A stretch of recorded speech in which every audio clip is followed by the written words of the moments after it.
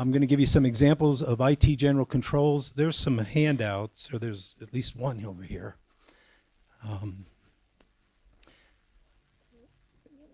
Could somebody pass these out? Oh, or just send them around. That's at the end, so you won't need those to the very end. So,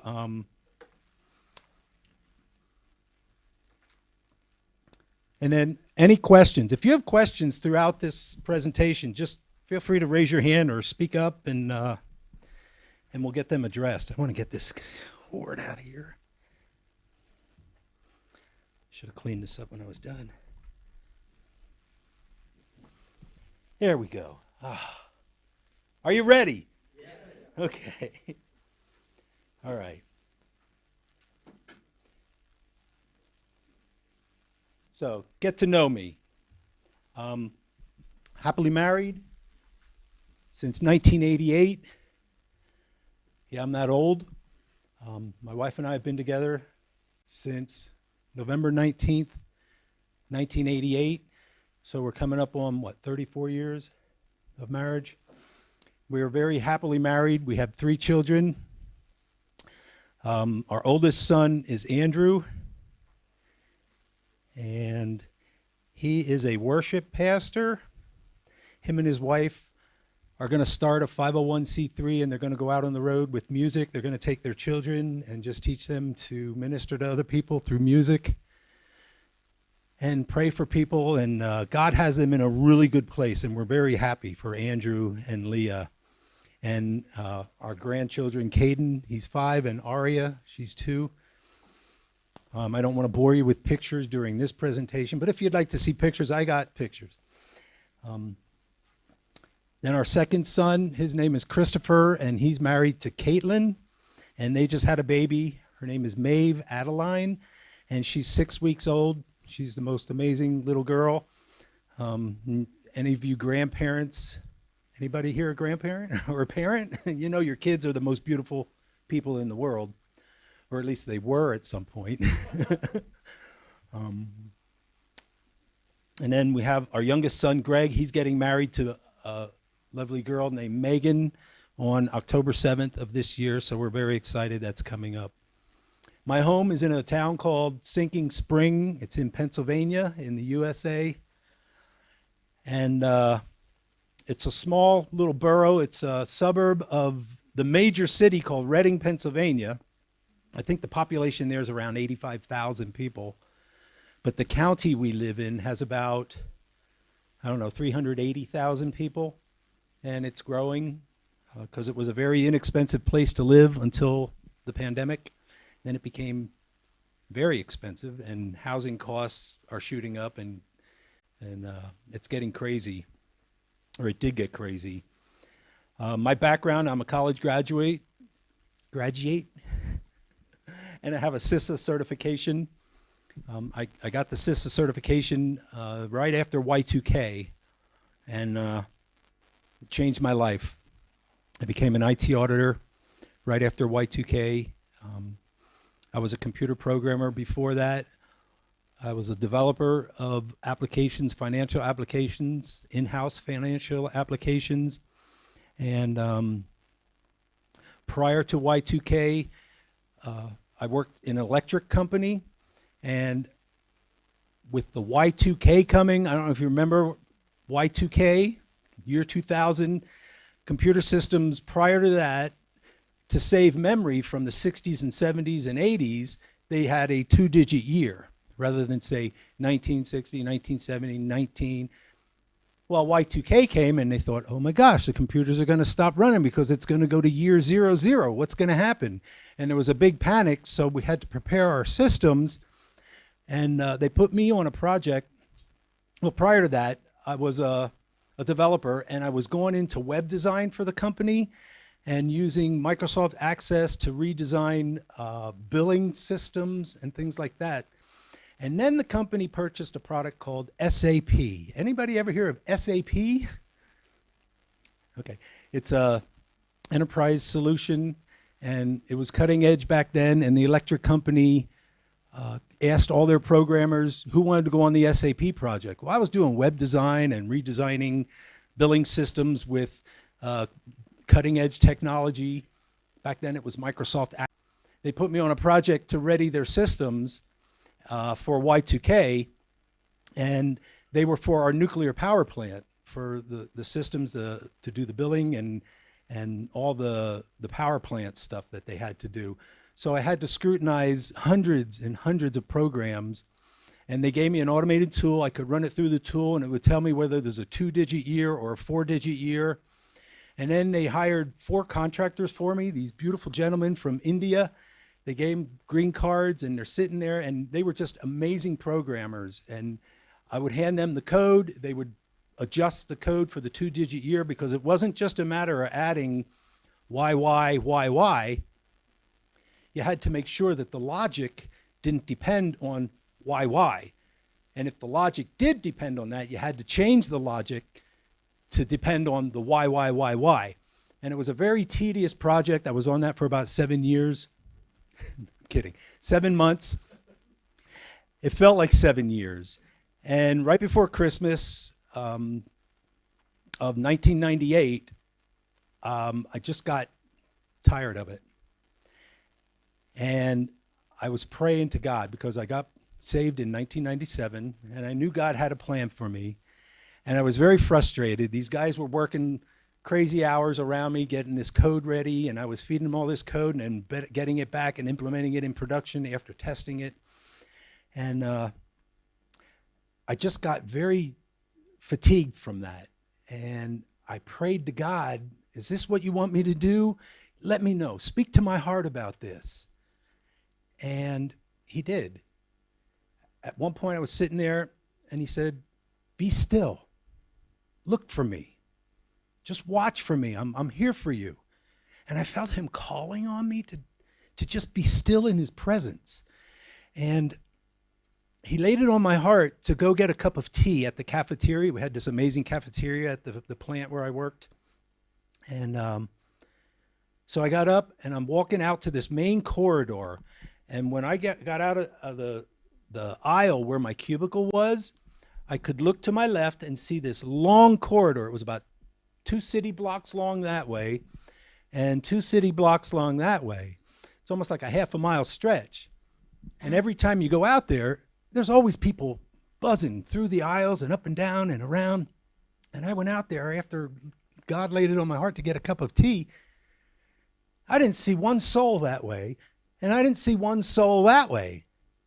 And I'm thinking, it's eerily quiet. Is there a meeting I'm supposed to be in? Did I miss the invitation or what? So I started walking, and I'm walking along, and all of a sudden there's a bulletin board. And on this bulletin board was a job posting. I was an application developer at that time. The job posting on this bulletin board was for an IT auditor. And I thought, IT auditor? Well, it has IT in it. I'm an IT person. What is auditing? I didn't know what that was. But I read the job description, and I had all the qualifications except auditing. They wanted experience in auditing. And I thought, well, I'm not qualified for this, but I looked behind me, there was no one that way, and still no one that way. And I thought, God, is this you? So I kept walking. I walked right past the cafeteria. I didn't get my tea. And I went right to the HR department, Human Resources. And I asked them for an application for a job posting. And they asked me which posting, and I told them, and they went, oh, auditor? Oh, okay. Are you really sure you want to be an auditor? And I said, I think God's calling me. And the woman just looked at me, because you really couldn't talk about God. And I said, yes, I'd like an application. She handed me the application. Now, this was in December of 1988, and the week before Christmas, beginning the week of Christmas, I was taking 3 weeks vacation because I needed it. I needed time off. So I thought, I got to get this application in. So I took it back to my desk. I didn't even get a cup of tea. God laid it on my heart to get a cup of tea, but that wasn't the message. The message was to see that posting on that bulletin board, go get an application and apply for that job. Well, I applied for it.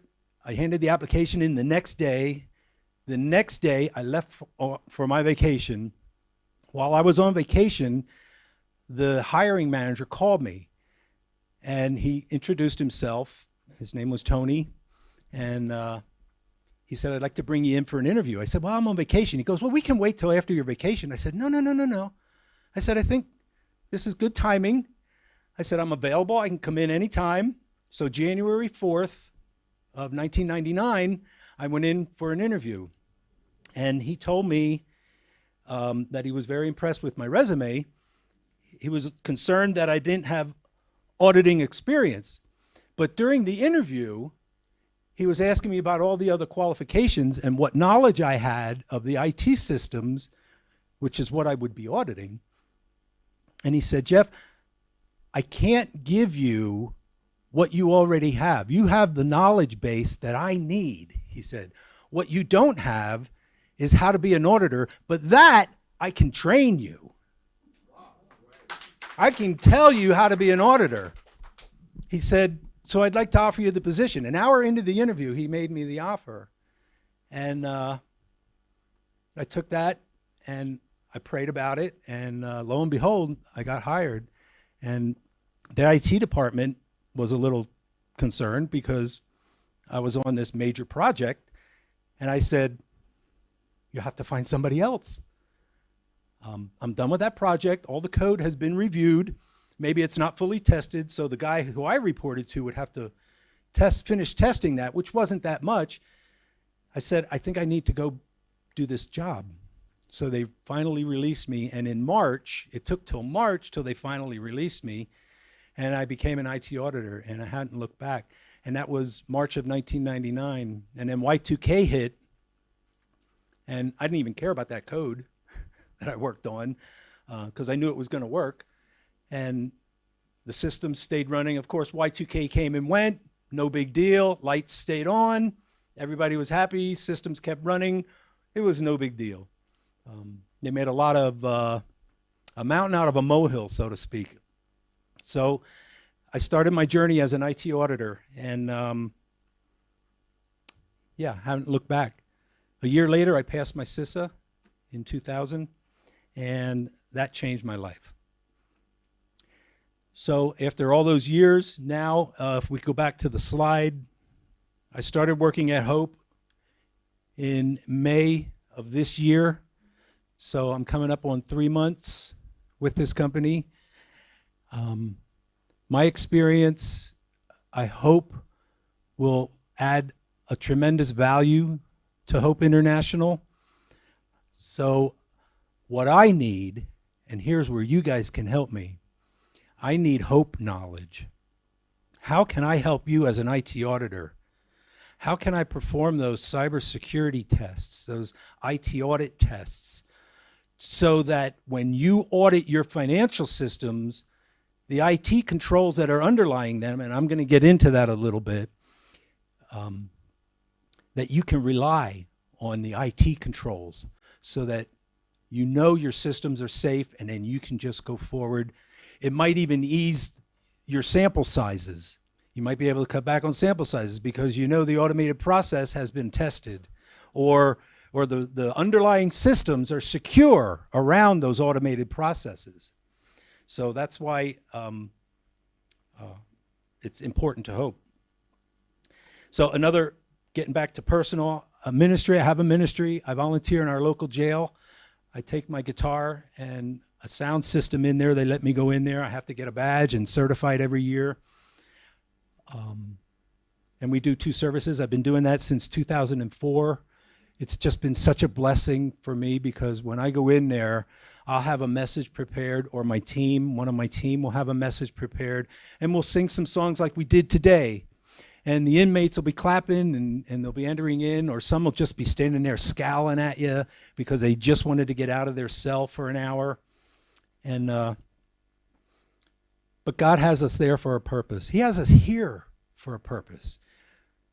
I'm in Africa for the first time. It just boggles my mind. And I'm trying to figure out what that purpose is. And I think it's to meet you and give you this message, and that we can get to know one another and do a great job for Hope and continue this amazing organization.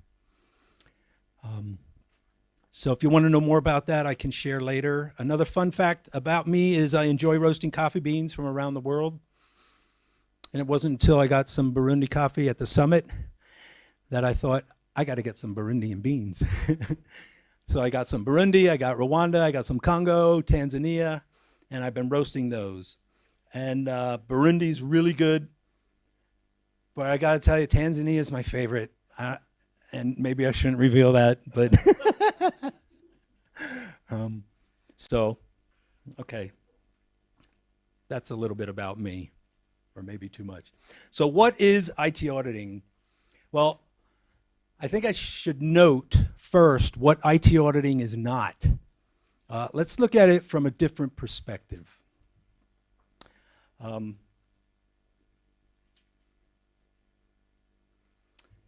Yeah. Here's 3 things that IT auditing is not. Well, here's the first one. Ordinary accounting controls or traditional financial accounting. IT auditing is not that. IT auditing is its own beast, has its own risks to address, its own controls. So accounting principles have been around since the Middle Ages. That knowledge and skill set served the audit community and profession very well from the beginning of auditing in the Middle Ages. What they called exchequers. Do you ever hear of the term exchequer? Do you consider yourself an exchequer? Probably not. So it was with exchequers and other forms of auditing until the introduction of computing systems in the 1950s. In fact, before 1954, it was possible for an auditor to use very similar audit programs from day one of his or her career until he or she retired. To put it simply, the use of computers in accounting systems introduced a new source of risk associated with accounting processes and information. We called it EDP, electronic data processing back then. EDP introduced the need for those who understand this new thing to identify a different set of controls to mitigate this new set of risks. Hence, EDP auditors became known. Another thing it's not is compliance testing.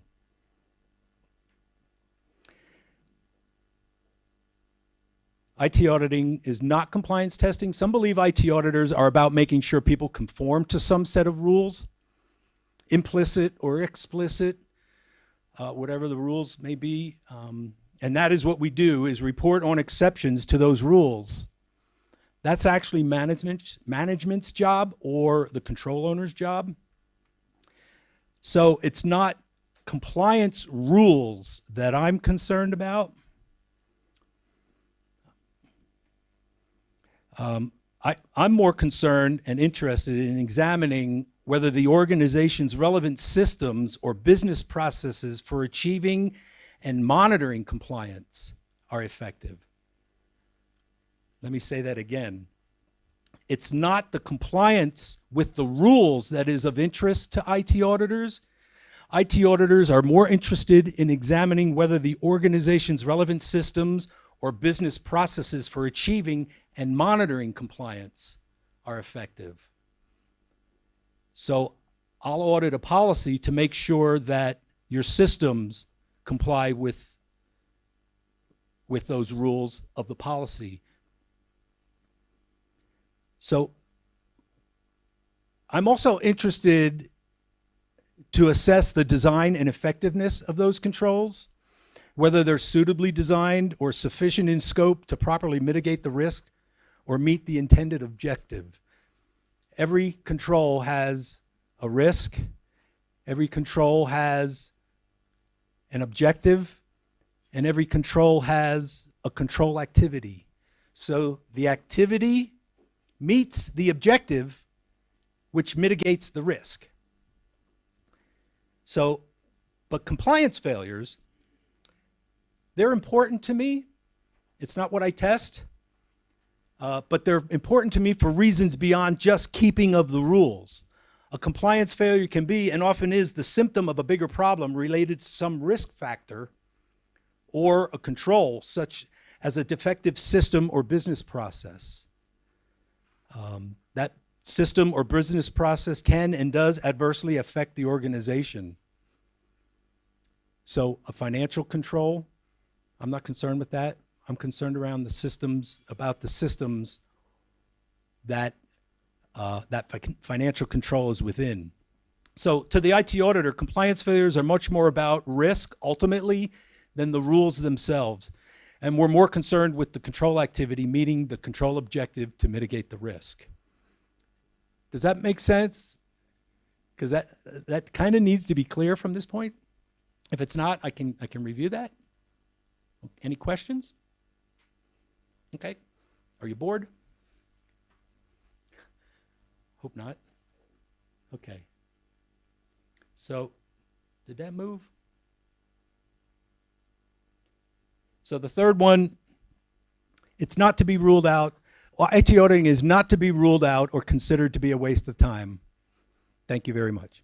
Good night. It's not good to automatically or casually consider IT considerations of an audit to be out of scope because it's not explicitly related to some stated requirement, or to consider an audit to be a waste of time. The fact is, IT can and does adversely affect business processes or financial data in ways of which management might not be adequately aware.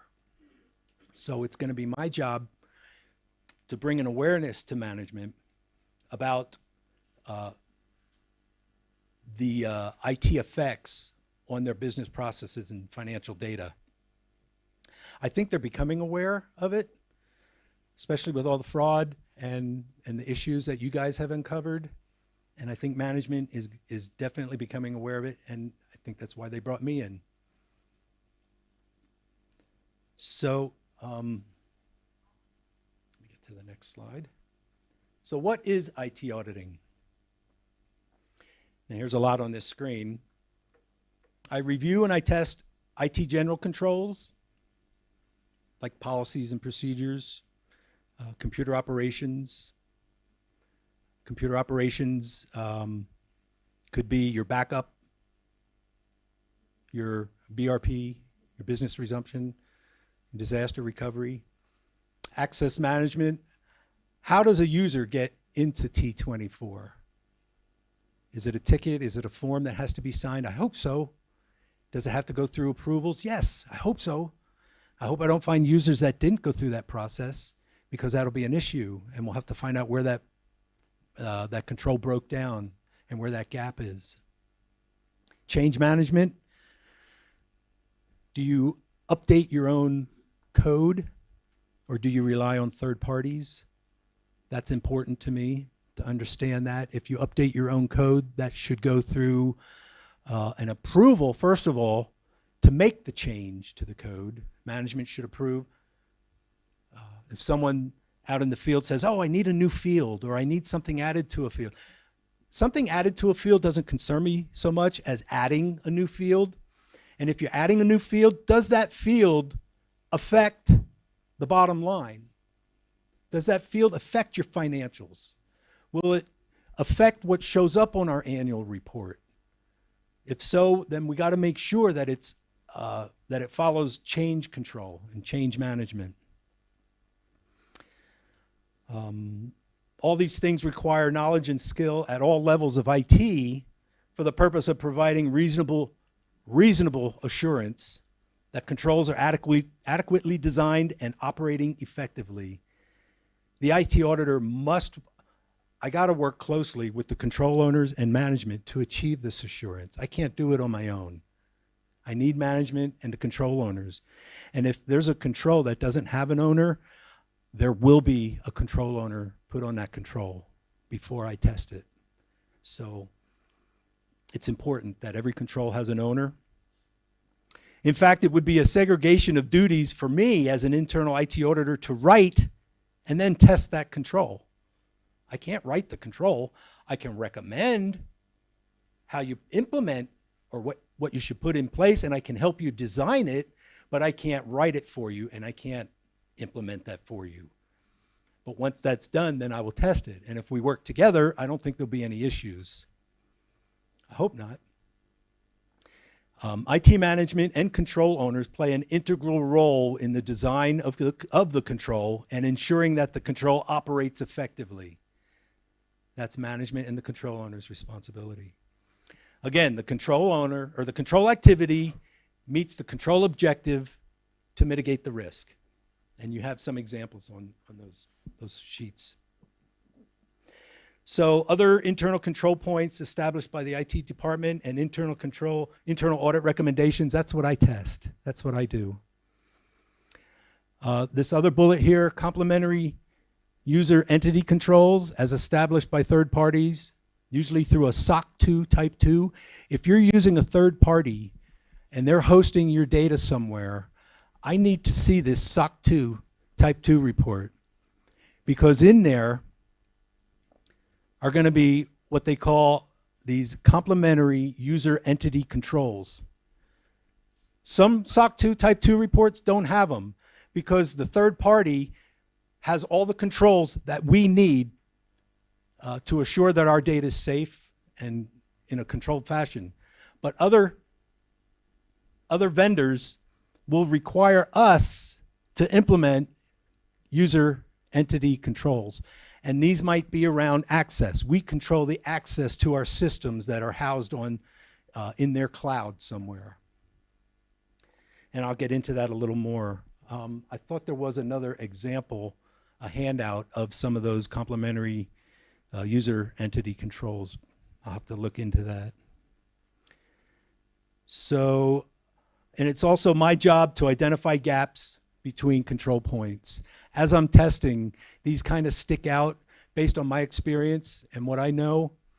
I can identify gaps pretty easily because in my mind, I have to have a beginning and the end, and I can see the flow in between the beginning and the end, and I know that it needs to be controlled from the beginning to the end. And some of these gaps are obvious. Some of them won't appear until I do my testing. So, any questions on that? Yes, microphone.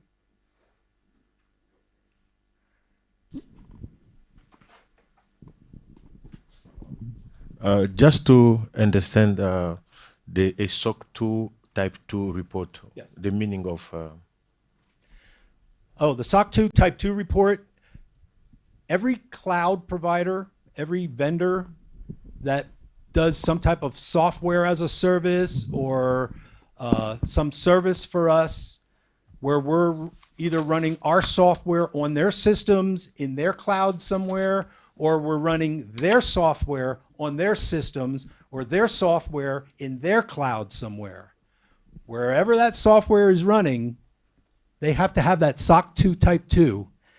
That SOC 2 type 2 tests controls based on trust principles, confidentiality, security, and access. I think there's 3 of them, and the third one eludes me right now. It must be the jet lag. You said this would happen, right? So those SOC 2 type 2 reports have hundreds of controls in them that are tested by an external accounting firm.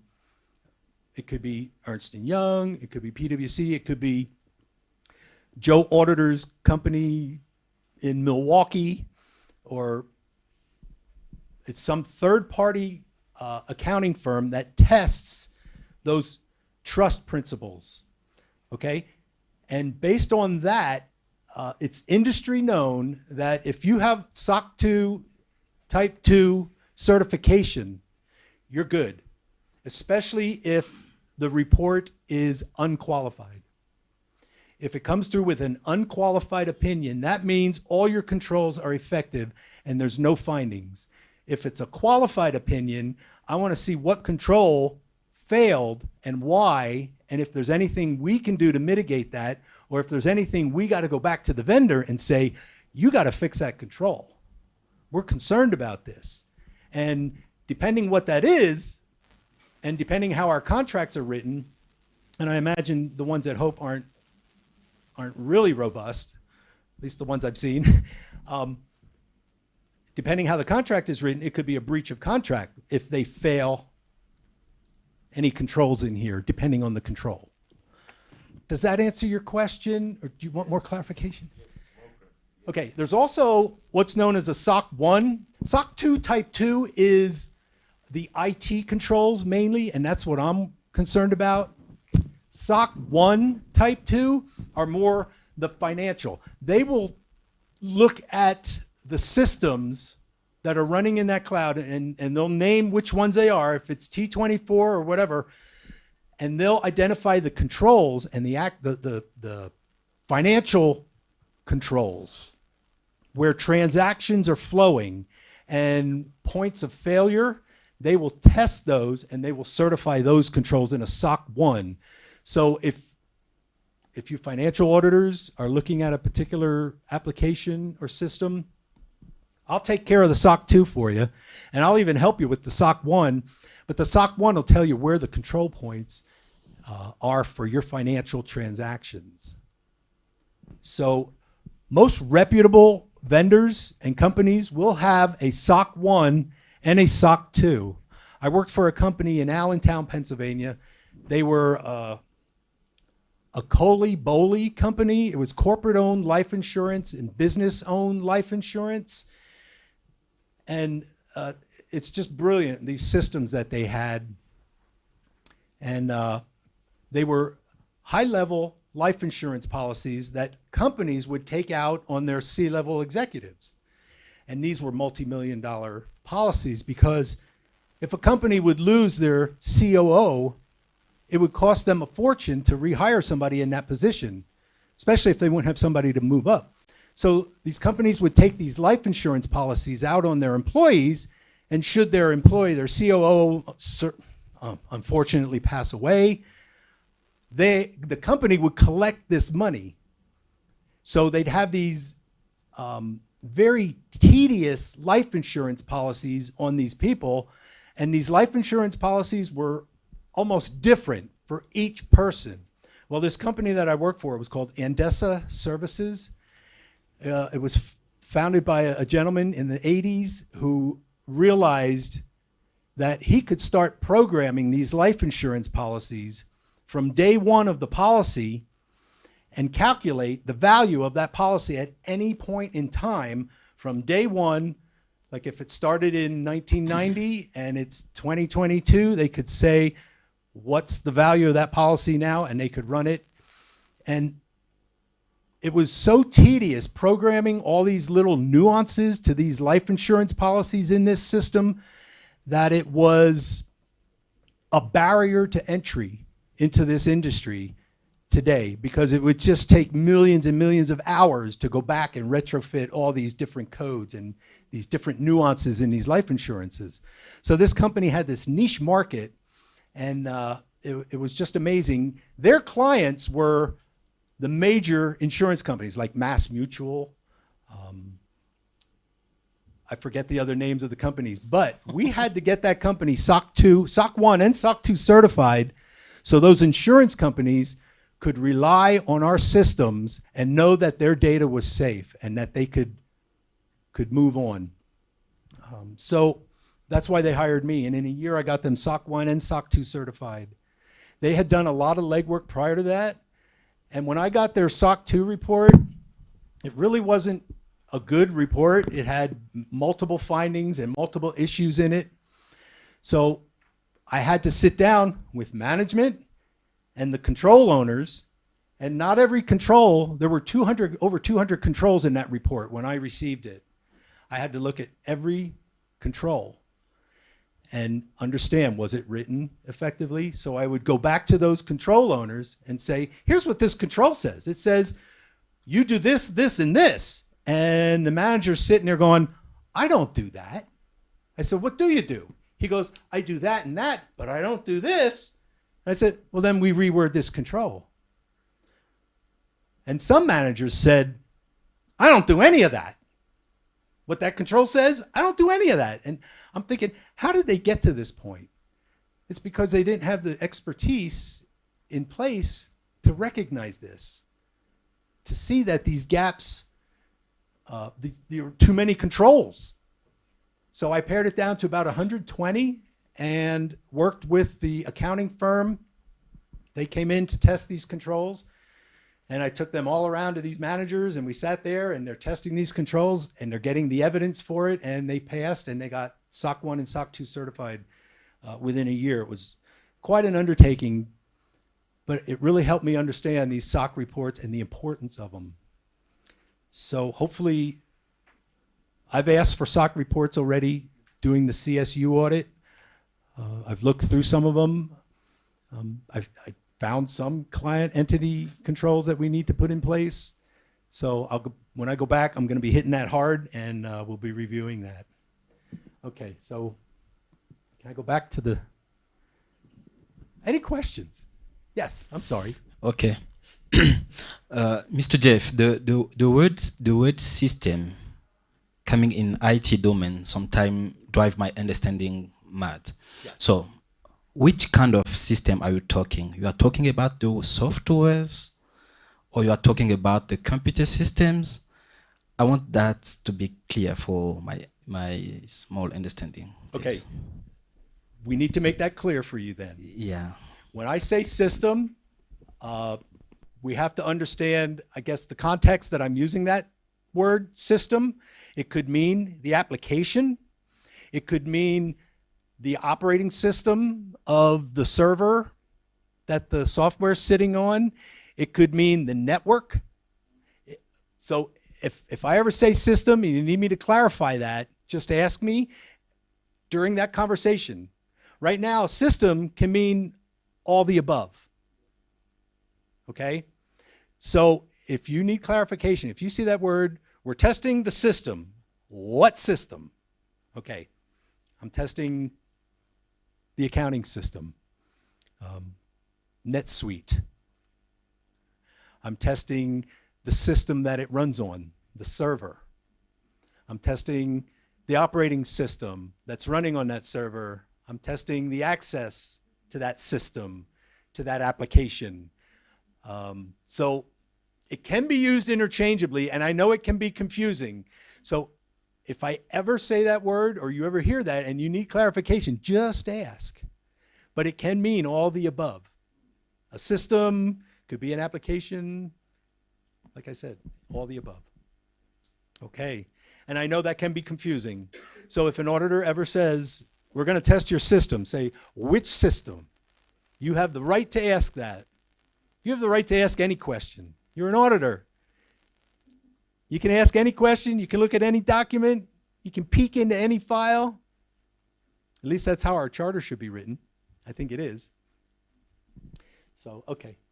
Identify gaps. Let me just get my bearings here.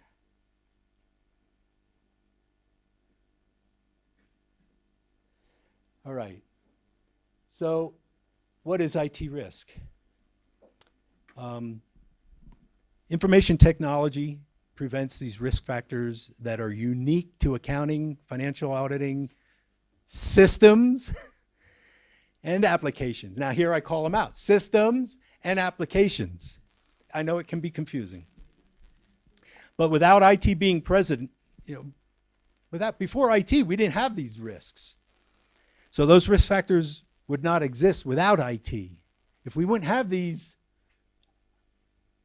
accounting systems, these financial auditing systems and applications, we wouldn't have the IT risk, but we do. And inherent risk factors associated with IT, I mentioned them before, change management, which are systems and application development, IT operations, which is data backup and your BRP, DRP, and access management, which are user access reviews.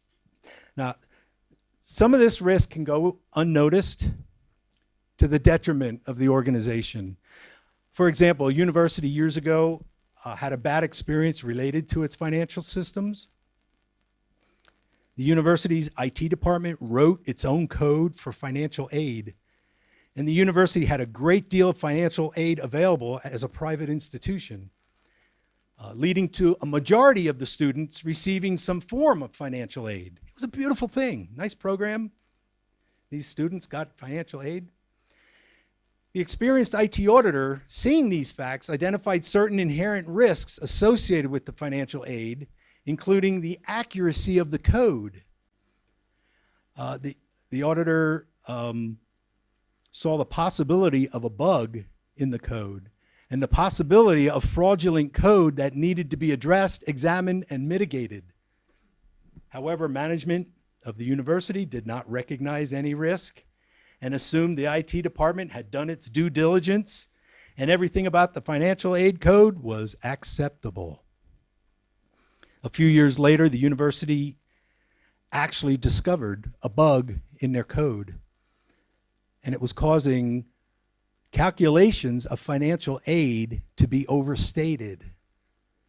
Millions of dollars of financial aid had been awarded over those years in error because they didn't test their code. There was no change control over the code, and management trusted their programmers. So the institution had some financial problems, causing it to abandon some of its programs. They survived, but they had to make adjustments. So I just offer this to illustrate the need to identify and assess inherent risk factors associated with IT to the organization.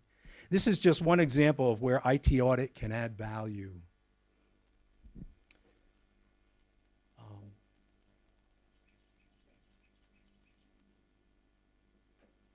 Did I advance that? Or did he click that? Okay. So, okay. All right, let me go. Okay, what does the IT auditor do? What do I do? Well, there's inherent limitations of risk. There are inherent limitations in the effectiveness of any system of internal control, including the possibility of human error and the circumvention of controls. Ever see circumvention of controls? I think we have experienced that in the fraud. Because of their nature, controls might not always operate effectively to provide reasonable assurance that the organization's service commitments and system requirements are achieved. That's why we test. So the projection to the future, this is cool. I found this online and I stole it from somewhere. I think it was from 𝐈𝐧𝐬𝐭𝐚𝐦, the governing body that has my certification. And I did adjust some of the wording, but this is what we hinted on yesterday. So the projection to the future of any conclusions about the suitability of design or operating effectiveness of controls is subject to the risk that controls may become inadequate or deteriorate because of changes in conditions to any degree of compliance with policies or procedures. Controls can get stale. And if the policies change, chances are we got to adjust those controls around those policies. So it's important that we keep that in mind, that I keep that in mind when I test, so you guys can have complete confidence that the IT controls are operating effectively and that they're not getting stale. And if you detect any of that, let me know. I'd be interested to know that.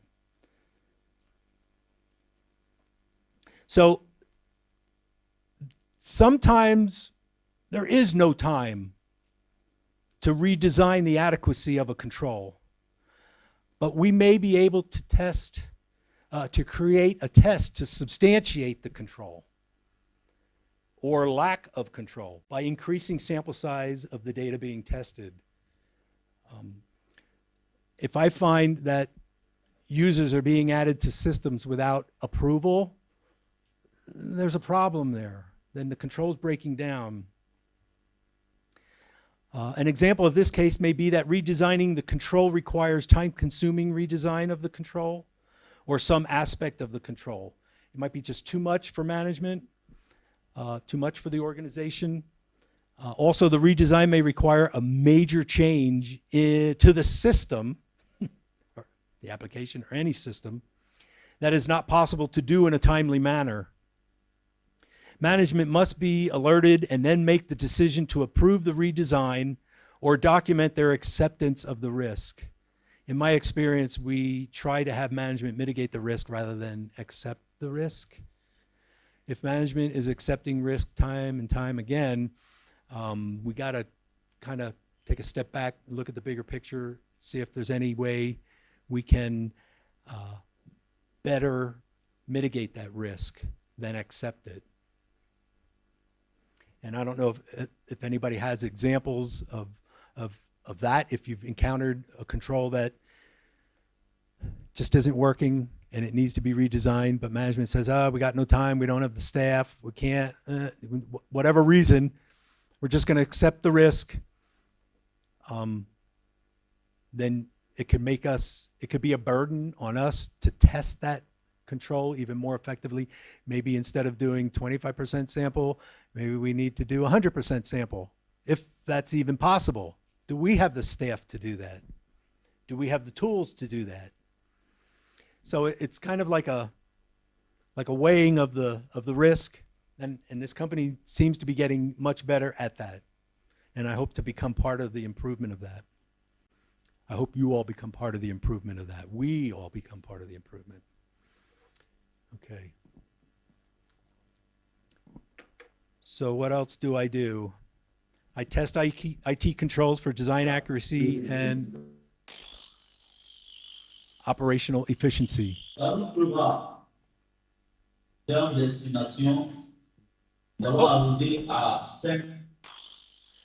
Is that a question from online?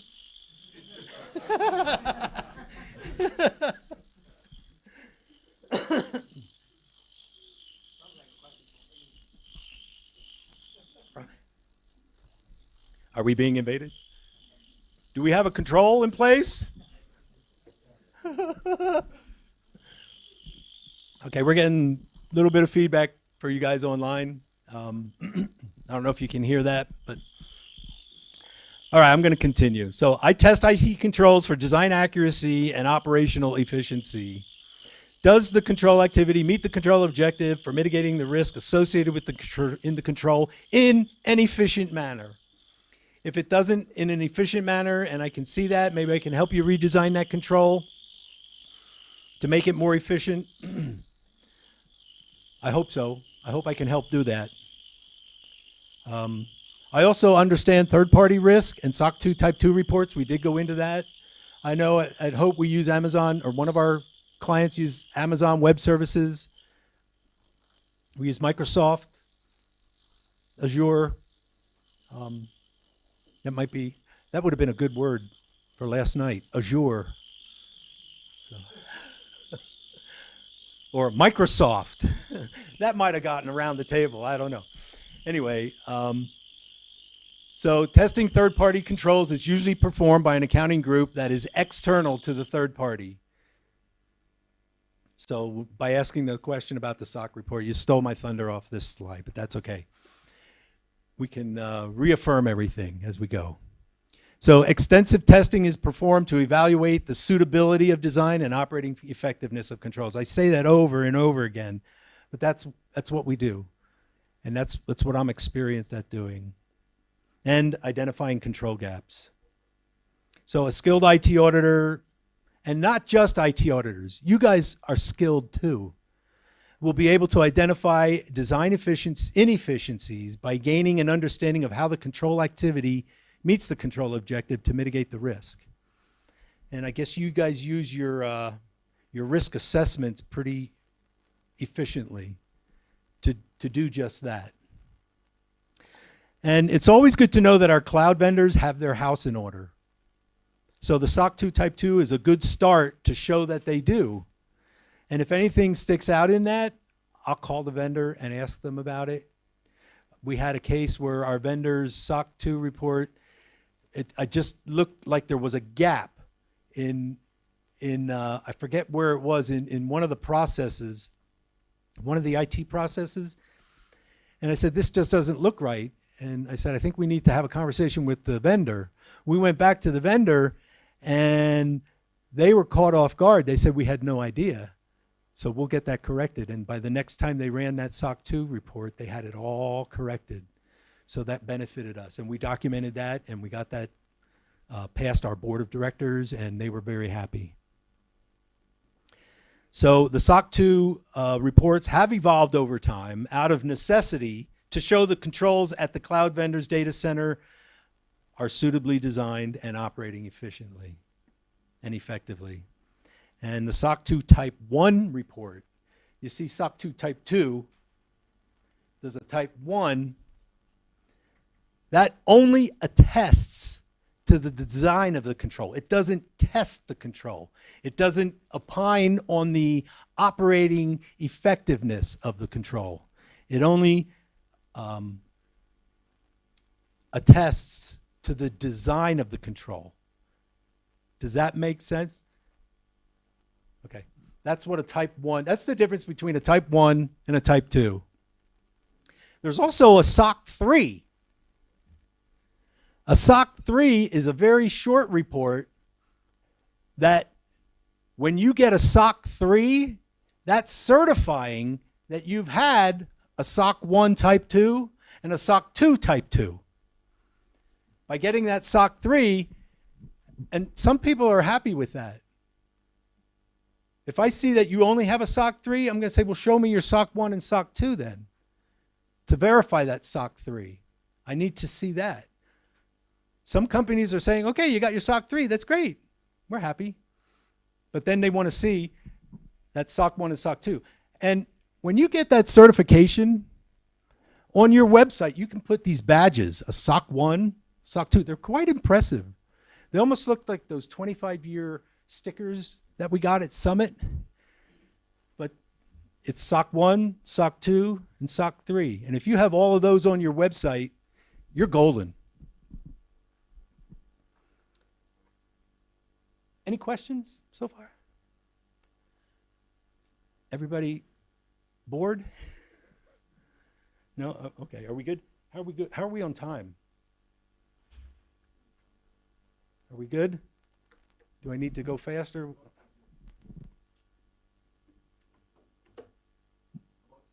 About 20 more minutes? Okay. We can handle this. All right. So these complementary user entity controls, these CUECs, they're on the SOC reports. And I need to take a look at those just to make sure that if our vendors are requiring us to have controls in place, I got to make sure that we have those controls in place. Sometimes the vendor requires a control that doesn't pertain to our environment. And then I'll have to document that and say that is not applicable here at Hope. I've had that at other companies. So they're required by most third-party providers for providing reasonable assurance that their service commitments and system requirements would be achieved, provided that the client implements certain controls.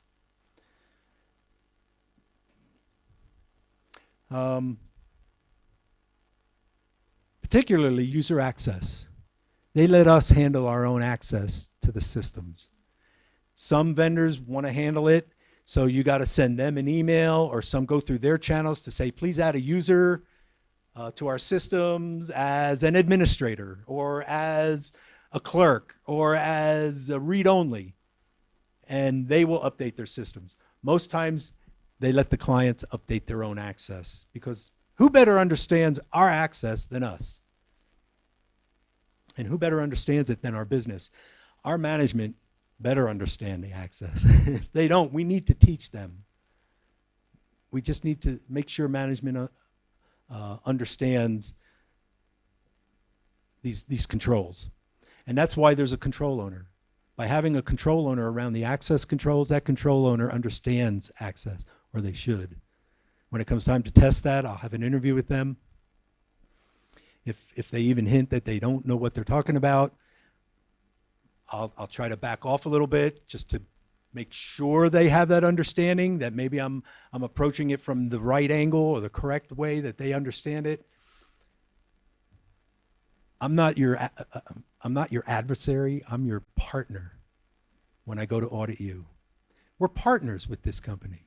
We're partners with our auditees. We're not there to hit them over the head with a hammer or find things wrong. I don't want to find something wrong, but if I do, I got to make you aware of it, and we got to work it out. Okay, here's an example of complementary. I know this is small, and I did have a handout. I'm not sure. But this is just an example. This is from Audit Board. This is our new software that we're getting. They have a SOC 2 because they're going to be hosting this product for us. They're going to be running it for us. We're going to design it, and then they're going to help us implement it.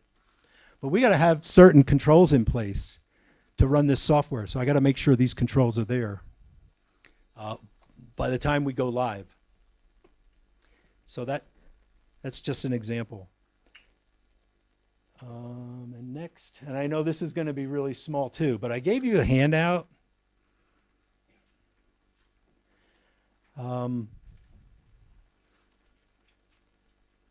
I test these IT general controls, and I don't know, there's some for change management, there's some, like here's the process. You'll see change management, you'll see access management, you'll see operations. And then going across, you'll see the sub-process, you'll see risk description, control objective, control activity. There might be some other fields that I included on that for you.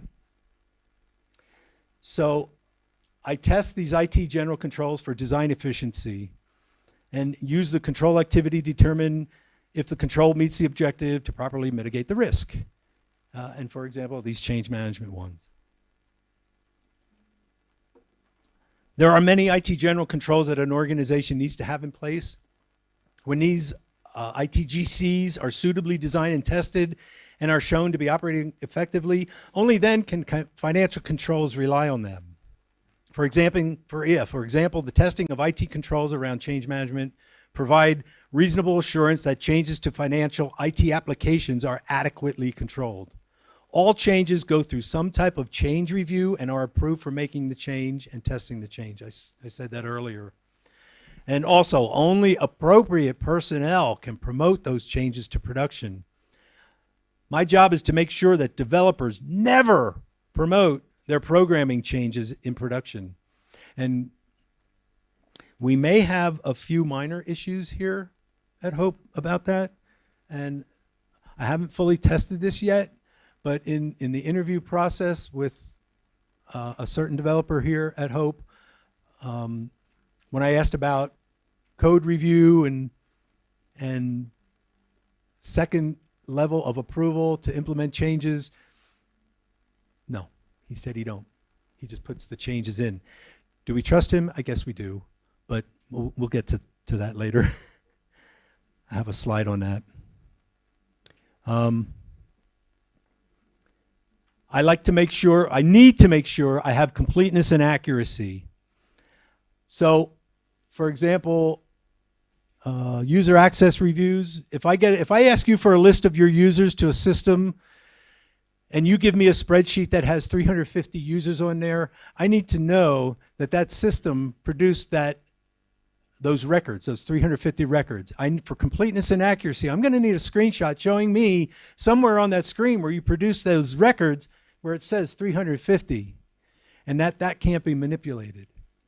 That's for completeness and accuracy. Only then, when I have that completeness and accuracy, and that's one of the first things I check, then I know I can rely on that data.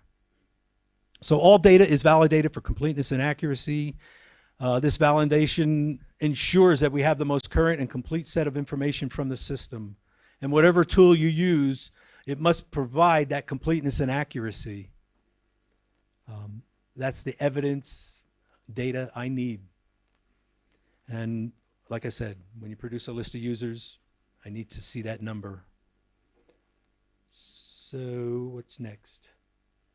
Why is IT important to Hope? Or any questions on completeness and accuracy? Do you guys check for completeness and accuracy when you get like a spreadsheet of financial transactions, you might get a spreadsheet of, I don't know, thousands, tens of thousands of transactions. Do you make sure that those, let's say you got 1,250 transactions on a report, and that's probably a very small report. You probably deal with reports with maybe tens of thousands or hundreds of thousands of transactions. Do you guys deal with completeness and accuracy to make sure that the number of records on that report are complete? I'd suggest maybe start doing that, because before the client gives you that report, if you're not watching them produce that report, or you're not producing that report yourself, they could be deleting records. They could be manipulating data in there, and manipulating the data in the report, that could be a little tough to prove, as long as the record count matches. And if they catch on to that, instead of deleting records, they might manipulate numbers in the fields. We'll just have to be careful with that. Maybe when they produce that report and it saves, get a date and timestamp of when that report was produced and saved. And then by the time you get it, that timestamp on that report or that file should not change. If it's an Excel spreadsheet, the last modified date should be the date it was created. There shouldn't be any modifications made to that data. That's completeness and accuracy. So what else, or why is this important? To identify and assess IT risk associated with the use of technology. That's why Hope brought me in, and that's why we're all here. Provide a level of expertise to ensure IT controls are suitably designed and operating effectively. I know I say that over and over again, but that is so key. And provide opinion that controls are in place and tested to provide reasonable assurance of the reliability of the organization's information systems and services. We need to go back to our donors and our board members and give them that reasonable assurance. That is so important. So all auditors, one big happy family, aren't we? When I first became an IT auditor, I would go to these conferences and I would see all these other IT auditors. And then years would go by and I'd go to another conference and I'd go back and I'd see the same IT auditors. We're one big happy family. Same with all auditors. So why is audit important to Hope? All auditors need to be wary of false security by a control that is effective enough to mitigate the risk to an acceptable level. We have to be careful to make sure that it's not a false positive or just a false sense of security by the control. Management might not be as adept at understanding the reality of a control, especially in IT control. I've found that over the years, especially with that SOC 2 report from that other company. But management understands the level of risk they're willing to accept. That's important. So that's kind of the gap between us and them that we have to communicate, and that's why it's important. And all auditors need to work together to help the organization get ahead of the issues. We all are in it together. And at Hope, it's the first time in my career that I'm doing this, that I see for the glory of God. It's just incredible here. And it just gives me a whole new purpose to my job and how I do it. So the handouts, access management controls. Again, the control activity here for this new users. This was at a company I was at. I'm still working this out at Hope, trying to figure it out. I've only been here less than 3 months. Give me a year, okay? I'll get this all straightened out for you. And we'll do it right. We'll do an amazing job. So the control activity is a user supervisor, higher level of management or data owner reviews and approves access by signing electronically or by submitting an access request form. IT creates an entry ticket or the system creates a log entry in the system of record with the appropriate approvals. We mentioned the system of record. It used to say JIRA. We used JIRA. Well, we didn't only use JIRA. They implemented another system to grant access. So this control failed when the auditors came in, or when I came in to test this control, because I found, hey, you have another system. This control doesn't mention it. So the control kind of failed because it was worded incorrectly. So we just made it more generic, and we can do that. The system of record, because systems of record change over time. Maybe in the future we won't use JIRA, or maybe we'll use JIRA more effectively. So that's the control activity. Management performs some type of duty, and then the system creates a record. Well, the control provides reasonable assurance that access is granted for new and existing users, and it's appropriate with the user's job responsibilities and approved by management. That's the objective. And the risk is unauthorized disclosure, alteration, and deletion of confidential data due to inappropriate user access, results in financial reporting errors and or misstatements.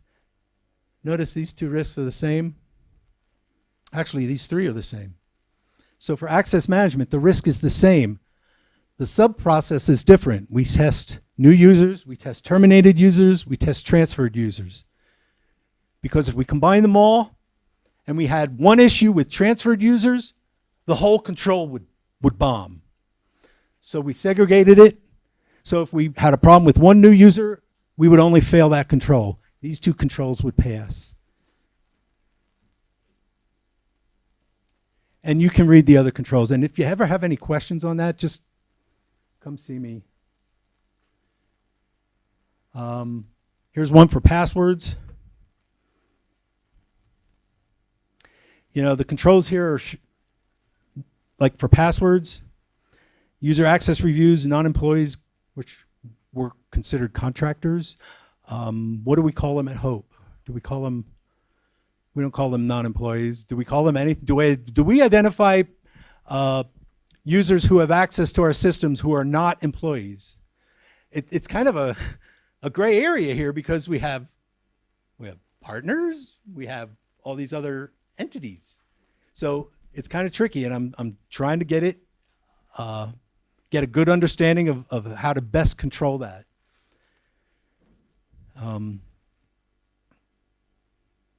So these controls are for access to all your financial applications. Those are the main ones I'm concerned with, your main financial applications for the IT controls.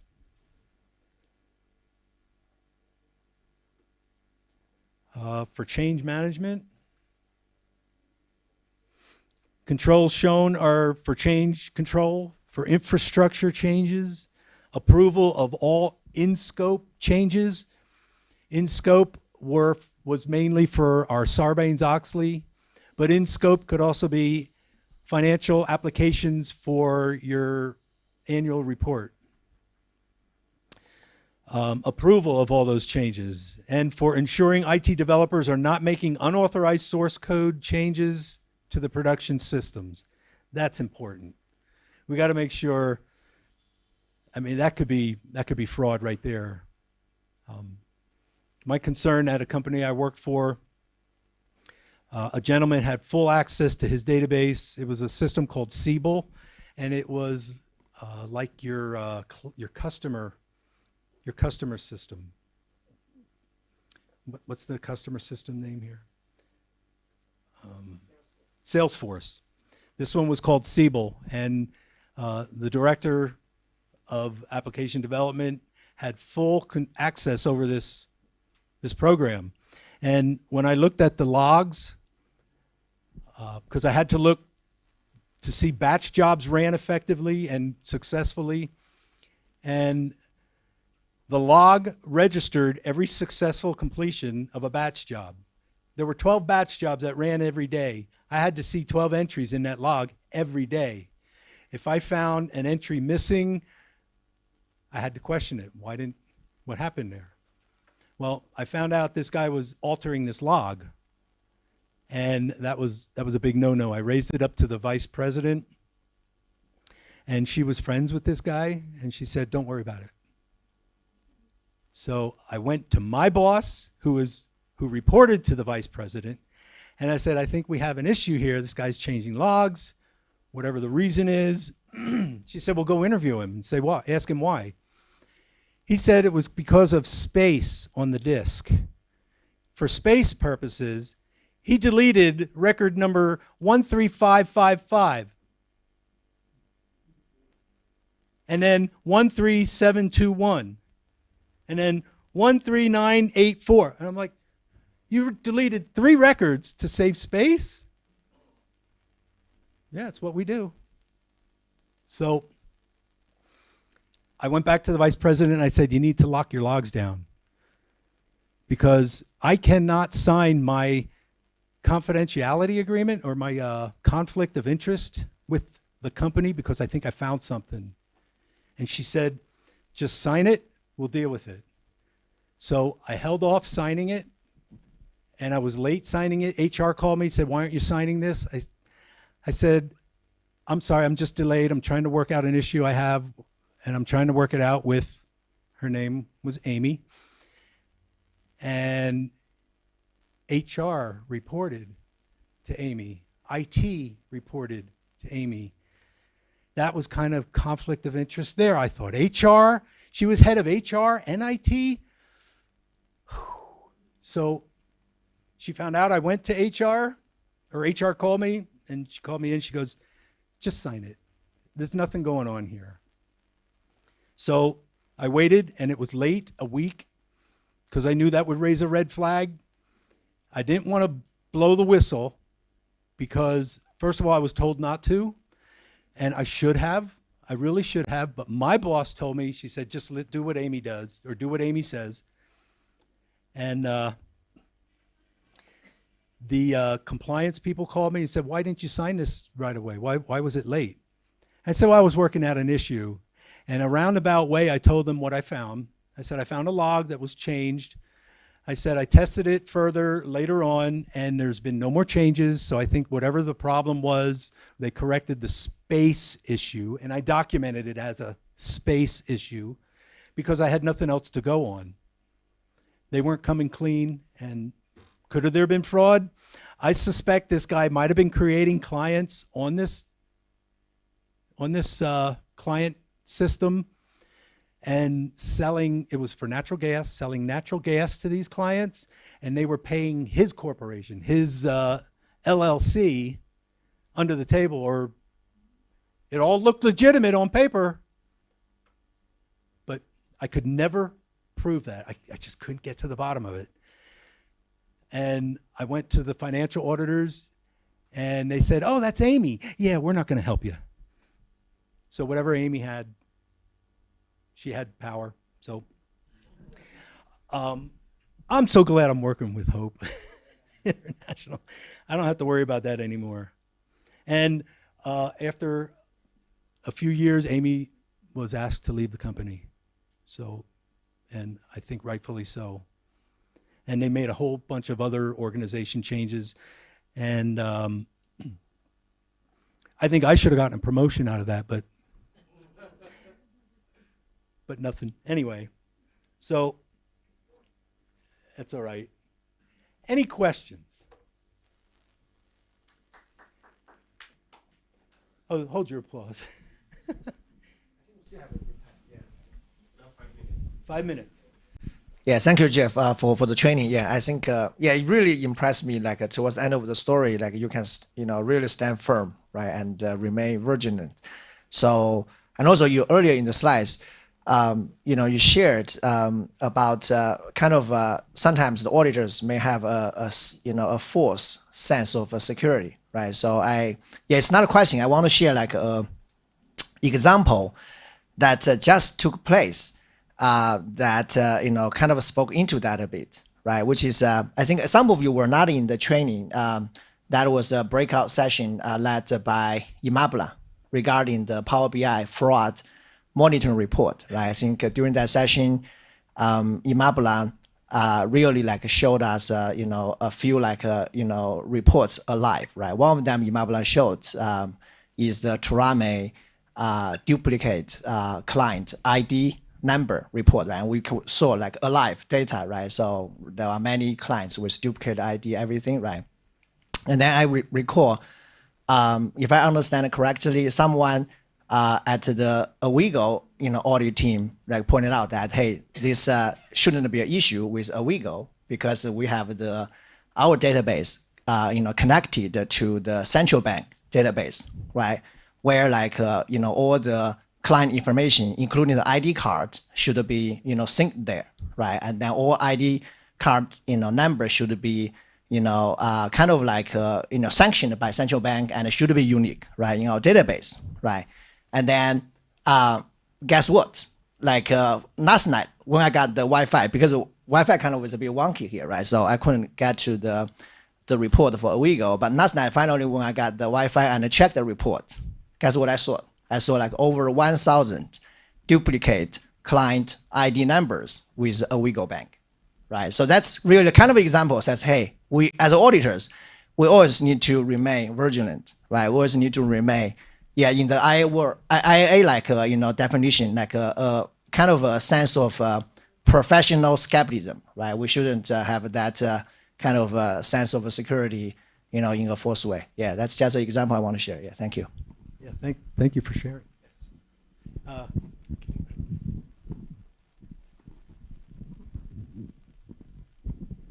So I have a question related to IT auditor qualification.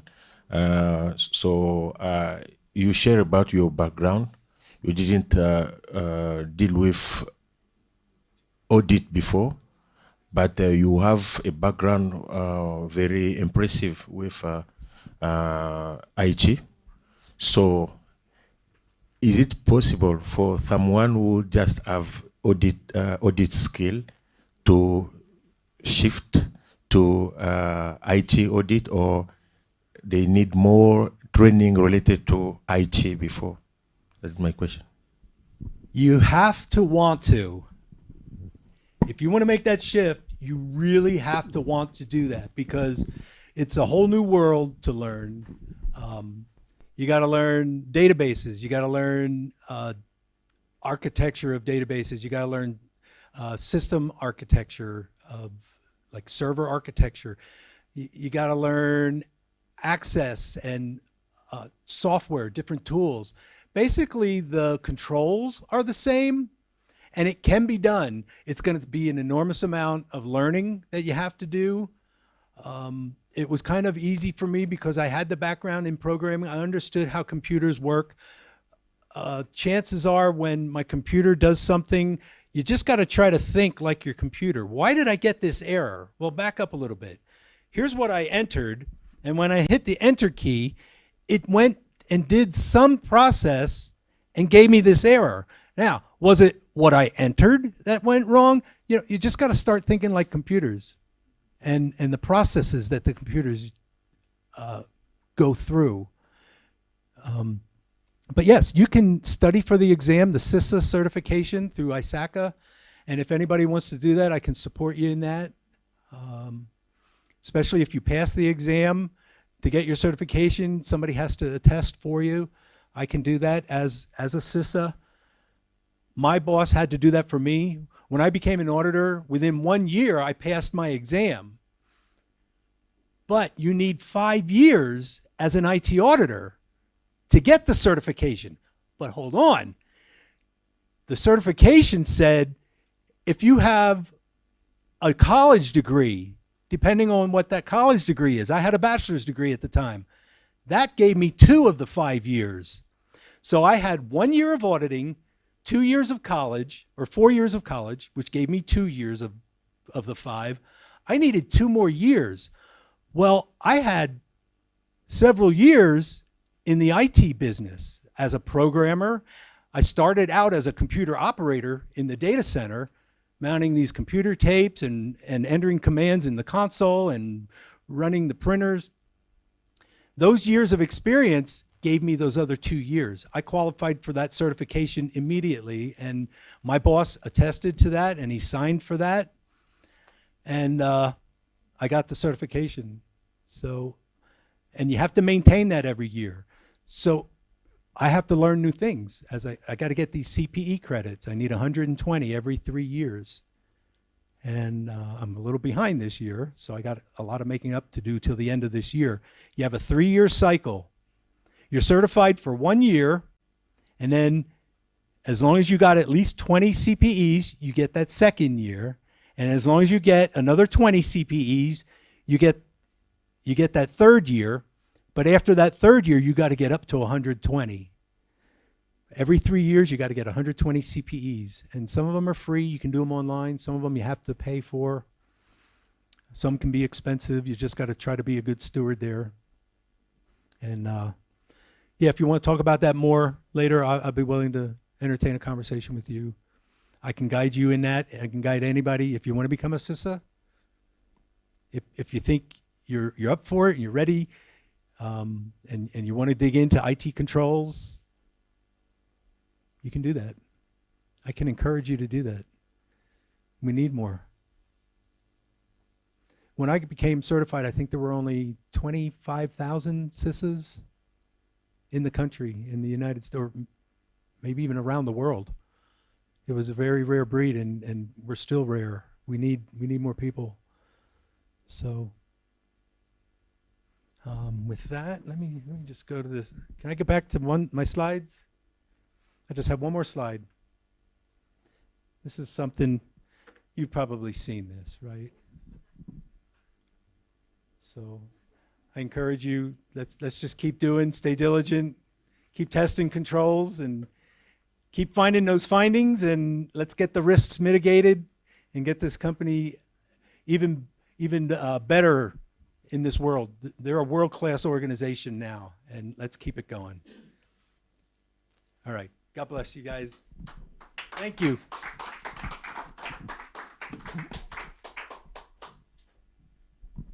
Wonderful. Thanks, Jeff. We're going to transition to a coffee break for about 30 minutes, and it'll be up on the rooftop. So, yeah, just reminders, if you want to be in the WhatsApp group, feel free to reach out to me. And if you want to go shopping today, reach out to Daniel Mugisha. Sweet. Thank you.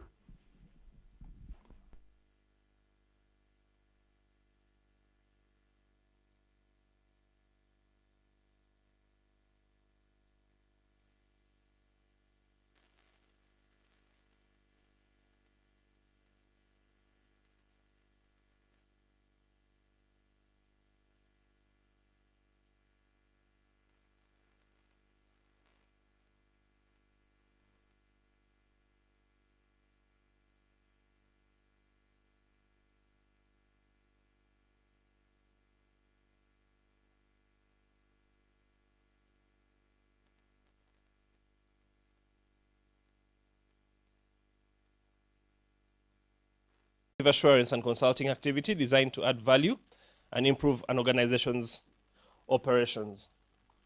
So I'm sure many of us who are studying for CIA should know this, but even just looking at our internal audit charter, we can identify a number of things here. One, independent and objective assurance and consulting activity, and then also adding value. And throughout our discussions this week, we've been looking at how we can add value to Hope International. So how do we do this? We do this through audits. And what is audit? Audit is the accumulation and evaluation of evidence about information to determine and report on the degree of correspondence between the information and established criteria. Does that make any sense? So in our case, what evidence are we accumulating and evaluating?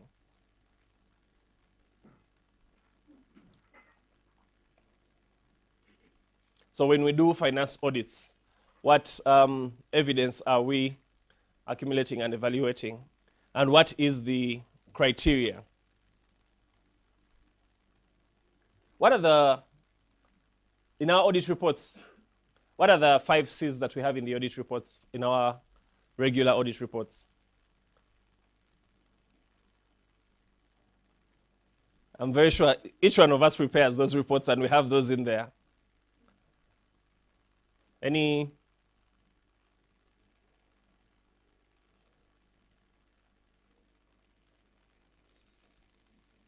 Okay. Condition. Okay.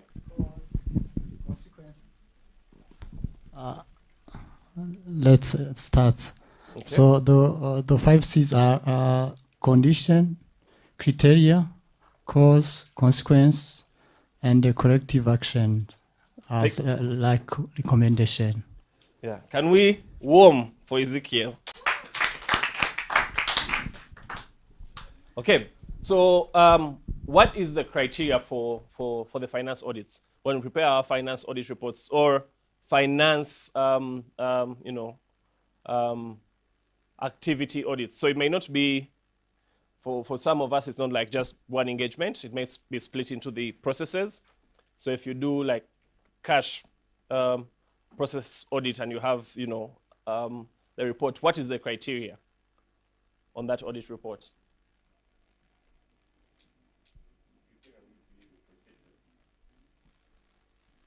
So we are accumulating, evidence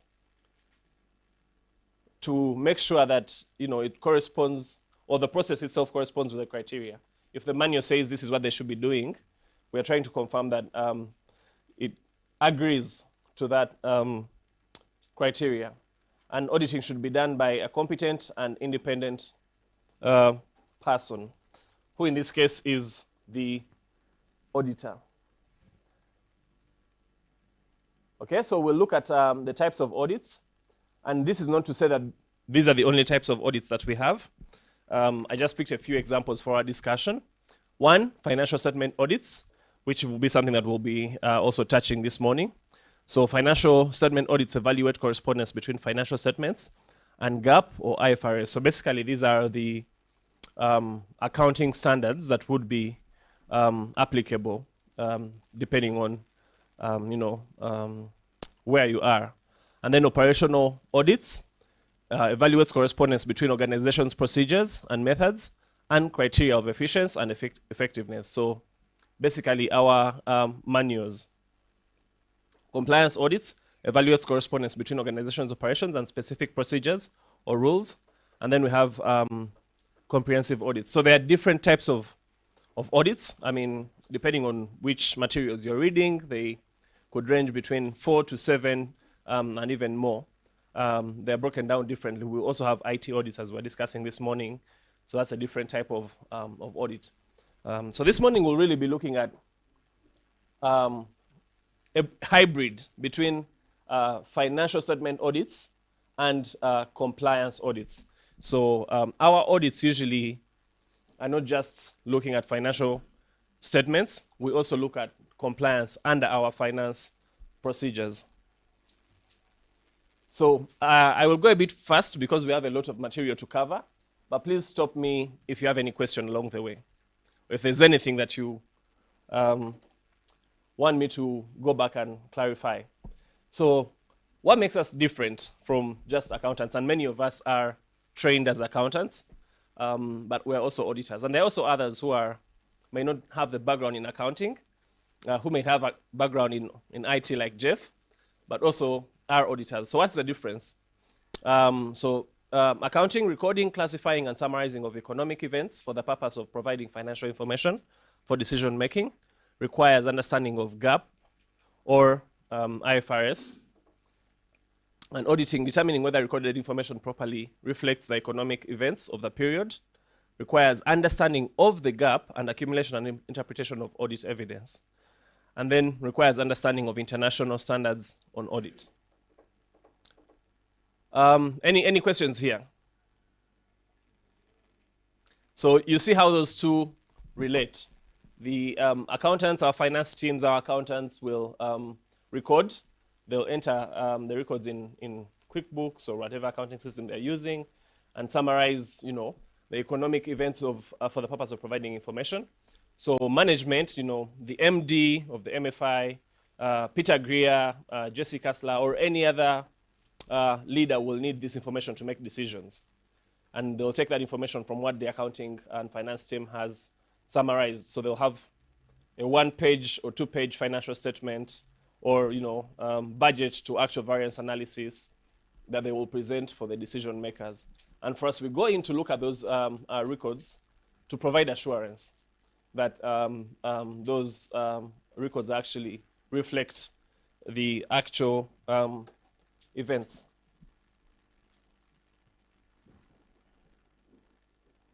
Okay, so I'll just go over this slide. And again, we have the slides as we shared in box, going to take a deeper dive. But that's really the difference. So the relation between accounting and auditing, and where the differences may be and how we interact. Okay, so what is a financial audit? So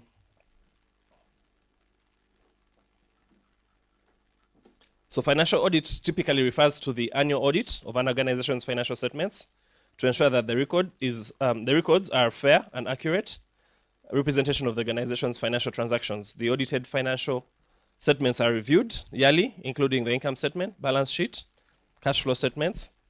A financial audit can also include an audit over the organization's internal control over financial reporting. So again, that's one area that I wanted to highlight, and we'll look further more at it shortly. But when we do our finance audits, we are relating the financial statements or the financial records to the controls that relate to those processes. So those two go hand in hand, and we'll dig deeper into it shortly. So the audits are done both by internal auditors and external audits and external auditors. The difference really is that external and internal audit is the objectivity and independence of the external audit firm and the opinion. So the external auditors will really provide an opinion on the fairness of the financial statements. And for us, we're going to look detailed controls over those financial statements. And so today we'll be discussing how we do that. Okay, so these are some of the limitations of financial statement audit. One, when we come into audit financial statements or financial records, there is a time lapse between the happening of that event, of that transaction, and the day of preparing the report, then the time that we're performing the audit. So sometimes there's been, events have been overtaken by time, and that may affect the audit. The other is the audit is based on samples and selected data. So we really have to have specific processes to make sure that we're taking into account that risk. If you pick a sample of 10 transactions out of 1,000 transactions and one control fails, how do you interpret that? What if you've picked 10 out of 1,000 and all the 10 pass? Does that mean all the 1,000 would pass? So that is something else that we also need to take into account. The other is reliance on experts. And I'm glad that this is coming after Jeff's session, and we'll keep referring to some of the things that Jeff talked about. When we go in to do the audits, and typically before we were blessed to have Jeff, you're going to do the audit, and you don't have an IT auditor on the engagement, but you're relying on information coming out of an accounting system. How do you rely on that information? How do you make sure the information is correct? How do you make sure the information is accurate? They're exporting the data and giving it to you, say, in Excel. How do you even know that that information that you've been given in Excel is what is in the accounting system? And all the other ITGCs that Jeff discussed. So we need to rely on experts when we perform our finance audits to test those other areas that we may not be competent enough to test. Sometimes it's legal matters, it's a payable that you're testing that is arising out of a litigation. How do you assess? Sometimes it's insurance issues. How do you determine the actual value of an assurance contract. So some of those areas need us to rely on experts. And if you don't have those experts on the audit team, then it can be a risk. Then forming professional judgments, there's a lot of judgment involved, right from the professional skepticism that Kevin referred to earlier, but also sometimes in sampling and forming other judgments. And that requires a lot of experience and a lot of understanding of the specific area that you're auditing. And then report formats. Again, the reporting formats are standard, provided by the different accounting bodies, and they may not be customizable. So sometimes they don't give the specific detail that you're looking for, and you need to go in and drill down and see the information that you want for the specific audit that you're performing.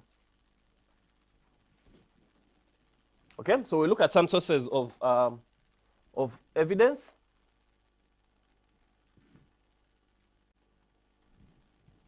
Okay, and these are the procedures that we typically perform for finance audits.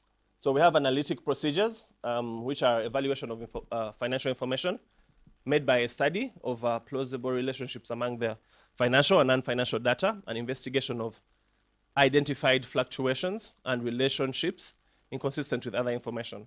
Now that's a mouthful. Too many English words there, but just analyzing the data that you've been provided and trying to compare it. And sometimes it's really just comparing one year to another and trying to figure out, what changed.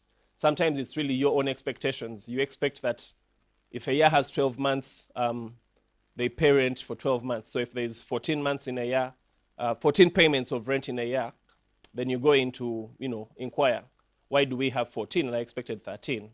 If there was a budget and you're looking at the actual expense, why is it so different? So really just performing some analytical procedures, and that will provide you with evidence for your audit. Then inquiry and confirmation. So we inquire from management itself, we inquire from third parties. The most reliable evidence is obviously third-party confirmations. So if we're looking at, for example, bank balances, how do we rely on those balances? We confirm from the bank directly. Management asserts that they own, that they have X amount in X bank. So we write a confirmation request through management to the bank, and then we have that evidence that that money actually exists in the bank. Then we have inspection. I remember from a few years ago, Alice had a catchphrase, show me. The show me approach. So inspection is one of that. Examining records, looking at documents and tangible assets. If they've given you a balance sheet and they say they have assets to this amount, and they have a list of assets, you can get evidence by actually inspecting those. They say they have 10 cars. Are those cars actually there? Are they in the condition they are? Do they, in your judgment, hold the value that is written in the books? And then we have recalculation. So let me ask the group an example of something that we could recalculate as we perform our finance audits.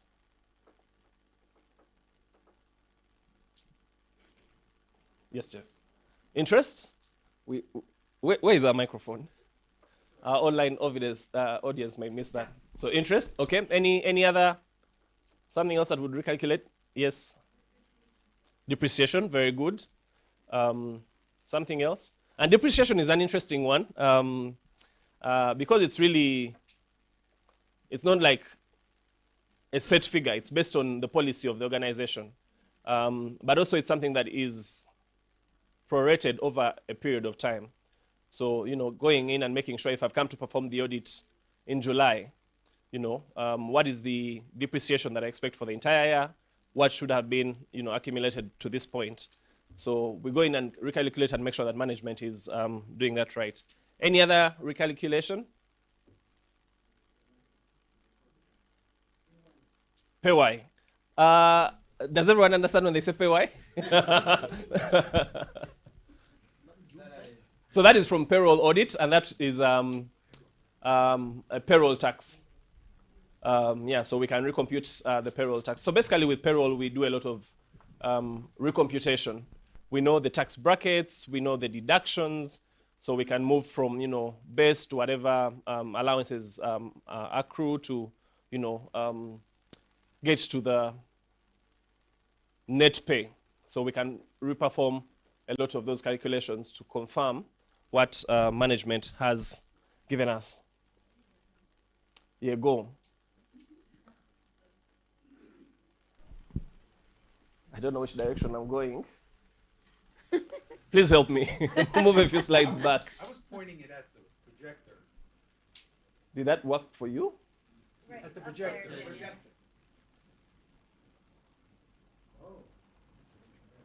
That's very smart. Thank you, Jeff. But shouldn't it be A-E-L-O-R? Uh-huh. A-E-I-O-R. He has taken my question. Oh. It's okay. It's okay. I just wanted to know why you chose U instead of R. Well, I didn't choose this. I didn't choose this. So I took this actually from a website for financial auditors. Yeah, so the main reason that I think they did it this way, it's more for memory. Yeah, it's really more for memory so that we can easily remember. Yes. English vowels, yes. The R may not be easy to remember if you put it in there. Yeah, but that's the main reason why they have it there. But feel free to put it any way that you want to, for you to remember. I remember in some levels of school you'd have you'd put together a sentence or a word. It's really more just for you to remember. But yeah. Okay, so we'll get into financial statement breakdown. We are going to try and use the technology. I hope it cooperates. So I can share my screen. Diane, help me hand out those financial statements. Again, this is confidential information we are sharing with permission, but please be careful who you share with outside this session.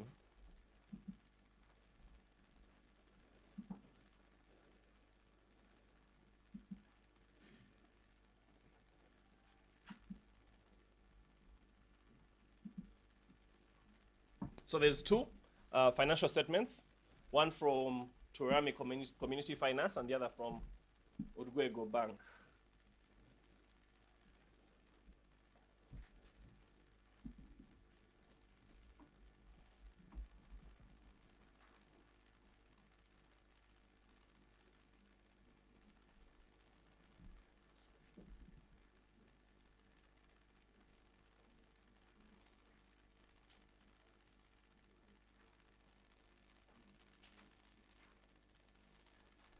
Okay, do those look familiar?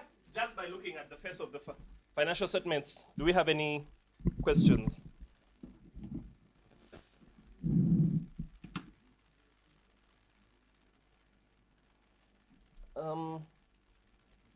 I don't know if we'll be able to see the screen.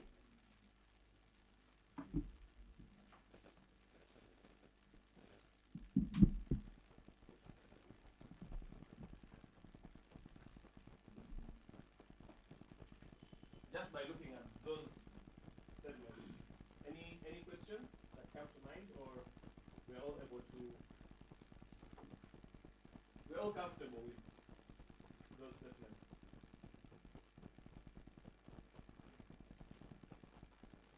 Can I answer the question?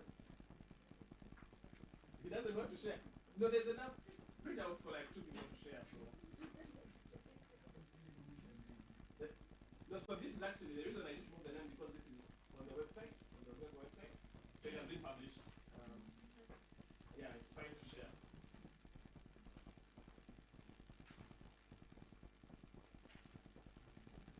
So they are both published financial statements that are in the public domain. No, you can't see. Okay, does everyone have access to both copies? So I made both copies. One is in French, one is in English.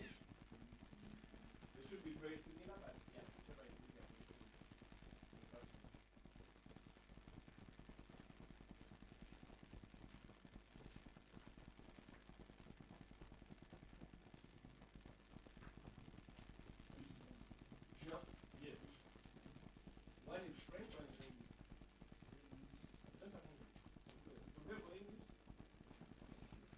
so the first question that I'll ask is, where do we think these numbers are coming from? So there's, okay, let me start here. I think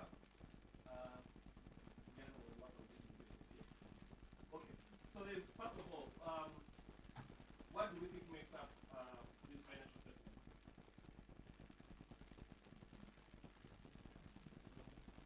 Assets of the company, okay. Let me grab that one.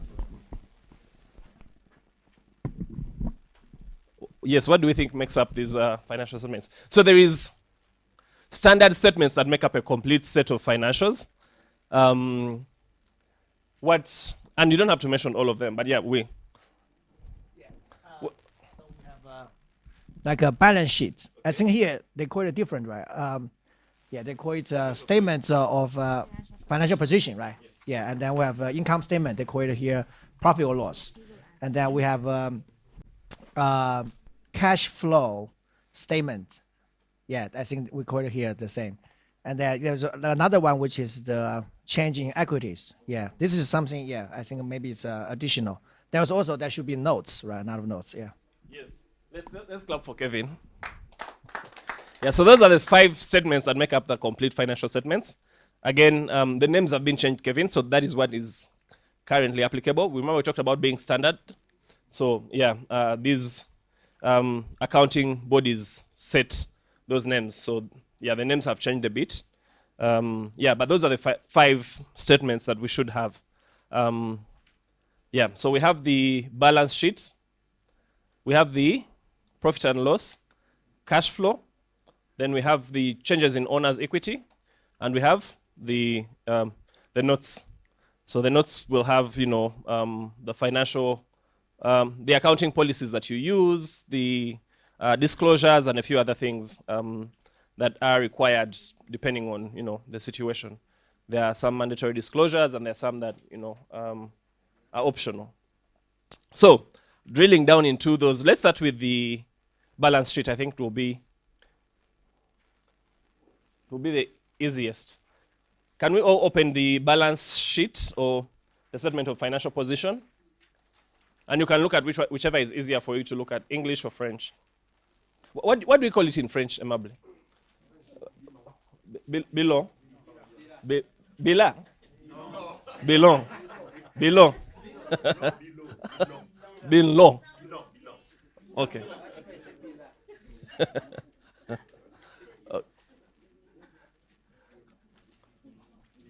Bilan.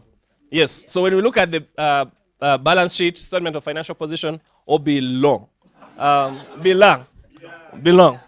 That one. When we see the numbers, first of all, let's go through what makes up that statement. And you have the statement before you, so yeah. Assets, liabilities, equity. And Paul led the session yesterday. I remember people who were in that session.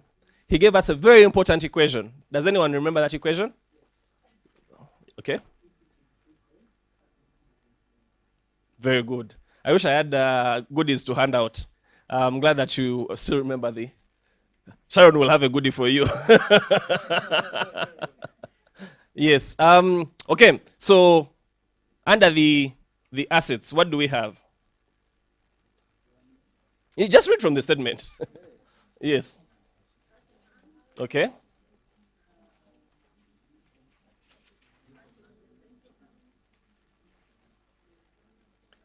Cash in bank, cash in central bank. What else? Loans. Loans. Investments. Other assets. The people who have the French financial statement, what do we have? Okay. I know on case only. Okay.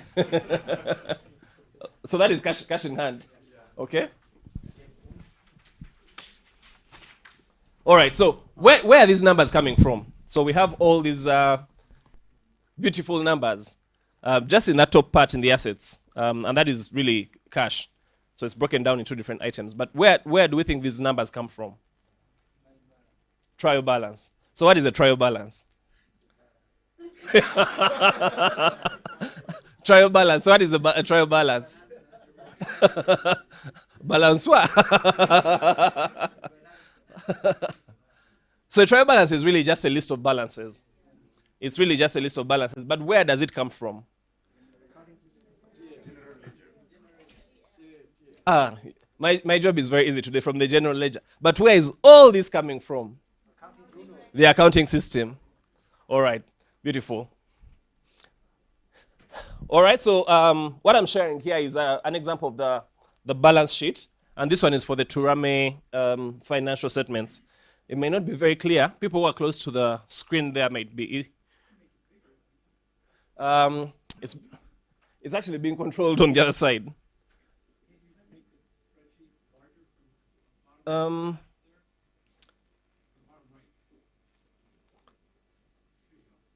Okay, is that easier to see?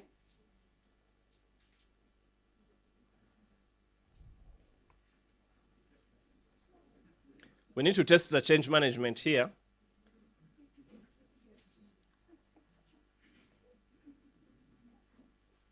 Okay, so this is a list of balances, and what you will see here is, so this would be an account. And I think many times when you go for the audit, the first thing you ask for is for the chart of accounts. So the accounts would be listed, including the account number and the description of the account.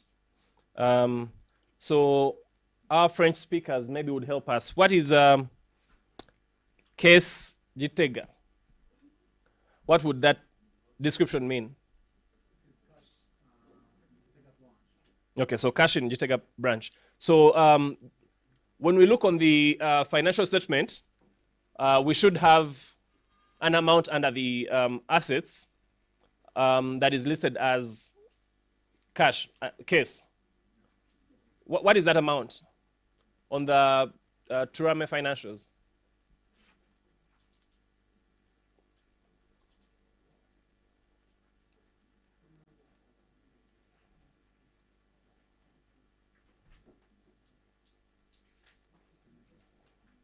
$131,524. So you see, if I add up all these balances under case, and if you look at the description and the account number, you'll see where the account number changes. So usually the accounts under the same account class will have a similar account number. So you see, if you add it up, the total that we are getting here adds to what we have on the financial statement. Okay?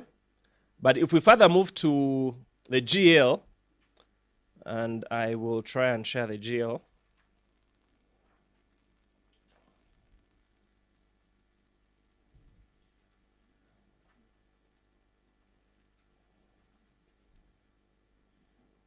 Okay? So that's the GL for this for one of the accounts, and the cash accounts. So what do we have in the GL?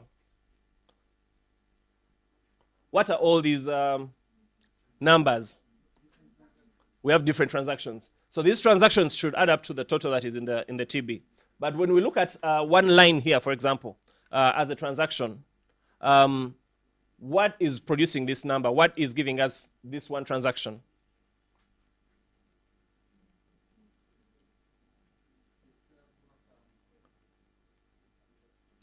Yeah, so we are in the sub account, and this is a specific transaction. But when you look at this number as an auditor, what do you think is behind this number? How did the accountant get to the record they've put here? So first of all, the record is a debit or a credit, okay? And it will give us the split of which two accounts were affected. So when we look at the details, again, the challenge is that we can't see the details here, but when we look at the details, it will tell us, the debit is here. So if the debit is in cash, the credit is somewhere else, that will explain something to us. So if they've debited, let's say, cash and credited an expense account, that means money was coming, credited cash and debited an expense account, that means money was coming into this, coming out of this paying for an expense. Okay, so that's a transaction. That's where these figures are coming from. Now, what we need to look at as auditors are what are the controls around that transaction. Okay, so when we look at this number, what we should be thinking about, so we're trying to break down the financial statements to a process. Okay, so we started with the financials. We have a list of assets, we have a list of liabilities, and we have equity. We know that those numbers are coming from a list of balances. Under those balances, we have specific transactions. Now, and for each transaction, there has to be a process, and we need to identify the controls for that process. So here we're looking at cash management. Yeah, just from sharing from our different organizations, what are some of the controls that we have for cash management? From our finance manuals, what are some of the controls that we have under cash management? Or maybe let's just talk through the process first. Someone from Urwego can tell us what is the cash management process. If, for example, someone wants to buy something using cash, what would the process be?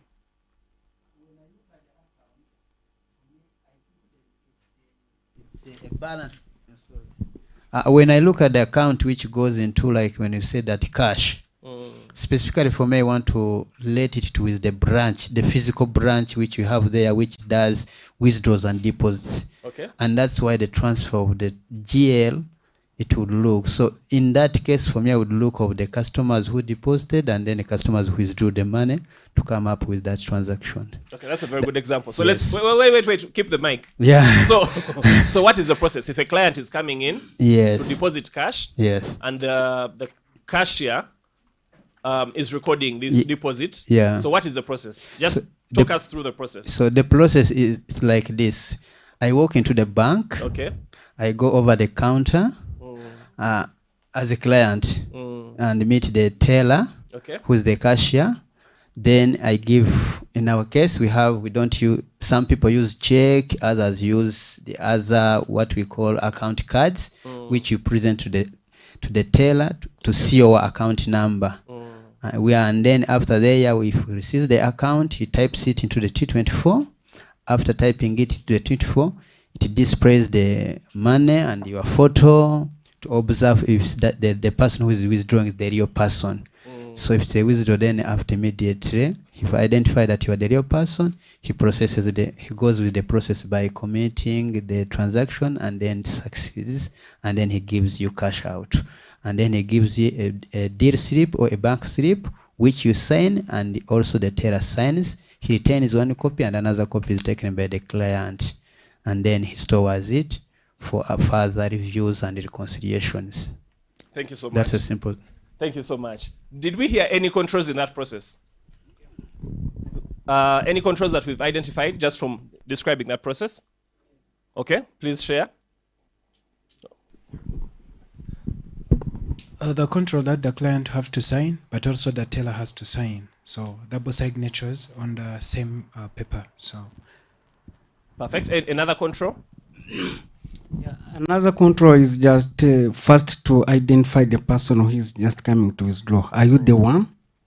Because if I record the name, then it has just to link with your photo or the identification. Thank you. There's another control here. It's the same. Okay, any other control? Jeff, any ITGC? Well, I mean, just hearing that process, what are some of the IT controls you would expect? Because they're using T24. Okay, the person entering the transaction, what access do they have? Do they have the proper access? And then once the amount is entered in, what does the system do with that? How does that transaction get processed? Yeah, I know I put you on the spot. Right, so. and I'd like to see the SOC too. Yeah. Yeah, so there's a number of controls involved in that. Now, when we go in, one, we want to make sure that if that process is documented and there are controls that are documented in the manual, all those, for that one transaction, or whatever transaction we've sampled, those controls have been followed. Two, as auditors, we want to assess, and hopefully we've done this before, the risk there and the controls that would be required. So the controls, the current controls, are they designed well and they implemented effectively? But also, are there any additional controls that we feel, or are there risks that we feel do not have controls to mitigate them? So that brings us all the way from the financial statements to the process itself. So when you look at the financial statement and we are going to audit the financial statements, sometimes you are caught up in these big numbers, but what we're trying to do here is to bring it down, to break it down for you to see, at the end of the day, it's the individual transaction and the process around that transaction that we want to test and confirm. Then we can provide assurance on the big financial statements. And as we discussed in the beginning, there's different processes that you can design, different ways of collecting evidence, but we need to break it down to the individual class of transactions and the processes involved, and then look at the controls around it. Now, yes, Jeff? Is there a written procedure for this process? Yes. Somewhere? Yes, and 𝐸𝐵𝐺𝐬 will be going into the process details shortly. But yeah, I mean, for each of the organizations, I'm sure we have audit procedures, and we develop those based on the criteria that we are using. If it's an ops manual, if it's a finance manual, if it's, you know, a central bank requirement, then we develop procedures to test each of those transactions. If it is an IT, and we were talking about relying on experts, you know, and Kevin also talked about professional skepticism. If you're looking at something and it looks questionable, or you have a doubt, invite IT audit. There are some systems that, you know, I have audited in the past that, you know, sometimes they're just open. I don't know if anyone still uses Tally, but, you know, there used to be Tally accounting system back in the day. And you ask someone for something, they give it to you, and when you ask, they bring you another copy of the same transaction with a different amount. Just because even 5 years later, they can change what is in the accounting system. You know, so having someone who can come and test the controls there may be helpful. Or someone just pulls for you a list of payables. You know, they list for you a list of their creditors or debtors, and there may be something that is missing. They've not given you the full thing. And you just see it says page 1 of 2, but you don't see page 2. So, you know, it may be helpful to call in someone else to take a second look. But what I wanted to do is to demystify the financial statement audit in relation to finance audits. So it really breaks down to what we do on a regular basis, testing controls. So we'll move on to 𝐸𝐵𝐺𝐬𝐭𝐚𝐠. Can we go back to the slides?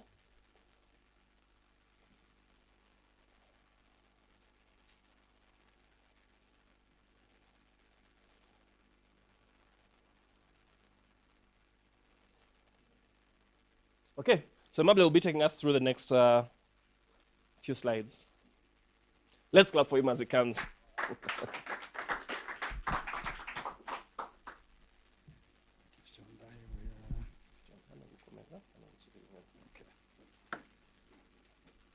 Any questions on that part?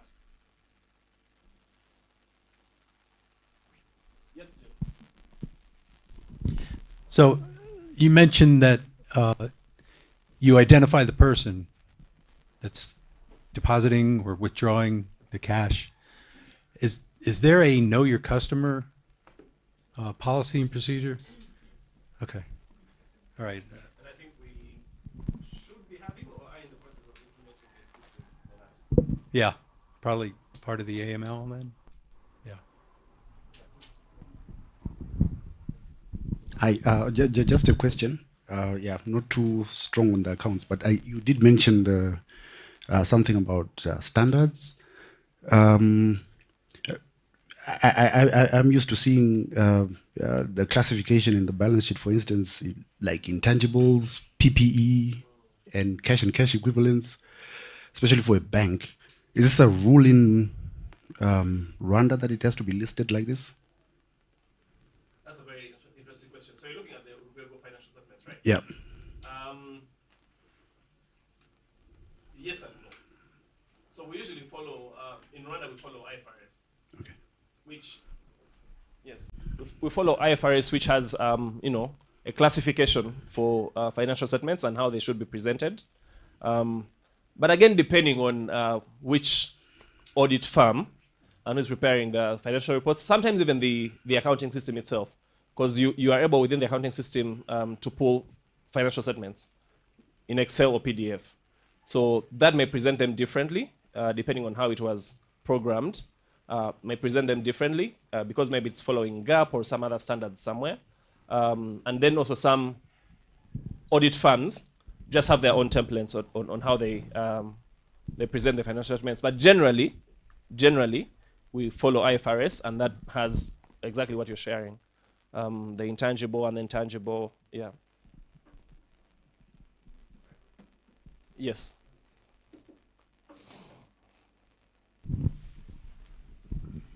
So my my question is, so we try to break down the process balance sheet, and or after the balance sheet we have a balance and a general ledger. So we have many accounts in the general ledger. So my question is, how we select the account that we have to seek, because I think we don't go through all the account, or we do all the account. If we do just a sample, or why we choose just some account and not other account? Yes. So Emanuel is actually going to walk through the process. In general, we may not be able to get into every single detail, but maybe to help a bit is, and I'm glad that at Hope we do this, it's really risk-based. So right at the beginning, you'll perform a risk assessment, and all auditors will start with that in the planning phase.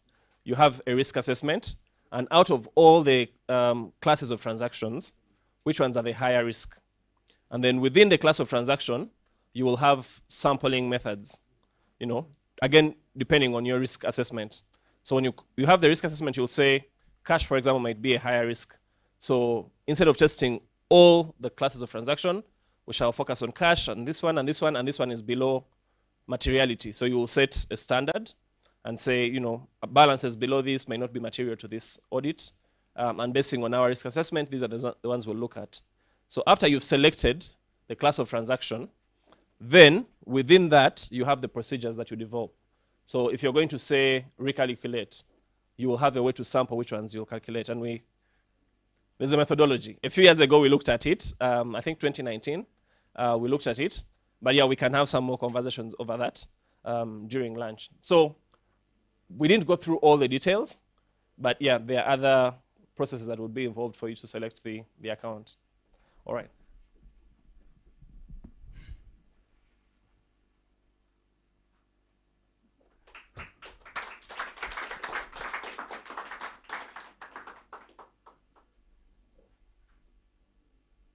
Yeah, thank you, Daniel, for the presentation. So I'll be taking you through the process, and I will start by a question. So in your own words, how do you describe the internal audit process?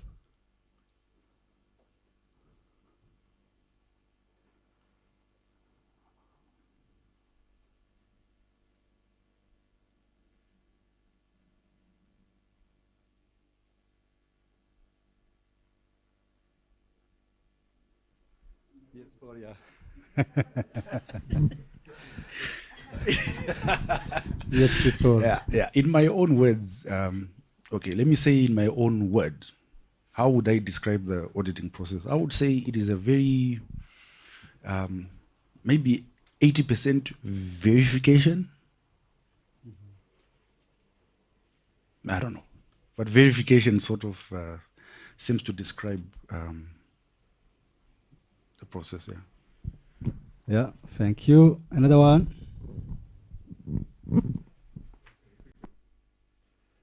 Yeah, I'm asking the different, the process of internal auditing.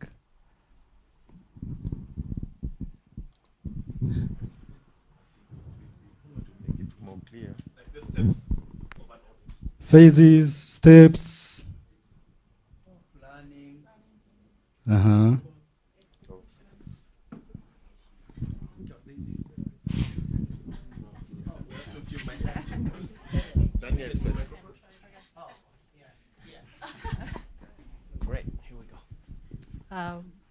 planning, execution, reporting, and follow-up. Thank you so much. Yeah, actually, any audit engagement has to follow a given process, which comprise different phases and steps. So, please, right.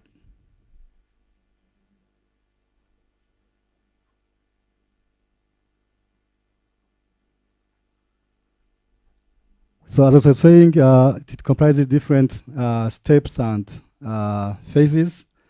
So actually from the slide you can see that we have the planning phase. We have conducting and reporting, and also follow-up. And for these different phases, we make sure that internal audit is adding value. So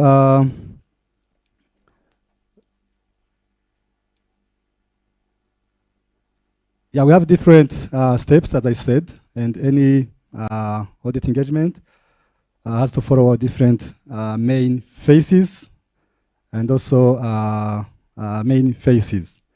As I said, in the planning, we have different steps. When you go to conducting, execution, you have different steps. When you go to reporting, different steps. So here we can see that in the planning step, it is divided into different steps. We have setting the objectives of the audit. You conduct a preliminary investigation or risk assessment. You develop an audit program and a budget. And for the execution phase, you just conduct field work and start writing down your conclusions. And for the completion phase or communication phase, there you start drafting your report and communicating the result to the right people, and also following up on recommendations. So now let's go into the, each phase and see different steps in the phase. So this is the planning phase, in which we have preparation, setting your goals, objectives, defining your scope, and allocating resources to the audit, preparing your work schedule. When do you plan to start your audit? How many days this will take? And when do you plan to conclude your work? And when do you plan to report? So you can see that resource allocation and work schedule, as well as the definition of the scope, falls under planning your documents. Any question on this phase? I think many of us are used to this process.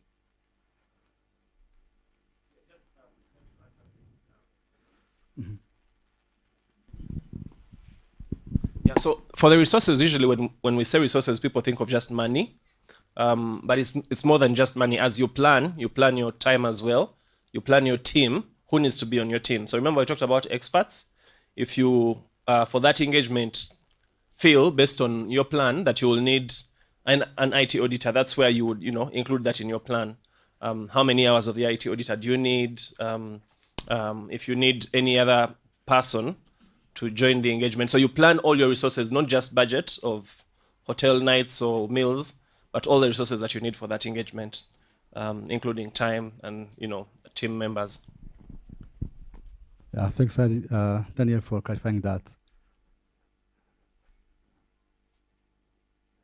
So, we talked about resource allocation. There are auditors who are tasked to conduct the audit engagement, but any audit engagement has to be conducted by an auditor, and it has to be reviewed by his supervisor.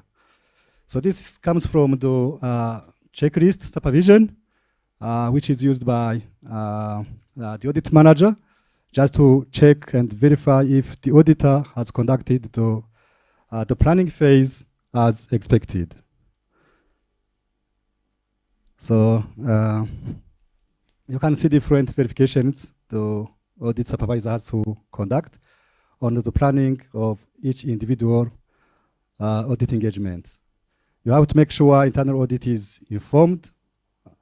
Internal auditor is informed. The one you sent to audit, was he informed about the audit plan? And also make sure audit engagements is planned according to the annual IA plan. Then you make sure you monitor the previous recommendations you provide to management, and that it has been implemented. What is the current status of the risk category you are auditing? What was the report? And what were the recommendations? And what is the current status of implementation? If management has implemented the action plan, or if not yet. So this has been a good discussion, just to know, do we need to go and audit the same the same risk category when management is still implementing action plans? This would be losing our time, because we need to give time to management to implement their action plan before we go to audit again the same audit procedure. So you also ensure to discuss audit objectives and scope with internal auditor, and objective and scope are documented. This means communication between the internal auditors. When you task an internal auditor just to go to audit a given risk category, have you shared with him the scope, objectives? Did you discuss on this and the methodology? Just make sure he's well guided and supervised. You make sure you review and approve audit program procedures and work papers to be used in the engagement. Yeah, this is a list. Cannot read all of this for the sake of time, but this is what the audit supervisor has to check on for each phase. So this is the planning phase. You make sure you have reviewed the work of your auditor. So, yes, please. Yeah, just want to add a comment there, which is really also like some lesson I learned.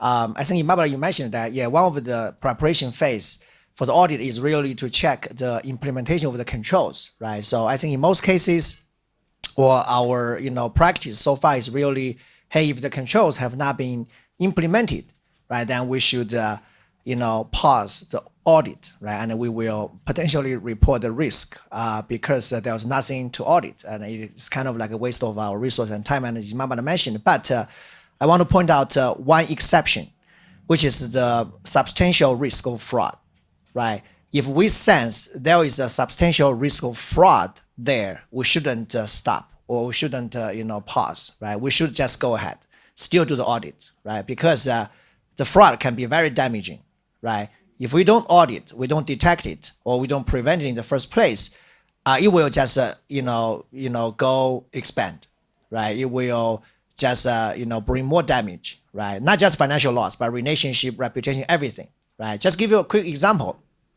There can be cases where we have already started to send like grants or field transfers to certain like partners or new initiatives, right? Or like Hope's current strategic plan, innovations, right?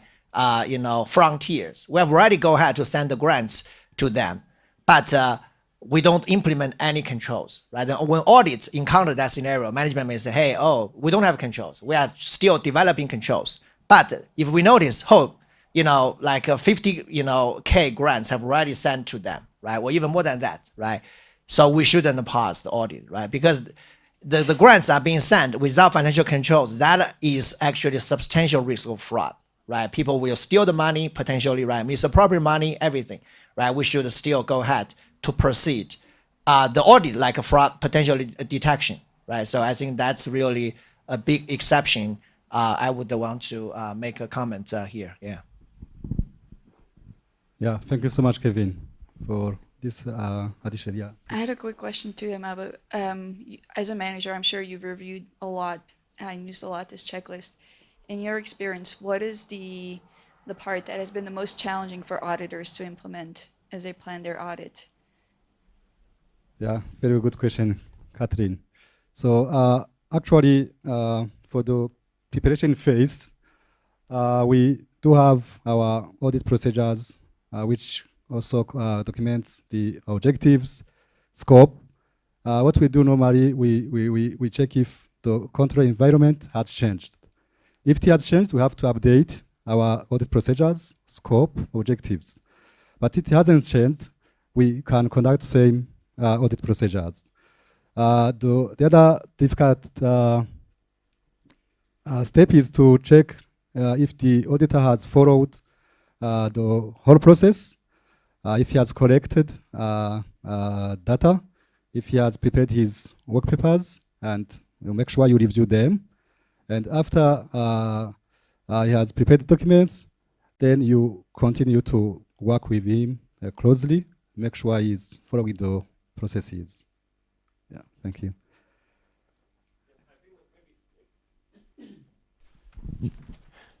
Yeah.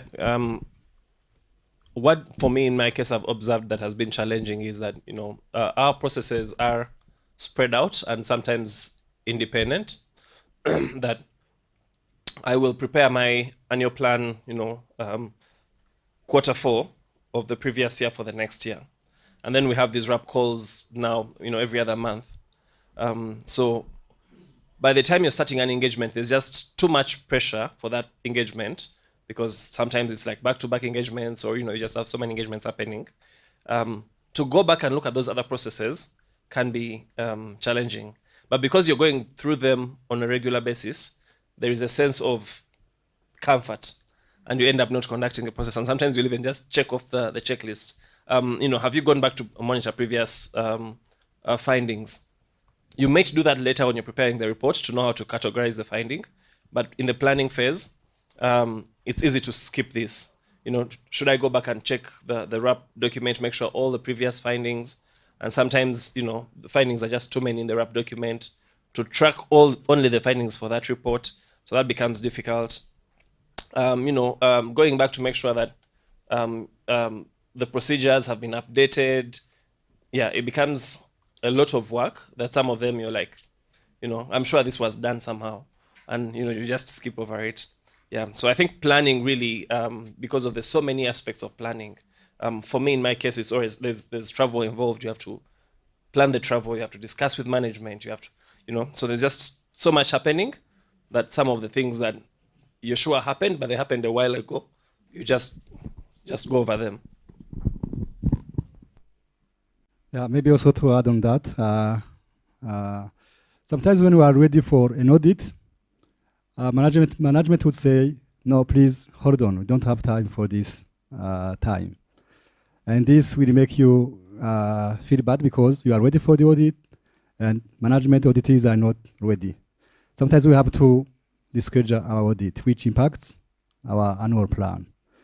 So that is also challenging. Yeah.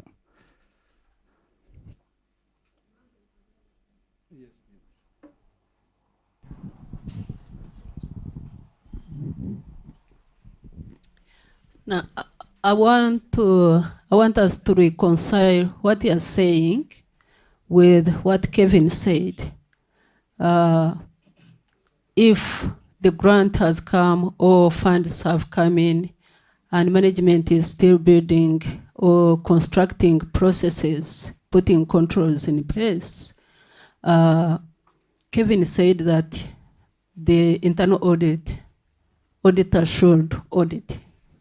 I agree with him because you are trying to mitigate fraud risk. I wanted to know if the fund comes in or a new risk area comes in, which you should audit when you have already drawn your annual plan. How do you go about that? Do you include it? Does it come as an exception and get approved? I wanted to know how we can, how our team can work on that. On top of that, I wanted to ask, because we have central bank's on-site inspection annually. And our auditors, there are 3, they cannot audit all the processes that we have in the bank. I think wondering how they can focus especially on those areas where the central bank comes to audit. I want to give an example of business continuity and disaster recovery. This was put on hold because we were upgrading our servers. We were in a process of upgrading our servers. And we didn't do our internal audit to know the gaps, because we knew the gaps, by the way. So it came up as a finding. We want advice on how we can put our house in order before an external auditor or central bank comes in. Please guide. Yeah, thank you so much for the question. Actually, the question is asked to all of us. We have many auditors here. So the first question is related to how to reconcile new risk categories coming in with the annual plan. Yeah, really this is a challenging actually question. And because you have your annual plan, which is divided into different periods, months, and a new risk category is coming in. Do we drop the plan where we are executing, or do we take both of them? So actually, I think this is something we need to discuss, because really internal auditors, we need to be proactive. Sometimes we go to audit a risk category when already, before we have assessed it. Let's take an example. When a new product is prepared and launched, and the internal audit did not have time to assess the risk in that new category, and you go after the product has been launched, you find key risks which would have been detected before. So how would we be proactive and assess risks before the product is launched? This would be efficient, but it needs additional time and resources. Maybe you can discuss this, because really we need to be proactive and help management to assess risk on time before the institution is exposed to those risks. You want to add, Dan? These are my thoughts, my 2 cents on this. One, I always want to think back to what is the purpose of internal audit?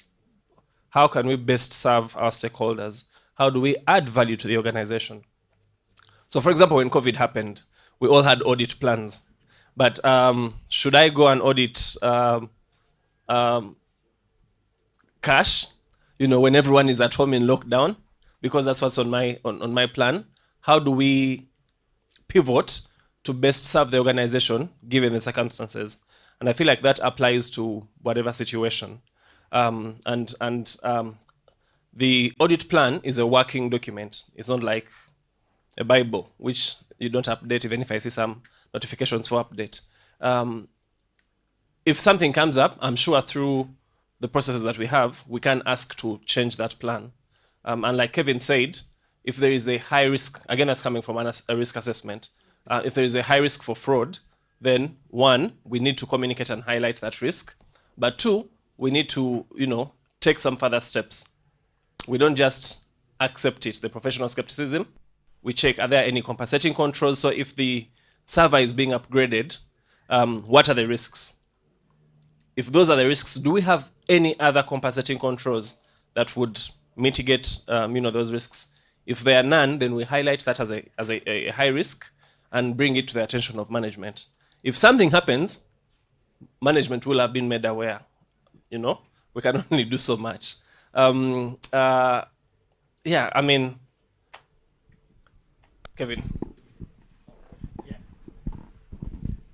Yeah, I think to me there are really like two folds. Yeah, I think Daniel really addressed that very well.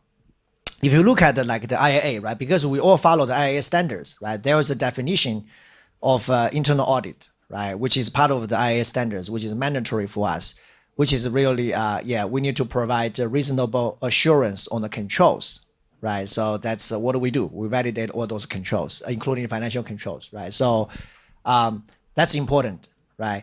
So there was the second fold, which is kind of similar to the first one, but I can see some difference, which is really what is senior management and the board expectation for our work.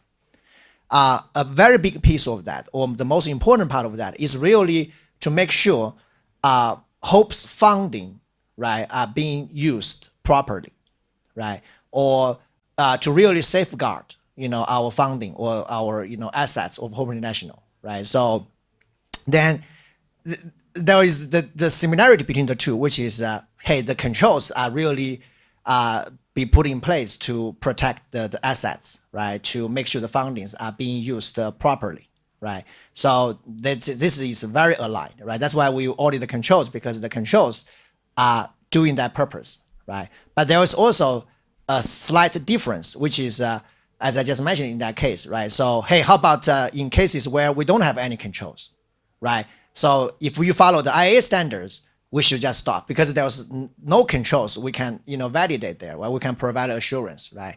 So, and we just report the risk. But then if you look at the second purpose, right, from the board and the senior management, we should proceed, right? Because if there's no control, and we have already sent the grants, or we have already used the money, that's actually a pretty high risk. The funding will be misused, right, or being used improperly, right, or abused, right. So then that's a second direction really now play a huge role here, right. We should really proceed to make sure the funding are not being misused. And if you will find out the funding is being misused, we certainly need to report. Yeah.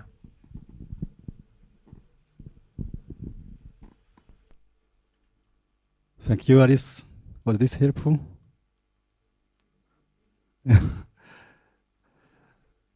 Thank you. So let's just give you a summary of the different steps in the first phase. We saw that in the planning phase, we have first step, setting the objectives of the audit, and conducting a preliminary investigation and developing an audit program and a budget. So now let's go to the second phase, which is execution phase with different steps. So in the execution step, we have our audit program already developed during the planning phase. Now we need to perform field work. Just as Daniel was sharing, now we need to verify or to conduct, to implement our audit program. we have objectives, we have audit program. We have to check if each individual test has been done, and if we have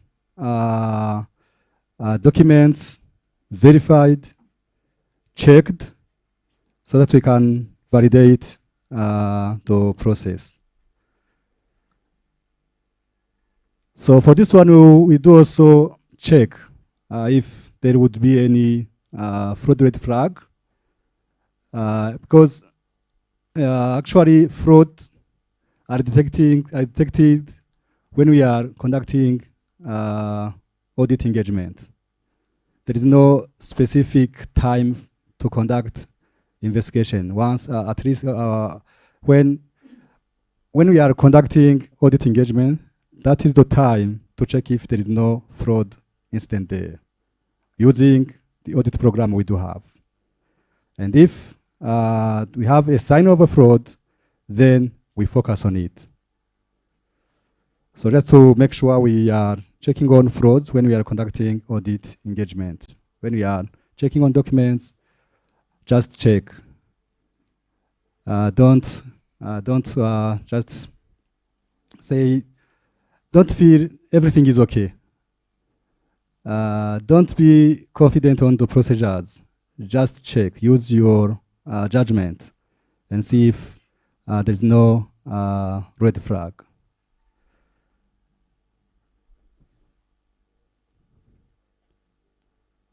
So we go to the next phase, which is the reporting phase. Up. So I don't know if we need to go to the checklist again for each phase. That can take us time, because we have this checklist. You have been using them. And this is the work that has to be conducted by audit supervisors. So for the sake of time, let us not go through this checklist. You will be doing this after. Next slide. So we are on the conclusion phase, where we come up with our findings on the field, and we start to prepare our reports with different conclusions, observations we have drawn from the audit engagement. Then we prepare our report. So in preparing our report, to make sure that we are reporting on key findings with evidence. Actually, it's not recommended to just to draft a finding when you don't have evidence. Make sure you have an evidence for each finding, because when you present the report to management, they will ask you, please show us the evidence. So make sure you have checked where and have evidence and your findings were documented. Then your report has to be shared with auditees. Control owners have to go through your report, you share a report with them, you discuss about the finding, you discuss about the root cause analysis, and even you discuss about the recommendation you are providing. Because sometimes we can recommend, can give a recommendation which is not feasible.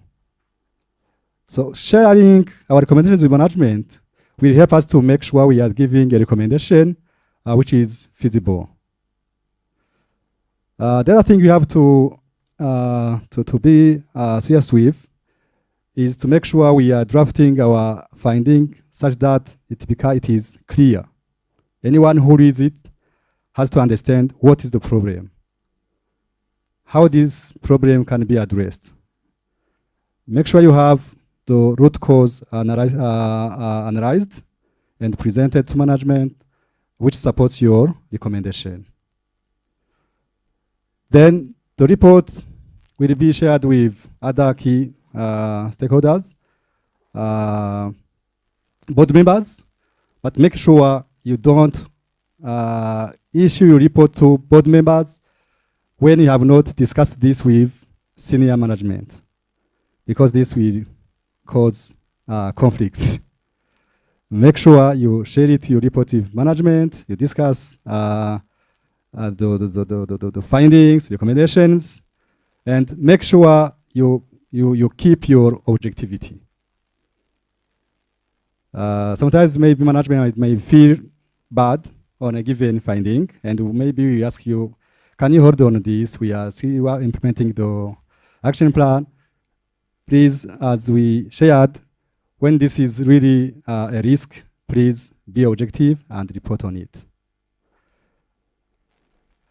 So I think I have gone through the different steps. Yeah, continue.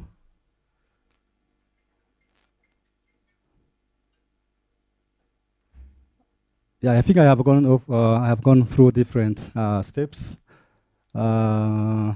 Yeah, we have a group discussion, but I'm afraid we don't have time. Daniel, do we have time for this?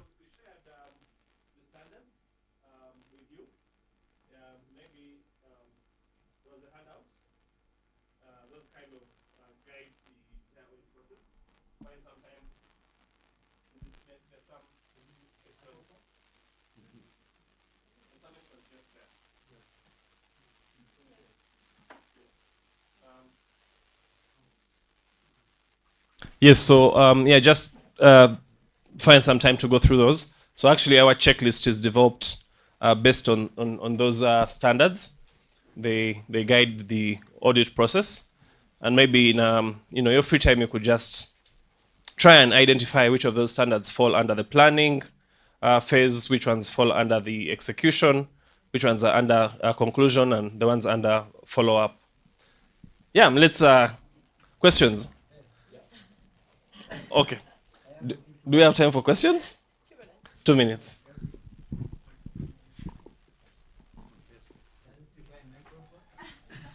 Yes. Yeah. Thank you, Daniel and Aimable, for the good presentation.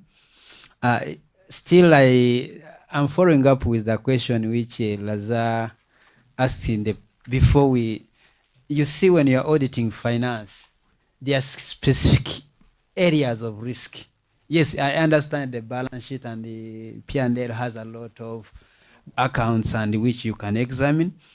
I remember when we are doing audit for the tax, we could stick on the debtors because those where the risk should lie. So in your examination, like an expert, when you're auditing finance, which are the key accounts or areas of concentration, I understand the sampling or the can take different accounts, but in your own opinion, if all accounts have the same materiality, but at which account should you focus on?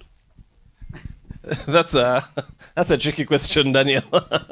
It's like I said, it's difficult to generalize and say these are the accounts.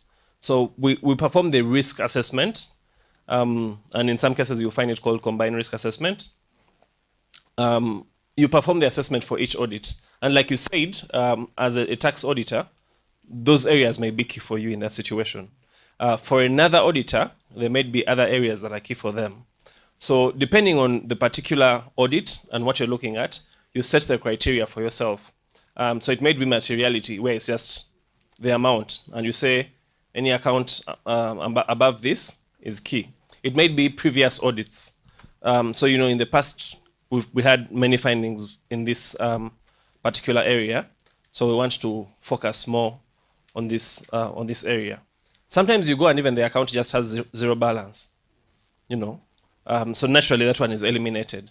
So it really depends on that particular situation, and you consult experts where needed, as we discussed earlier. So if you have a question, a doubt about something, you ask and figure out if it should be included.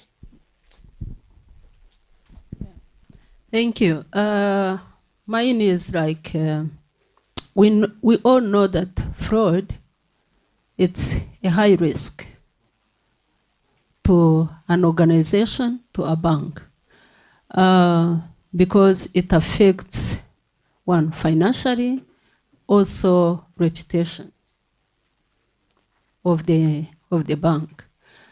I haven't seen how we can audit one of the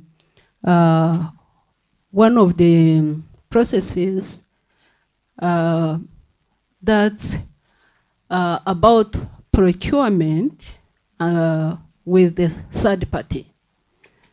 The internal auditors are not doing that audit. They audit, sorry Daniel and the team, but you audit our internal processes, but we do not have any cross-checking if between our team with the third party, the supplier, the service provider, if there are some frauds in that process. Possibly, we may not be having an answer, but it's an area that we should focus on, because fraud does not exist in loans, in deposits only, or in HR, but third party, that's an area where we have not been able to touch. We need to look into it and see how we can find out that animal. Thank you. Daniel, do you want to? Yeah, we did it remind me, 2019? 2020, I think. We did procurement, but the challenge is approaching the external person. Sometimes you don't have full access on him. You rely on the controls within of how he came on board and then how the money got out. But contacting him in his business, sometimes that's maybe another protocol which we may need to see. Can I audit her or his business to understand what he owes us and other things? But if you audit within the organization, the controls, the procurement process which followed, how the payment process was done, I think you are covering a part, but the other side is very hard when you want to confirm. Just to add a bit, and sometimes again, we don't have all the time to do it, but there are processes that we can do. Sometimes we can do confirmations. If, for example, there's a balance we owe that person, just ask them to confirm and compare with what we have. Here, like you said, we review the procurement process, so we look at the bids, if there are bids that were involved, but we know sometimes someone can get 3 bids from one company. We know where the risks are. Yeah, but sometimes you also do your own, value for money audit. If this person has quoted 2,000, from my knowledge, is this really what this item should cost? I have also done in the past calls, control calls, confirmation calls, and just say, hey, my name is Junior, I'm a potential client. How much do you provide this service for? And they say, $20. And you find on the receipt there is 50. So sometimes it's the judgment as an auditor, and also based on the risk that you see. But I'm sure we'll have time to discuss further how to improve those. One last question, then I'll hand over to Sharon. So maybe we also to add on that, I know from Turame audit procedures and even Hope Congo, we do have these tests to go out and meet providers, vendors. So if we have suspected fraud, we go out and check the address, see the vendor, and confirm with him if you have provided and how much was paid. So maybe for 𝐈𝐧𝐬𝐭𝐚𝐦, you need also to add that verification on your procedures. Thank you. Then, Emma, can we consider testimony as an evidence? As you were saying that as an auditor, we need to have evidence at any time. Can we consider testimony as evidence? As I said yesterday, we have 2 types of evidence. We have documented evidence, but we do also have testimonies as evidence, and this is also accepted in the court. If you bring someone who has seen 𝐬𝐭𝐚𝐦 committing fraud with calls, with different movements, you can testify that I have seen 𝐬𝐭𝐚𝐦 taking the company's money, pocketing it, this date, he communicated with communications, then this that is also an evidence. Okay, then should it be written or verbally we can consider what the person say? Because you can try to propose the person that I will write it and you sign, the person say, I don't want to sign your document. I tell you the truth, I saw 𝐸𝐺𝐬𝐿 doing fraud. Consider what I'm telling you, I will not sign any documents. So in that case also? Yeah, that would be tricky if he's testifying and don't want to confirm, to write down that and sign. That would be another case. But those are some of the most challenging aspects when you go to the external people. Of course, it has to exist. But we used to have what we call recording. And now it's becoming something illegal when you do it without the consent of the person you are collecting information from. So that's where the trick of the information correction is becoming more challenging. We used to do it when you record. Sometimes people may not like to record them when you tell them, but sometimes when you record them hiding, and sometime in the future, it also requires to go in the forensic investigation where they need a laboratory to test the voice and what, and then confirm. So that the world how it's going and become very tricky. But a statement and what, those are the two criteria or the procedures you can do: recording and written statement. And those are some of the challenges coming around the correction procedures. yeah, when you are conducting an interview and you want to record, you need to inform the one you are interviewing. And if he accepts, you record. If he refuses, it depends. It depends. When I have really suspected this one, after verifications, I can say this one has defrauded. I can record him without his knowledge. And this can be used internally. But still, he cannot refuse that this was his voice, this is what he did, he said, depending on the laws in different countries. Somewhere, in some countries it is accepted, somewhere else it is not accepted.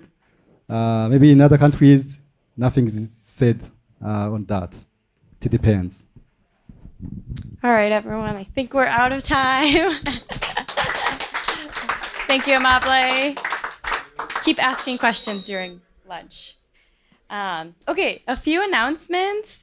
So please sign up for sightseeing or shopping and tell us what you're looking for. I know Jeff and Kevin mentioned a few particular things they're looking for. So if you're interested, please sign up. Catherine is holding up the sign-up sheets there. So today's lunch will be with your discussion group. So those are the groups you were in this morning. So yeah, again, they're in the WhatsApp chat if you're looking for who's in your group. And we will have a little friendly competition with your groups. So on Friday, when we have our team activity, you will be in those groups. So another incentive is we're gonna do like a know your group game on Friday. And so we're gonna ask you questions about each other. So Faith and Ezekiel on the same team, on Friday we're gonna play a little game where Ezekiel, I'm gonna ask you some questions about maybe Faith's favorite food or her happy place or different things. So we just want to encourage you to try to get to know your group, ask questions and different things like that. And then today, I know the agenda says there's a little bit of free time after our last session, but we're actually not going to have free time. We're going to go straight to dinner. So if you would like to freshen up, I encourage you to do so during the coffee break. But yeah, no free time after the session. We will head right to our team dinner. Okay, and I think that's it. Am I missing anything? Oh, that's right. And then this afternoon, we'll have a good amount of, or we'll have a breakout session after lunch, and that will be managing relationship between management and IA, and then operational risk management will be the two breakout sessions. And then would anyone like to bless the food for today?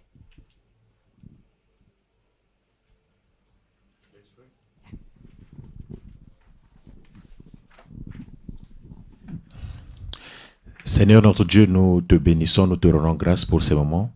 Seigneur Dieu, tu as dit dans ta parole que l'homme ne vivra pas de pain seulement, mais de toute parole qui sort de ta bouche. Nous voulons manger, nous voulons sanctifier cette nourriture. que ta grâce soit sur nous, que ta paix aussi soit sur nous. Pense à ceux qui n'ont rien parce que tu as dit dans ta parole que notre pain est quotidien. Que ton nom soit glorifié à jamais. Au nom puissant de Jésus, nous avons ainsi prié. Amen. Wonderful. Thank you. Enjoy lunch.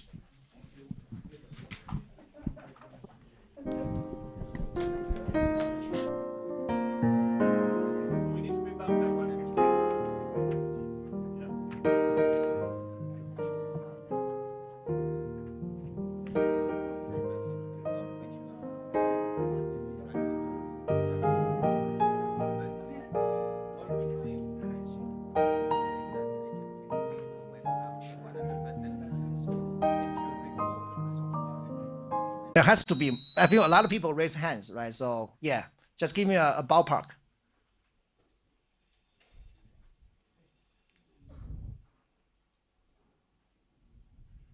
Or you just feel it's too many, so you just feel a little bit, intimidated to share the answer. Okay.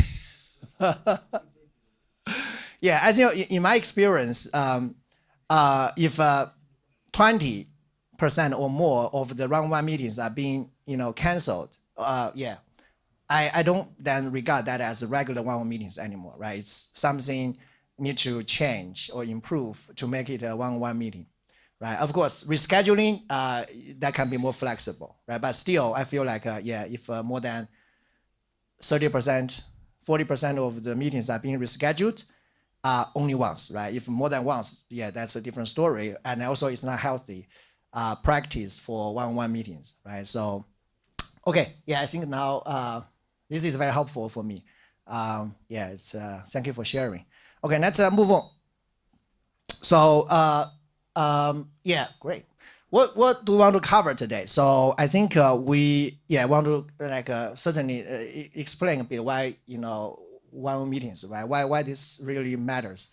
So and then the process of doing that, and then what questions you can visit, right? You can discuss or ask during one-on-one meetings, and then also some of the best practices in doing one-on-one meetings, right? So those are the things we will cover.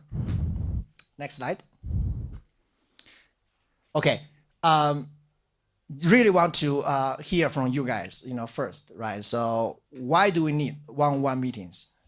Or if you feel like, you don't feel this is important, or you can share like the other way. Why you think we don't need one-on-one meetings, right? I think either way is great. Yeah.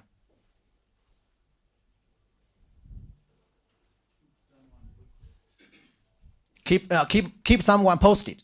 Yeah. Okay. Yeah, go ahead.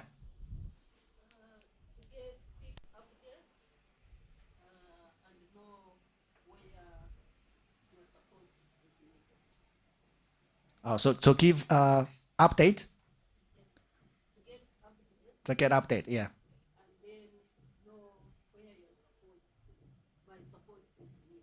Okay, great. Yeah, that's a great answer. Yeah, so Alice shared that to get an update, right? To also understand how I can support, right? Yeah. Yeah, go ahead. Maybe, yeah, you go first and then Ezekiel, yeah. Okay, to understand expectation of your line manager. Yeah, that's great. Okay, to find solution, right? Yeah, to find a solution. Okay, Sharon? To build trust. Yeah, great. Relationship, enhance relationship. Yes, one. Yeah, remember. To what? Oh, yeah, coaching. Perfect. Yeah, coaching. That's great. Yeah, Daniel. Yeah, to add context to the email. Oh, yeah. Because email is writing and words, right? A lot of things are being missed in words. Well, communication, you have facial expression. You can, change content based on the other party's response. Everything. Yeah, it's way more than what you communicate over email. Yeah, it's great. Thank you. All right. So these are my, thoughts, or the thoughts actually based on the training. And also, yeah, it's really like based on a lot of my own practice, right? And again, I think you guys hit a lot of them, but there are also a few things I want to emphasize. So next slide.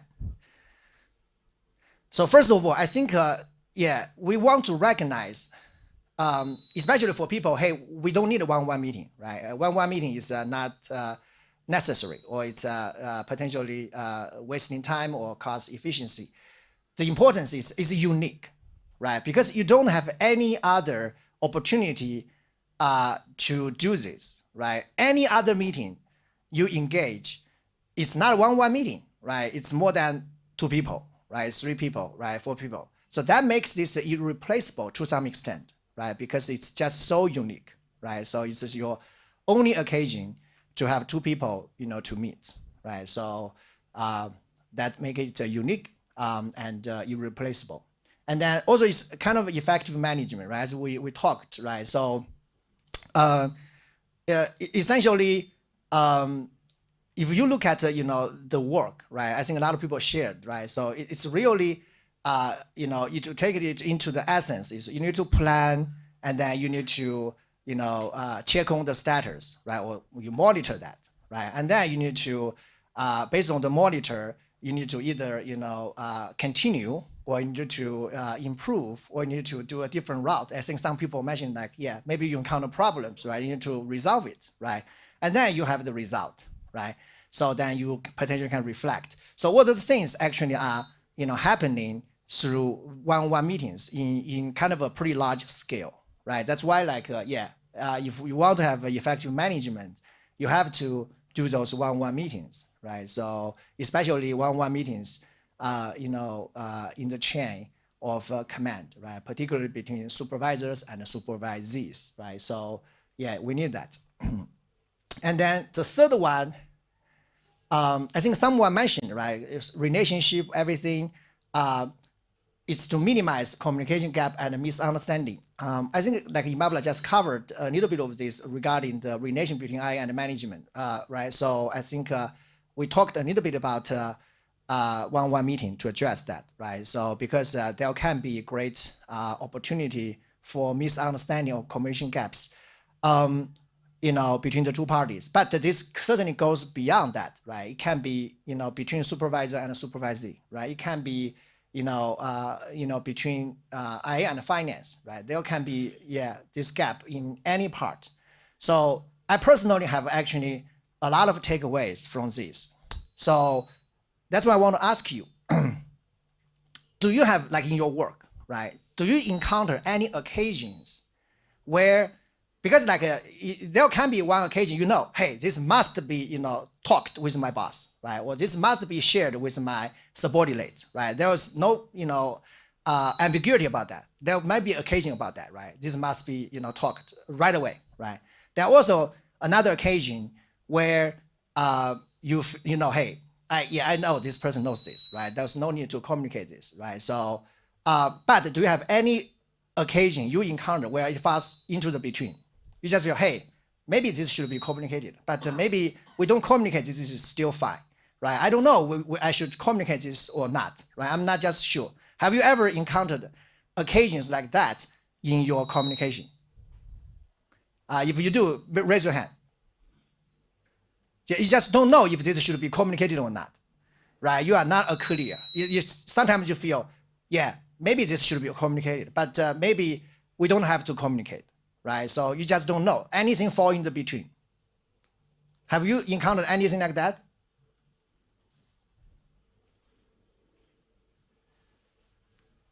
Okay, I would say, in my case, maybe 70%, 80% of the communications really fall under that, right? So it's really a gray area where if I wait for 1 week, 2 weeks, 3 weeks, that may be still fine, right? But if I communicate today, it may be fine as well, right? It's really a gray area, right? So it's not super urgent. It's not super important today, right, to be communicated. I can wait a bit, right? So a lot of the communications actually are like that type, right? So, and then when you don't have one-on-one meetings, a lot of time, because you have so many things, right? Communication, because it's not your only thing, right? You really face, your kind of your work, in every, aspects, right, of your time. And then, yeah, you face a lot of things that are more urgent than this message you need to communicate, right? Oftentimes, for a lot of those things that fall in the between, you just let it slip away, right? Or sometimes you just communicated it too late, right? So, and then that may cause some, problem, right? And sometimes some big misunderstanding. Let me give you an example. That was like my early years, right? I was the head of IA. This is a real example, right? So I was not having the one-on-one meeting or regular one-on-one meeting with the then head of operations, Dave Wasick. Everyone still remember Dave Wasick? Yeah, he was essentially the predecessor of Jesse Kessler, right? So, so then there was a time I was actually asked by the then audit committee chair, Kathleen Lynch, to actually started to explore IT audit. Jeff, yeah, we really started to think about IT audit back in, that was 2017, right? So then what we were thinking is really, because we didn't have any capacity on board, right? So, or expertise, we want to engage a consulting firm, right, to do that, right? So then immediately, what I try to do is really to just, hey, how to do this, right? Then we started to, source out this work, right? And we found different candidates, and then we screen them, and finally we identify, a candidate to do this, right? A very capable consulting firm, right? And then we talked with the consulting firm, and they really proposed implementation or engagement timeline, right, to do this, right? So, and then we are going to do that, right? And only at that time, I communicate this with Dave Wasick, right? So, hey, Dave, we are going to do IT, risk assessment, right? As you can imagine, largely with his team, right? IT, microfinance, right? And then I sent him this timeline proposed by the consulting firm, right? So I would say the least, Dave was like a raged, right? So very angry, right? Because his team was very busy, right, with all those things, right? Of course, IT is also a very important area they want to look into anyway. But what I shared with him is really, hey, we are going to kick this off like in a few weeks, and we have a very comprehensive timeline, to do this, right, with your team, right? So why this happened, right? I really give a lot of reflection. Then I feel like a very important reason is I don't have this regular communication with Dave Wasick, right? And then in a lot of the time when I'm trying to, work out this project, I was always wondering, do I need to share with Dave? Then the thing is, hey, I can wait. Or maybe I should get more clarity about this, right? So how about the timeline? How about the scope? Everything. Then I should communicate with Dave, right? So I didn't mention anything with Dave, right? So, and then the reality is I got everything, right? A solid plan, the scope, timeline, then I communicate with Dave. But that was very late, right? It's essentially, when Dave receives this, he knows that this is already a done deal, right? We have to do this. Like, his team needs to commit a lot of resources to do this. But nobody asked him, earlier, should we do this? How should we do this? Nobody, asked him about this, right? So that's why I really understand. If I was in his shoes, I would be angry too, right? So that's really the reality. Okay, then let's talk about a more successful example with the one-on-one in place, right? So that's really like for this like audit board rollout, right? So the audit board now is being rolled out, right? It's now in the process, right? Guess like when did I mention this audit board rollout, or we are looking for a solution like audit board with Jesse Kessler, who is now the chief, the Dave Wasick's role, right? So in charge of operation. I actually mentioned this to Jesse over a year ago. Why did that happen this early? Because I have the one-on-one meeting with Jesse, right? So when you have one-on-one meeting with Jesse, then you always think, hey, what I should mention to Jesse, right? Because you need to have a meeting agenda, right? That you scan through your work. Hey, these are the things I'm working on, because I've already started to look at a potential solution of that, right? So then naturally, I bring this to Jesse. Again, I don't have anything, right, in detail, right? I don't have anything solid. But why I'm communicating with Jesse? Because we have this one-on-one meeting, right, bi-weekly actually. I've already built this relationship that will make this communication of ideas, everything much more casual. You don't need anything solid to communicate because you have already built this relationship, right, through these regular one-on-one meetings, right? So then I very naturally brought this to Jesse as a brand new, very preliminary idea, right, to really seek, his response, right? Hey, at that point, there was no way at all that he would feel this is something we must do, right? It's just an idea. As you can imagine, he felt great about this, right? He gave a lot of inputs, right? Then the thing is that we don't stop there, right? Each one-on-one meeting, pretty much, right, or at least monthly, I just continue to, communicate the status update with him, right? He is well informed all the way, right? Guess what? It's even better, right? He actually gave us a lot of advice. Hey, maybe we should bring Banka on board, right? Maybe we should bring, Josh, who is the SG leader, on board, right? Maybe we should inform finance. And then gradually, I communicated with them, following Jesse's advice, right? Then each, team that may be impacted by the rollout or benefited by the rollout actually are communicated as well along the way before we are doing the rollout. Guess what? Something is even better. They actually, because we communicate with them very early, right? They really feel like, they are being part of this, right? They actually send their representatives, each team, to join this project, right? So then this essentially trigger a better communication, right? So then the whole project, at least in the communication, is a huge success, right? So, but I feel a fundamental part is really with this one-on-one meeting, right? So, yeah. So that's really to me, it's really, in a lot of cases, there are a lot of things for in the between, right? You don't know whether you need to communicate or not. When you have one meeting, usually we'll bring that up, right? Because a big, issue is really the timing, right? So I rarely, in my experience, feel like I was, complain about communicate something with someone too early. This has never happened before, right? If you communicate something very early with people, this has never, or very rarely in my experience, be an issue, right? So you can bring things very early through the one-on-one meeting.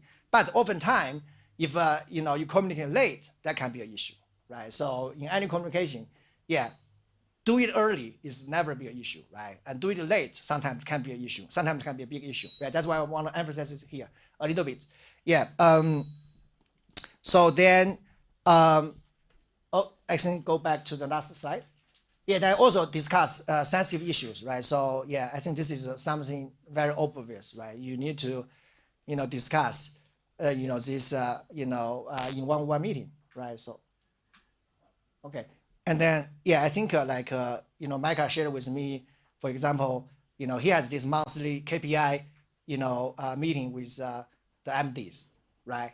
Certainly, there can be occasions where certain MDs don't do it well, right? Or do it well in certain KPIs. I mean, this happens with internal audit as well, right?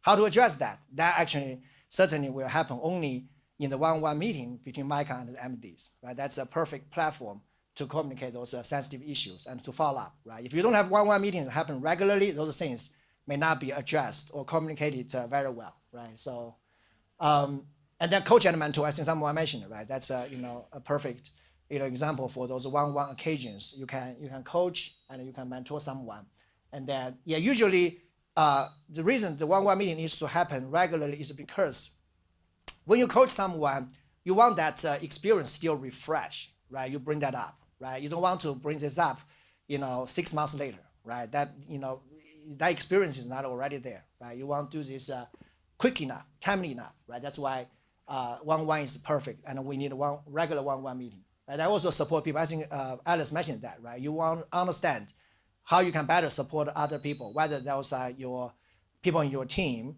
or people, as your peers, right? So, and then, you can provide a guidance, right? So I think to me, a very useful one-on-one meeting with the people, my direct reports is really just help them, prioritize things, right? Because we oftentimes all have a plate that is too full, right? So then the supervisor can really help them prioritize so that, the people can be less, stressed or can be better focused, right? And then care. Yeah, I think it's really that's a perfect platform you can do in one-on-one occasions, right? Really care about your team and your people. Yeah. So those are the reasons. I want to pause here for potential questions.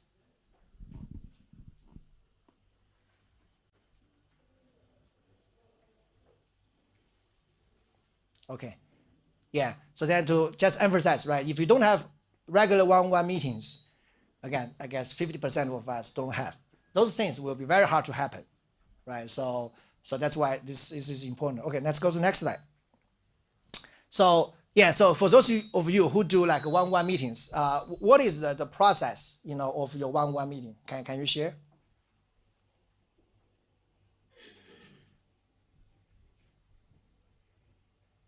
Oh, go ahead.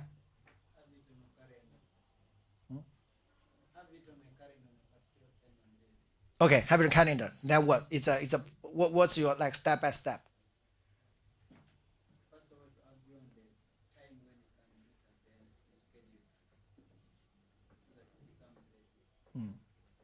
Okay. Yes, thank you. So every time you're going the one-on-one, at least to give the key highlight you will need to put on the table. Okay. Great. Yeah, I think Kalisa has something. Yeah, mine is just a question. Who initiates a one-on-one meeting? Can a subordinate initiate a one-on-one meeting, or he waits just the manager just to initiate it? Yeah, I think that's a great question. So in my experience, this need to be initiated if this is a chain of command, right? In most cases by managers, right? So yeah, because this is a part of management, right, and leadership, right? So the people who are in a leadership role should take more responsibility on this, right? To do this, right? And then if this is a more like a peer meeting, that really depends, right? Usually it depends on like who has like a kind of in a stronger position to communicate, right? Or there's more necessary to communicate. For example, IA and management, right? Usually, IA has a stronger or more necessary to communicate with management, right? So another example, like for example, HR really support my work, right? As a business partner, right? When they say like HR support my work, it's really support me in managing the team.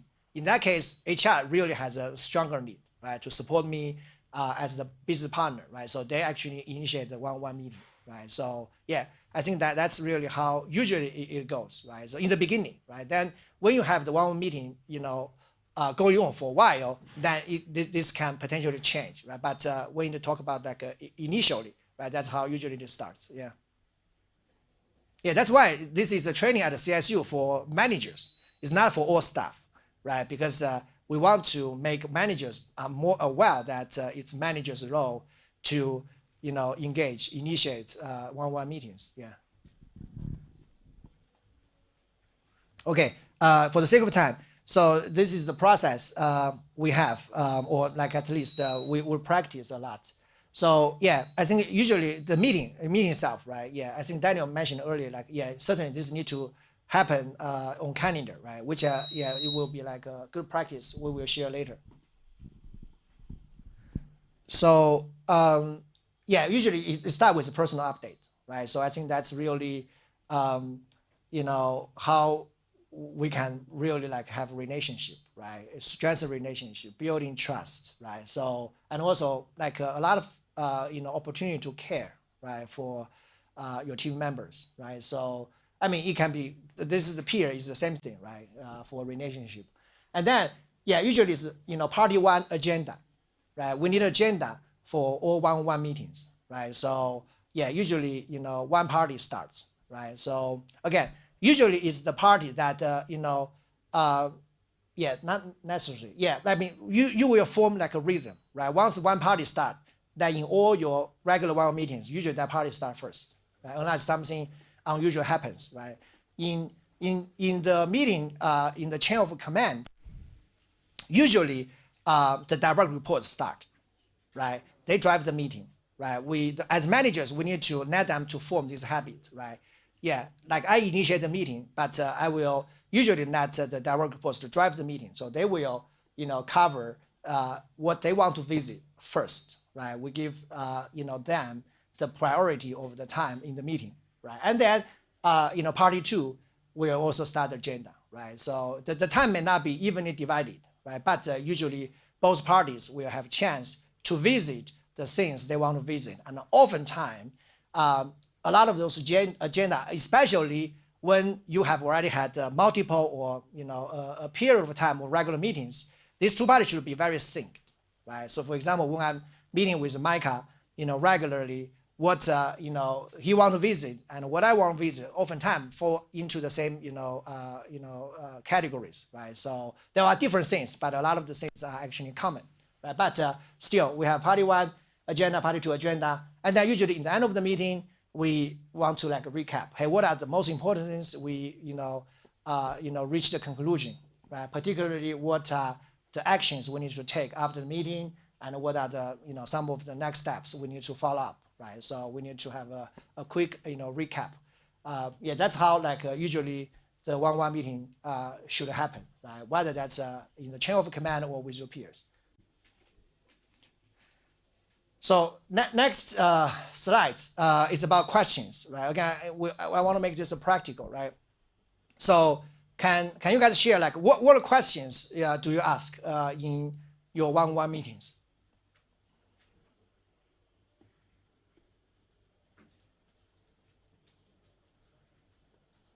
Oh, go ahead, Faith. Yeah. Like, how are you doing? And how can I support you? Okay. Yeah, she shared how are you doing? How can I support? Yeah, maybe I can have 2 mics. I can hand the mics to them. Yeah. Thank you.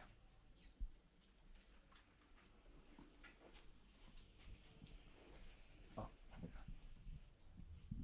You can ask, how is your family doing?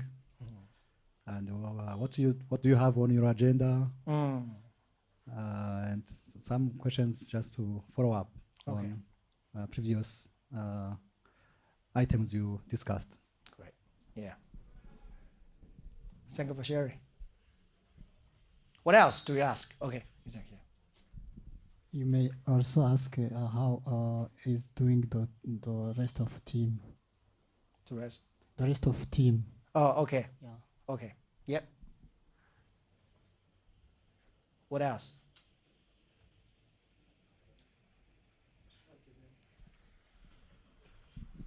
You can ask also the challenges that your team is facing and how can you provide help. Okay. The challenge the team is facing, what support I can provide. Yeah, I think that circles back to what Alice shared earlier. Yeah. Anything else? Oh. Like prayer requests. Yeah, that's wonderful. Yeah, that's really, I can't imagine a better support than that. Yeah. What else do you guys ask or visit in one-on-one meetings? Okay, so so if you go to the next slide, so I think you guys have already covered a lot of them, right? So I think for the questions we visit or we ask, right? I actually have a lot of them, but in general, I put them in 3 categories, right? So, but sometimes one question can even serve more categories, right? 2 or 3 categories, right? So yeah, I think as Imabla shared, the first category I put is personal life, right? Again, this is very practical. If you download the slides, these questions you can use right away, right? One-on-one meetings. So how are you doing? How was your weekend, right? So yeah, we want to be more specific, right? We want to talk about what the other party is interested, right? That's how we care people, right? It's not talk about just what you are interested, right? It's more about the other party interested, right? So how's your family? How's your church, right? So yeah, I think these are questions we use in the personal life. And then the second one category is really the work, right? So essentially, what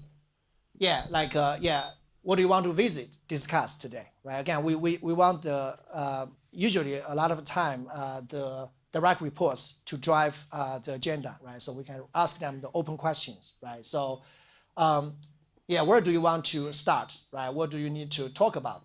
right? So yeah, I think that's kind of a similar, right? So how we can start, the agenda of the other party, right? So yeah, what are your priorities, right? How is your time allocated? So yeah, I think this is really help, to understand, the teams, or the other parties' time allocation and help sort out the priorities, right?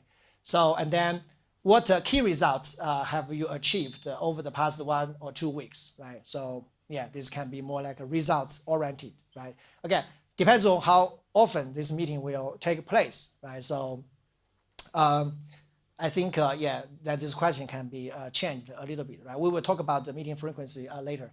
So what cases do you plan to work on in the next 1 or 2 weeks, right? So again, yeah, let's talk about the plan, right? So what key challenges do you face right now? Yeah, what can I do to better support you, right? So yeah, again, we talked a lot already about how to, recognize opportunities to support others, right? So this can be a great question like that, right? So this is the second category.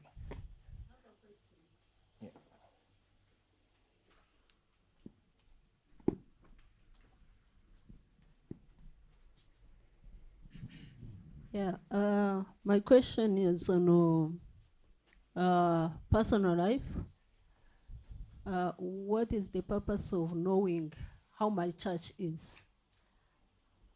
Because I feel like, our spiritual life is a big part of the life, right? So again, all these conversations, goes beyond one meeting. All communication need to be customized, right? So towards the audience, right? That's the fundamental principle of any communication, right? One meeting fall under that category for sure. So you want to customize communication based on, the audience. That even it's just one audience, right? So I think certain people can be more like a private, right, or sensitive, right? So yeah, I think then sometimes those personal questions may not go very deep, right, or very broad, right?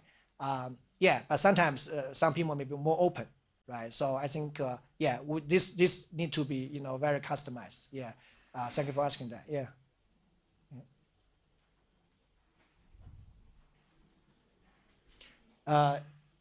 Can we have the slide back?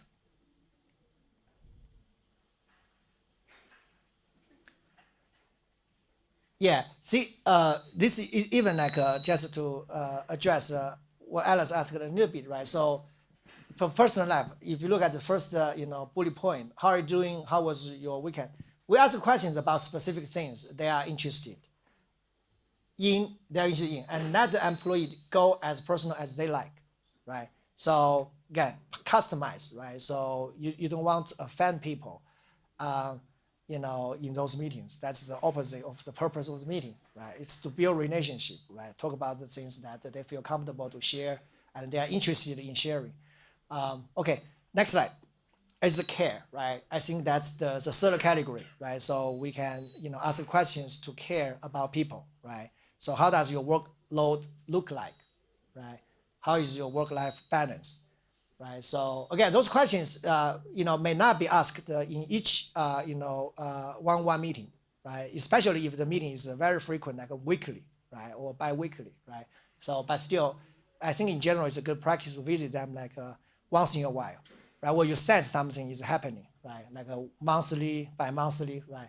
So, and then what has been draining, right? What drains you, right? What is one thing that is giving you anxiety, right? What is your motivation level right now, right? So what can I do to support your professional development, right? So what is an area within the organization that you would like to learn more about, right? So yeah, those are the questions that in general is really, to care about people, right? To care.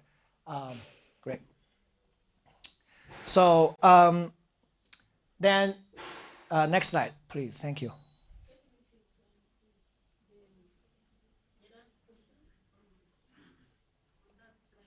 You can, oh yeah, can you go back to the last slide? Yeah, thank you. Alice, maybe you can, Sorry. be careful. Yeah. Yeah, the last question, if you can shed more light so we understand what you mean. Yeah, this is really like a question that you can identify career development opportunity, for this staff, right? So potentially for the long run, right? So maybe it can be a training, it can be a projects, right, or something, right? Or it can be even like over time, this may be like the staff may be interested in some other opportunities, within the organization, right? So I guess the key here is really as a supervisor to really understand the team members' career interests, right? Career aspiration, everything. Yeah. Thank you for asking. Let's move on. So best practice. I think we talked a little bit about this, but this is just to summarize, right? So I have also here 3 categories. So the first one is really schedule, and the timing, right? So this must be recurring meeting, put in Outlook, right? If it is not, given how busy everybody is, there's no chance this will recur regularly. It has to be in the Outlook, right? So maybe just like a quick survey. Who is using this recurring meeting, scheduling function in Outlook or feature in Outlook?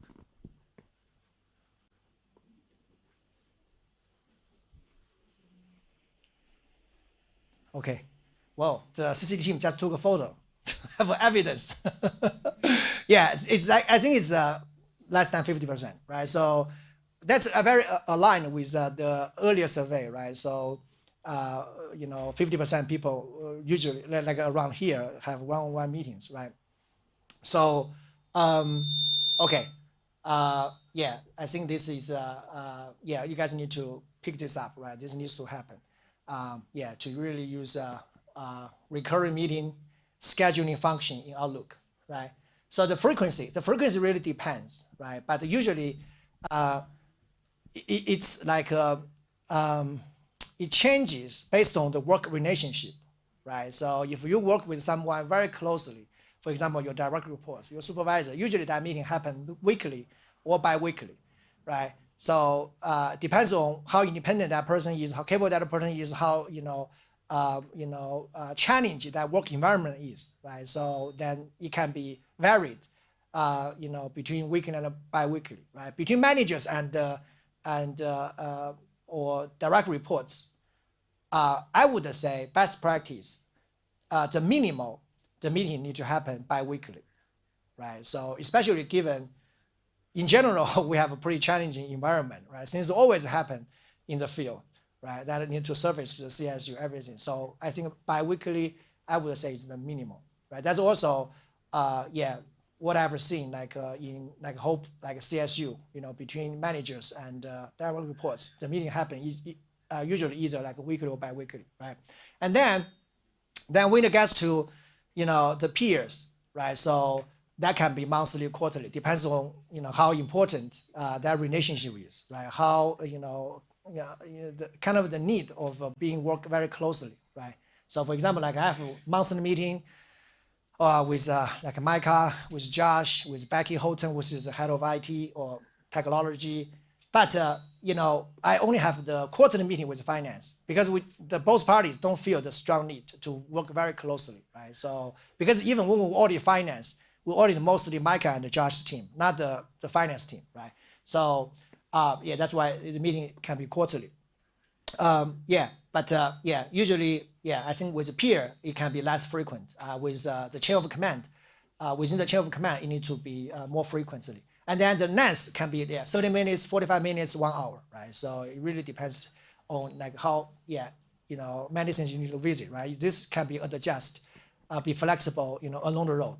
And then, the last thing, do not cancel, right? Do not cancel your one-on-one meeting, right? That's really the practice I've learned along the way, right? For example, like my meeting with Micah, right? He's busy, right? He travels a lot, especially this post-pandemic. Now I started to travel, but even before the pandemic time, now with the pandemic, kind of like already post-time, we have never canceled our one-on-one meetings, right? When we travel, we are not available, we only reschedule that, right? So please do not cancel your one-on-one meetings. That's a very bad practice.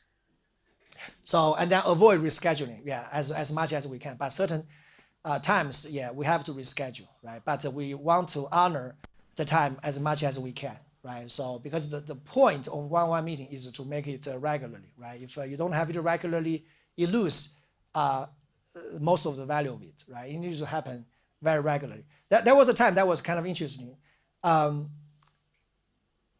I was a bit surprised back then, but now I'm not surprised, right? So it was really, I was doing risk assessment with a senior management team of a local program. I wouldn't identify the name of the program. And I started to, kind of ask questions about one-on-one meetings, right? So that was actually back in 2019. Then essentially the manager or the senior manager essentially said that here, he has really the regular meeting with his direct reports.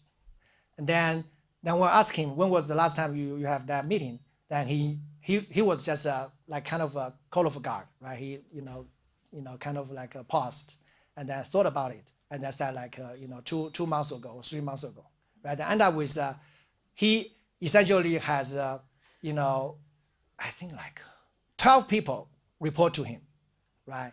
And he essentially canceled most of the one-on-one meetings, right? So that essentially gets to the point that this meeting really loses its purpose, right? It's not really bring the function in place, bring the value of the management in place, right? So yeah, I think that's a best practice. Do not cancel it, avoid rescheduling. That's a best practice. And then next slide. There's the skip level meeting. Has anyone heard of that? Yeah. Okay. So maybe you can share what's your understanding about the skip level meeting? Yeah. Thank you, Kevin. Normally, you have a meeting with your supervisor, but a skip level meeting, it means that you may have a meeting with the supervisor of your supervisor.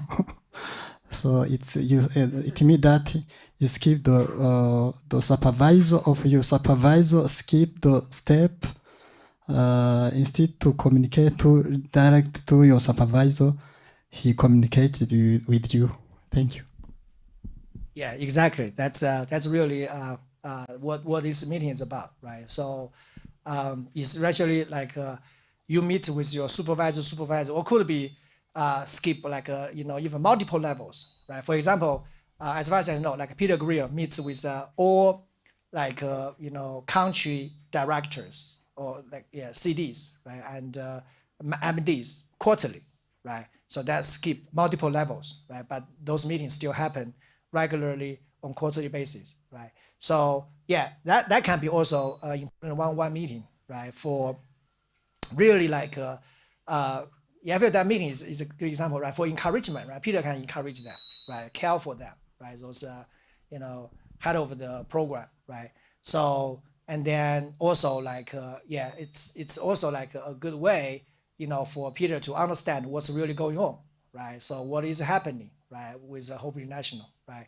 So that also says that for those skip level meetings, given its nature, you don't discuss the work, right? Because that's really between the manager and the direct reports, right? So yeah, unless it's something very urgent, right, very important, right? Usually it's more about general information. It's more about caring for the staff, everything, right? So or encouragement, everything. That's skip level meetings. That has been, in my observation, happening a lot at Hope, senior management level, right? With people in the chain of command. And then next one. Yeah, I think the next one is about the. Oh, okay, yeah, the next one is really about the agenda, right? So we really need to, invite, and coach the employee to primarily set the agenda, right? So as we just mentioned, right? So manager should initiate this, right? So and then the people who reports to the managers need to be coached again to set the agenda, right? So to drive the meeting, or at least the most part of the meeting, right? So, and then empower employee to think of their own questions first, right? Because oftentimes in those meetings, direct reports may bring to managers, questions, right? So we can empower them to, really ask them, what do you think about your own question, right? Maybe they have already got answers, right? It's kind of a way to encourage them to be proactive, right? So, and then, leave space for managers to step in, right? So, the direct reports drive the agenda, but still, sometimes managers need to, provide support, guidance, and also have, questions, right? So that need to happen in the one-on-one meeting as well, right? And then also, it can be a good, platform from time to time to check in goals, right? KPIs or OKRs, right? Because, that's really something we need to, monitor more closely. And then also, provide feedback, right? I think that usually, in my experience, more timely you provide that, whether that's a positive feedback or constructive feedback, usually it's easier to communicate, right? It's more effective because the change will happen right away, right? And the worst practice is really just to provide feedback, in the annual review.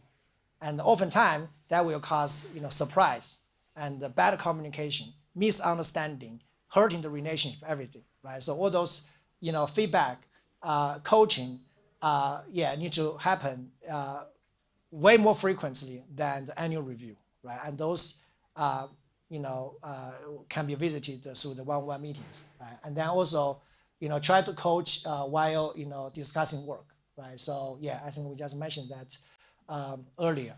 So with this, I think, especially, again, I mentioned, right, given a lot of people here don't really do regular, one-on-one meetings, right? I really want us to maybe spend, 3 minutes or 4 minutes to practice, right? Now, like each one find a peer. Let's do this. And then maybe you can first clarify, what is this meeting, right? Is this between I'm like a manager, you are like a direct report, or is this is a peer, right? I'm an auditor, you are management, right? Or MD, right? Or I'm a SG staff, you are a church partner, right? Clarify that a little bit, and then let's just practice. I've already put the questions here, right? So maybe let's can you go back to a few slides? A bit more, here. Let's practice this a bit. Each person find a peer. Maybe your next neighbor should do it.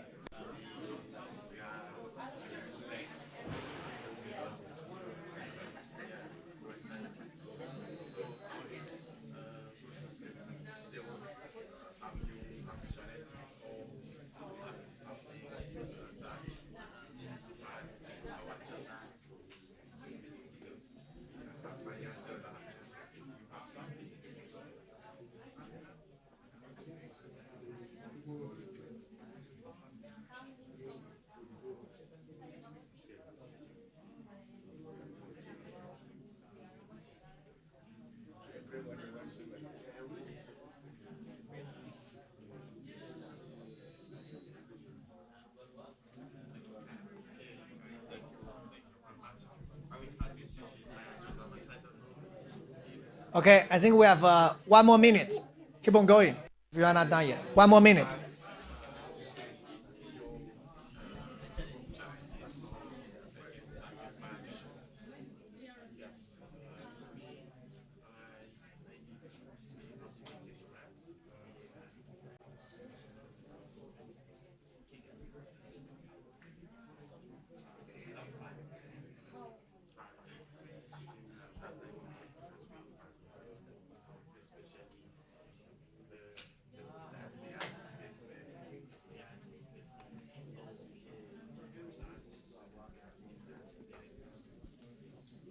All right, let's wrap up.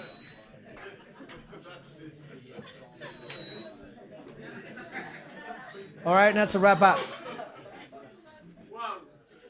Like my observation, you guys really enjoying doing it. Let's do it, right? So especially for those people, yeah, give us a warm round of applause, right? I feel you guys just can't stop. This is great. It's a great sign, right? It's a good practice. Okay, so I think I have to. Can you go to the Q&A slides? Sorry, can you move the slides to the second to last? One more.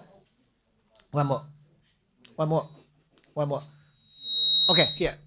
So yeah, what are your takeaways from this practice? Any observations, or you have any general questions about this training? Yeah. Where's the mic? Yeah. Okay.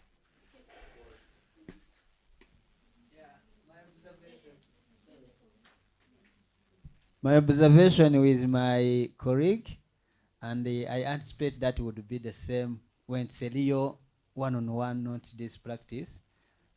First of all, kickoff. It becomes, yeah, so it needs somebody who is a senior to introduce. Yeah, that's what I have seen. Yeah. Yeah, even if it's a peer, sometimes you will need a senior to introduce. Yeah, exactly. Someone needs to drive it, yeah.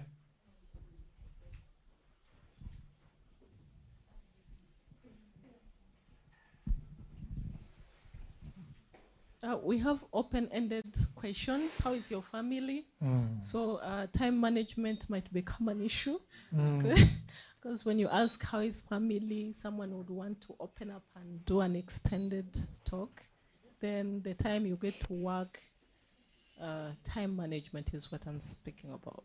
Yeah, that's a great observation. Yeah, that's why like managers need to drive this and manage the time, you know, and a coach, you know, direct reports to do this. But the thing is, you know, if you do this weekly, I can guarantee you, you know, 1 quarter later, half a year later, you can do this way better, right? In managing time, right? Anything. So I was wondering, maybe when you have a tough supervisor, so the relationship between you and your supervisor already, it has to influence your discussion, especially on the first point. When he's asking you about your family and your church, yet you know that you already have a conflict with him. So you keep in your mind thinking, what is coming next? The report that I didn't give last time. So I think it also influences what you're going to tell him, or else maybe you have got some issues before and then he's asking you, he's tackling questions with your family. You'll be like, you're about to fire me and you're telling me how is my family.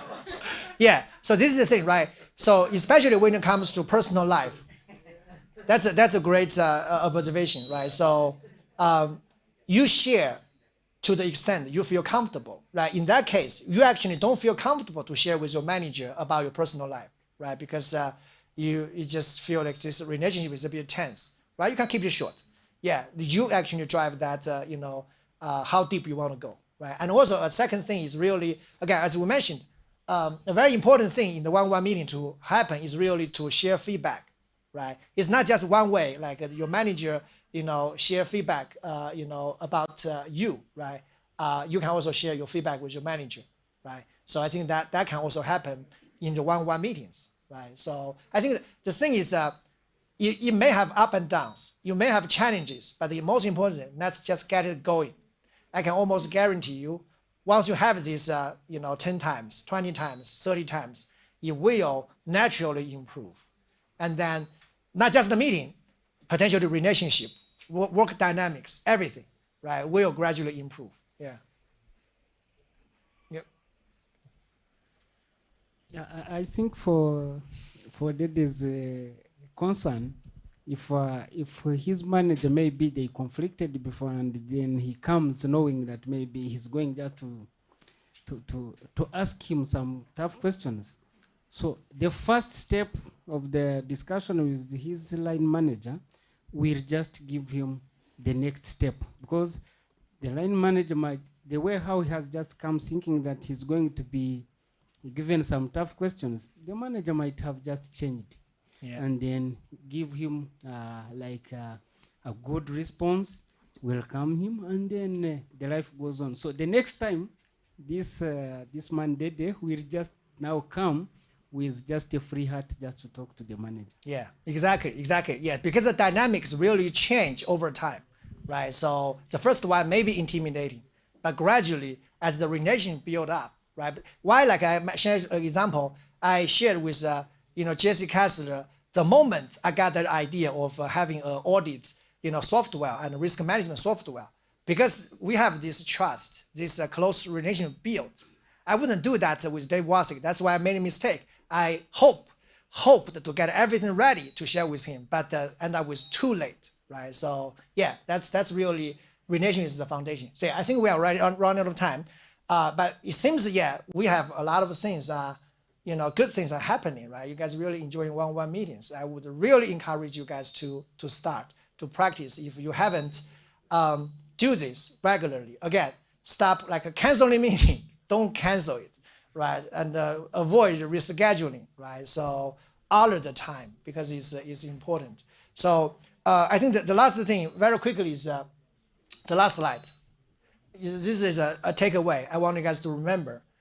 No regular one-on-one meetings, no effective management. It's that simple, right? So you have to have this one-on-one meeting happen regularly. Again, no canceling, avoid rescheduling. And then also, I really want to put the responsibility now, or you can say in another word, encourage the managers to step out, right? Because it's your role to really initiate this with your subordinates or your direct reports, the managers, right? A lot of here are managers, right? We need to start this first with our direct reports, right? So yeah, I think that's really my encouragement for you guys. Yeah, I think that's the end of the meeting. Thank you, guys.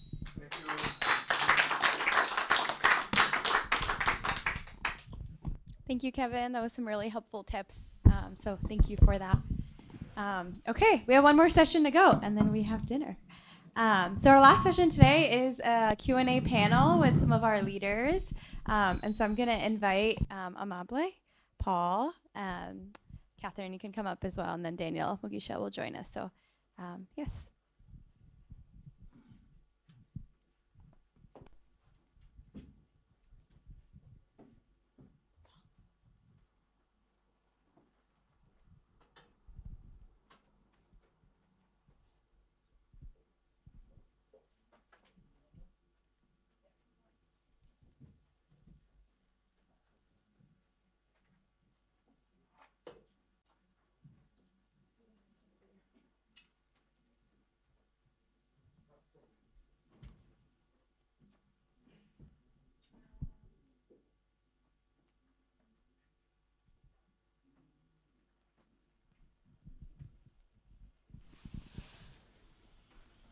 So as Sharon shared, we'll have some time for Q&A.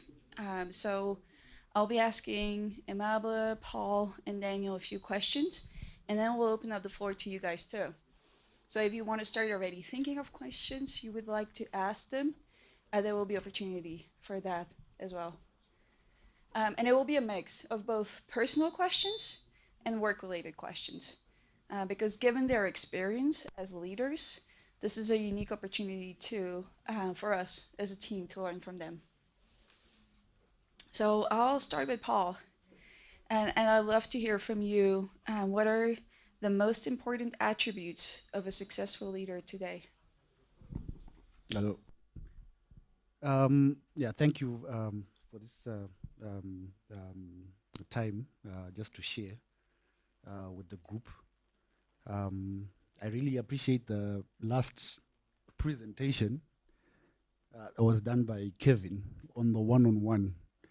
I mean, coming out of there, one thing that stood out was the fact that it's an opportunity for you to be able to encourage each other. It's an opportunity that you can use for coaching, and that relationship is very important. And being able to coach, I would say, is one of the most important attributes of a leader. Because if you are a leader, the objective is to create a pipeline as well, and have everybody on the leadership bandwagon or train, if I can call it that.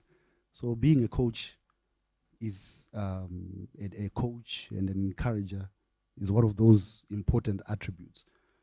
But some of the nuts and bolts of leadership as well involve things like you've got to be confident.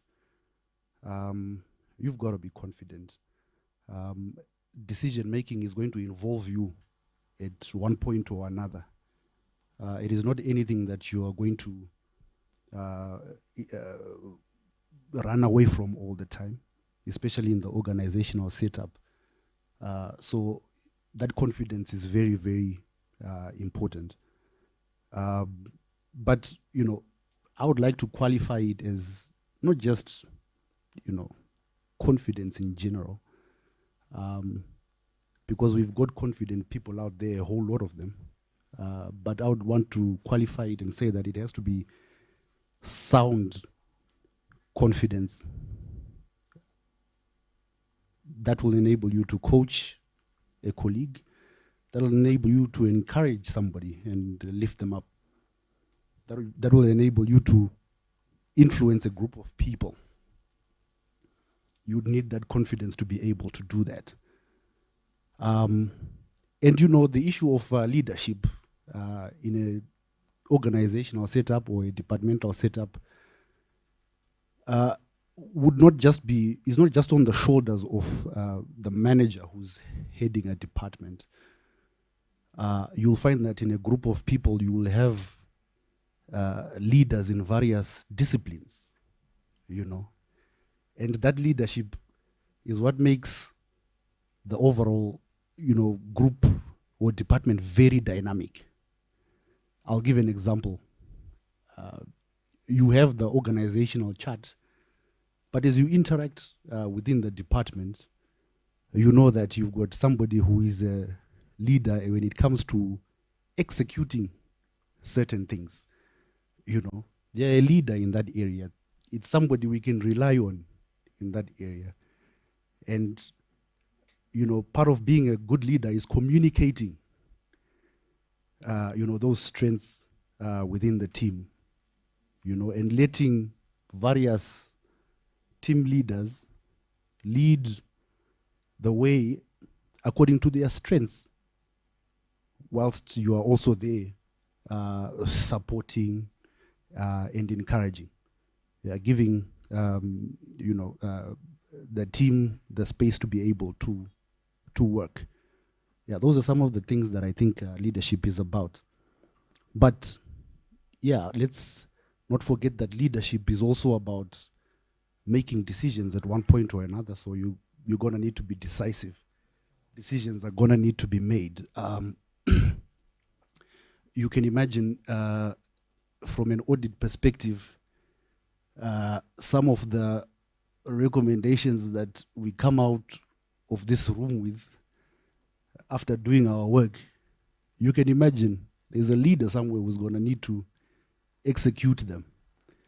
And they're going to need to be decisive based on some of the recommendations that we give as experts in this room. So being decisive is very, very important. But the list is endless. But I don't want to forget the other. What I would say is the overarching attribute that one would need as a leader. There's a scripture. It's Luke 16, verse 8. I don't know, I didn't, if somebody can just find it whilst I talk about it. I think it's important to, I think you have an edge as a leader if your relationship with the Creator is sound. Why? Because you can pray for some of the decisions that you make. You are able to involve the Almighty to help you in some of the decisions, in some of the actions, in some of the steps that you take as a leader. So that's very, very important. Has anybody found the scripture? So Luke 16, verse 8.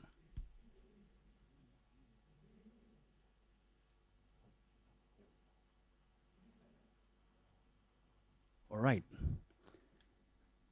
It says that for the children in the middle, it's not the whole verse, for the children of this world are in their generation wiser than the children of light. Before we even talk about praying, let's agree that there are wise people out there. Many children of the world are leaders, and very good leaders at that. And a lot of them have led successful corporations and organizations. But I would like to bring to the table the thought that we, being the children of the light, have the advantage of the Almighty. So why not consult Him if He is the one who created the world in a manner that we cannot fathom or imagine how it even happened? How willing will He be? He'll definitely be willing to give us the wisdom to make some of the challenging decisions that we all make in our leadership capacity. Thank you so much, Paul. And I really love the image too that you circled back about the one-on-one, how you can steward as a leader the talents you have, and as a coach develop them too. Thank you for sharing. Daniel, I'd love to hear from you. What are the most important things to look for when hiring a new employee? Thanks, Catherine. That's a very difficult question. I think that there's some key aspects that you look out for, and there are those that vary depending on what position it is and what level it is. I think specifically at Hope, one of the most important ones is mission fit, and that involves, a number of things. We look at our passion, culture. We look at, the 5 C's and a number of other things that we look into to make sure that person is, mission fit. There's also the technical competence for whatever position it is. So if it's an auditor, do they have the audit experience? Do they have the audit qualification? Depending on what position it is. And there are several ways that we look out for those during the recruitment process. If it is, risk management or compliance, what are the skills, the technical abilities that you expect them to have? And then there is the soft skills. Those often don't have a certification that you will look out for. But as you go through the interview process, even right at the beginning of the search process, you highlight the soft skills that are especially important to that position. For audit, does that person pay attention to detail? Are they able to communicate clearly? Such soft skills I think are very, very important, and those will be defined by the the hiring manager and the search committee. But those are also very, very, very important. I think another thing that I personally always look out to is this person's career trend. When I'm hiring, I'm looking for a person that will commit to this position for a while. So as we go through the recruitment process, I want to make sure, will this person, given the current conditions of the organization, and what they are looking for, will they stay at least 5 years, 6 years? It can be for those that have gone through recruitment process. How challenging it can be to hire someone and then after 3-4 months they're leaving and you have to go through the process. So that's another thing that I really want to pay attention to, and I will intentionally ask those questions. You know, where do you see yourself in 5 years? I'm looking at their career history. Have they, you know, been moving every other month? You know, we discuss salary. And sometimes someone will mention and say, you know, I'm hoping within 1 year, my salary will have doubled. And clearly, you know, that can't be achieved. So, you know, that may be a challenge, you know, to keep them. The other thing for me, again, just given the work, is humility. Because, you know, as we do our work, we have a lot of authority given to us by the board, given to us by our IA charter, and sometimes it can be too much for management. When and I had this from, you know, one of the leaders in SJ a few years ago. Just by being an auditor, when you enter a room, the dynamics change. You know, the conversations will change. People will just be careful what they say, and it takes a lot of, you know, awareness of that and extra humility to be able to adjust your communication, even when you're communicating findings, just to know how you communicate those and show that, you know, I'm here to help, rather than I am right, I am policing. Someone had the police cap on their slide earlier. Yeah, so that humility, and also the ability to have that sense to just know when the conversation is not going right. And as you go through the recruitment process, hopefully you can pick up on those things. Yeah, thank you so much. And it's very insightful. Like you said, that combination of hard skills, but also soft skills, they're important.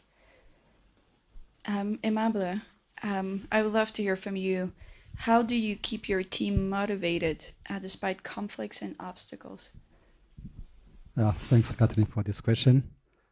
Actually, I would say that the first thing is to understand that always internal audit work is a team work.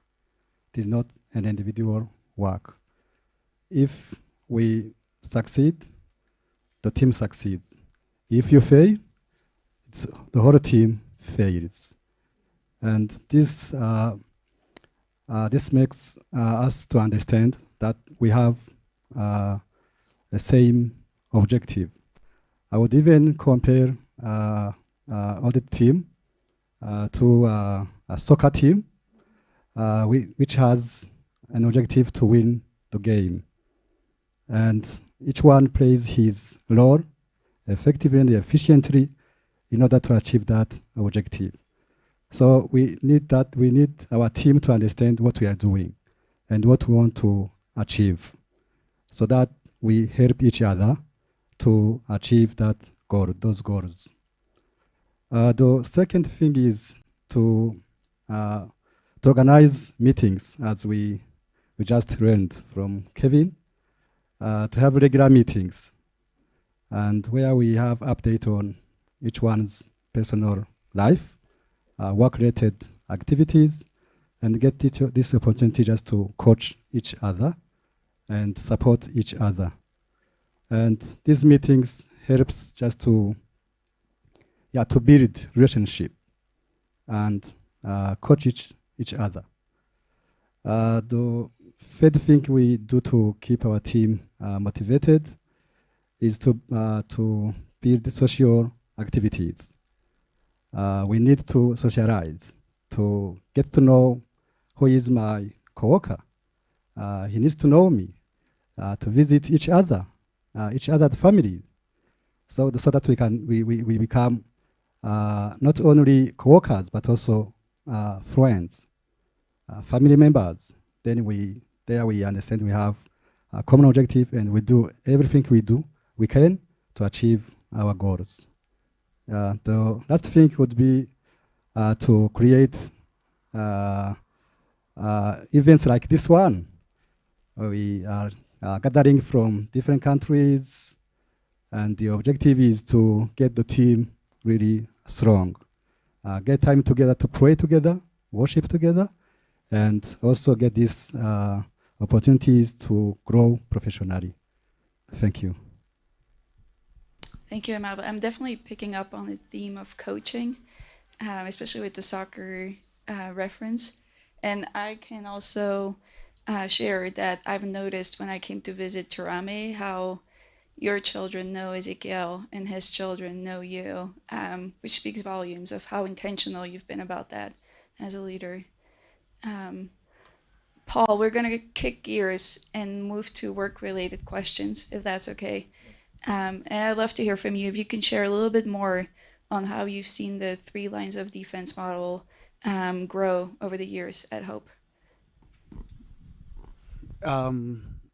So for me, it won't be over the years; it will be over over the year.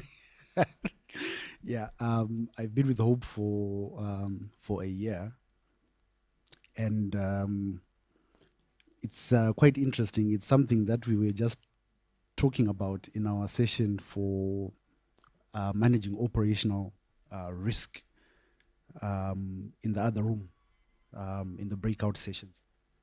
I think we have several stages in the evolution of the development of the 3 lines of defense and risk in particular. And the point of departure for in a function like risk is coming off an audit background, which is something I think we have just been able to do as an institution. And in terms of the evolution, one of the critical things that we are working on in supporting that 3 lines of defense structure is to support, number 1, the first line of defense, and number 2, the assurance function in being able to anticipate risk. I think in a lot of the risk-related presentations that we talked of, we mentioned that very important aspect. So that is what I would say is something in the early stages of what risk management is doing in trying to manage the risk management framework of the institution. What does it do? I think it really does give a room to assurance. Number 1, to be able to specifically look at historical data much more effectively, knowing that somebody who is supporting the control function is looking into the future and identifying those risks. And I also think that it helps operations, front office, or the first line of defense in shedding a lot more light, especially in the areas of innovation that we are talking about, new product development. I think in one of the presentations, the issue of frontiers that Kevin talked about, we haven't yet gone there. We haven't gone as far as looking at frontiers. We haven't yet gone as far as looking at new markets.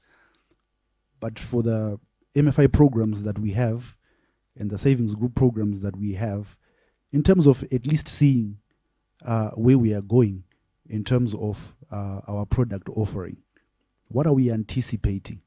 I think it really does create a lot more capacity in the 3 lines of defense, in that each layer has a lot more time to focus on the core of what they are doing. And in the front line, that is actually doing the business with a little bit more safety, knowing that we have jointly managed to scan where we are going. And for the assurance function, to be able to create more time to delve in the data. Over the last year, I think we've been working jointly. Catherine, you know that. I think in the area of risk assessments, in the area of the investigations that we've been doing, and just as you've asked this question, I've actually thought to myself and said, "Wow! I mean, from a risk perspective, this wasn't there maybe a year and a half ago, and this was being done by the assurance function. The fact that we are doing it now doesn't mean that the workload in risk in audit has gone down. So I can imagine the workload that was on the audit function or the assurance function all along. So my hope is that the addition of risk in the middle of this setup will be able to make the job easier for everybody. And I really hope that I am confident that it will really strengthen the control function at Hope International. Yeah. I actually have a follow-up question to that, Paul. If you could send us a postcard from the future, and that would capture how you see the 3 lines of defense model at Hope look like. Oh, what would it look like? I think if I were to anticipate a future where the 3 lines of defense is functioning as it should, I would be looking at a postcard that has got information on smaller, risk registers with shorter times of, resolving outstanding items, with accountable risk owners, with a robust, control environment that is detailed, to the sophistication of each function. I would envision a situation where some of the challenges we talked about, such as communication with the first line, having been resolved. I envision a situation where the first line is happily submitting incidents into the process, happily doing it, channeling them through, and not being not looking at us as what you've just said, as the policeman. And most of all, I would envision a culture that would have grown around us being able to solve problems together, including the front office, being able to take the mission of the institution forward. This is what I would imagine in the future for Hope International. Yeah. Thank you, Paul. I think in 5 years we need to do another panel and see how the reality compares to that postcard. Yeah, looking forward to that. Daniel, I'd love to hear from you too. In your observation, what is essential to make the collaboration between internal audit, compliance, quality assurance successful in supporting management to manage risks effectively? Thank you. I think you reserved all the difficult questions for me. But yeah, I'm happy to share some thoughts. One, I think I want to appreciate, the leadership that agreed and approved for us to have this joint training seminar. The very first time, but it's very, very helpful. So, Kevin, please do pass on our appreciation, to the leadership for allowing us to have such, a big training seminar, but also to get to see the other people involved in the risk management process. So this is definitely one of the ways that we can improve collaboration. There are people that I'm meeting for the very first time, and yet some of them will even work in the same building. So definitely there would be no way to collaborate. First, I think it's important for us to share big picture objectives. What is the mission of Hope? What is the role that each of our departments play in the mission of Hope? And where are, I think we talked about it on the very first day, where are the intersections, where are the similarities, where are the differences? And that will help us, reduce duplication of work, but also potential conflict. Maybe conflict is a big word, but pain points. If we're all doing the same thing at the same time, it could be a challenge. So I think that's something that we need to do at all levels, right from the leadership, so the directors, to the managers, to all the risk and audit staff, to fully understand what is the big picture objective here. We're all trying to achieve the same mission at the end of the day, and what is our contribution towards supporting that mission. The other is intentional cross-departmental relationship building.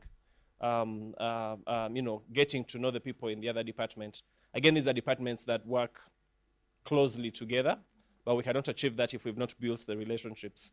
It may be difficult for me to go to Paul and say, hey, Paul, help me with this work assignment, or Paul, share this information with me, if this is the first time I'm talking to Paul. Or if Paul only sees me when I need help with an assignment.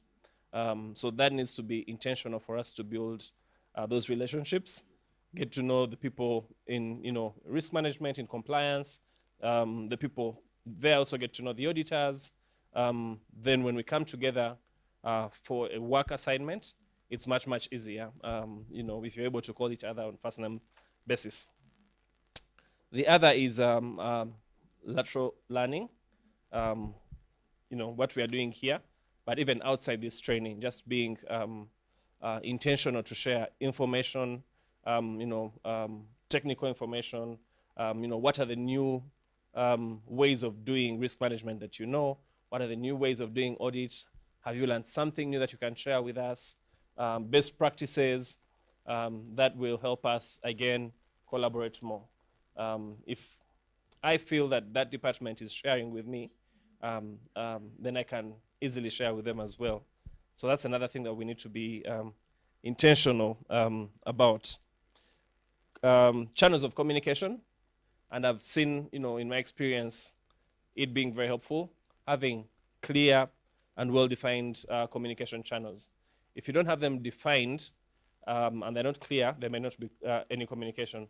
Or sometimes the communication may end up being hurtful because you've not clarified. So for example, if as an auditor, I need to get information from Rwanda Risk Management, who do I go to? Do I go to Alice? Do I go to the CEO? Do I go to, a loan officer? If we have those channels clarified and we know they're defined, then it makes it easy for both ends. But also, when that communication happens, there are no surprises and people don't feel tense about it. And I hope those have already been clarified. If they're not, they will be clarified. Again, with communication, we need to have regular, frequent communication. If I'm working with quality assurance, we need to have, and we're just talking about one-on-ones. We may not have, a monthly one-on-one, but we need to have regular, frequent communication. And that brings me to the next one, which is information sharing. Information and resource sharing. So if I have a report, am I willing to share it with quality assurance, with risk management, with compliance? If they have their report, are they willing to share it?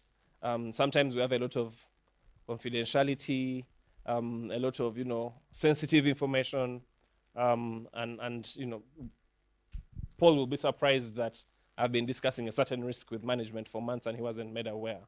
And then next time when he has information, he'll also hold it. And then we can't work together.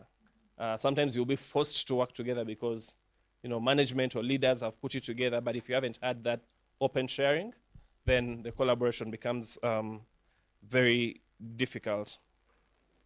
The last one that I wanted to share is really senior management buy-in and support.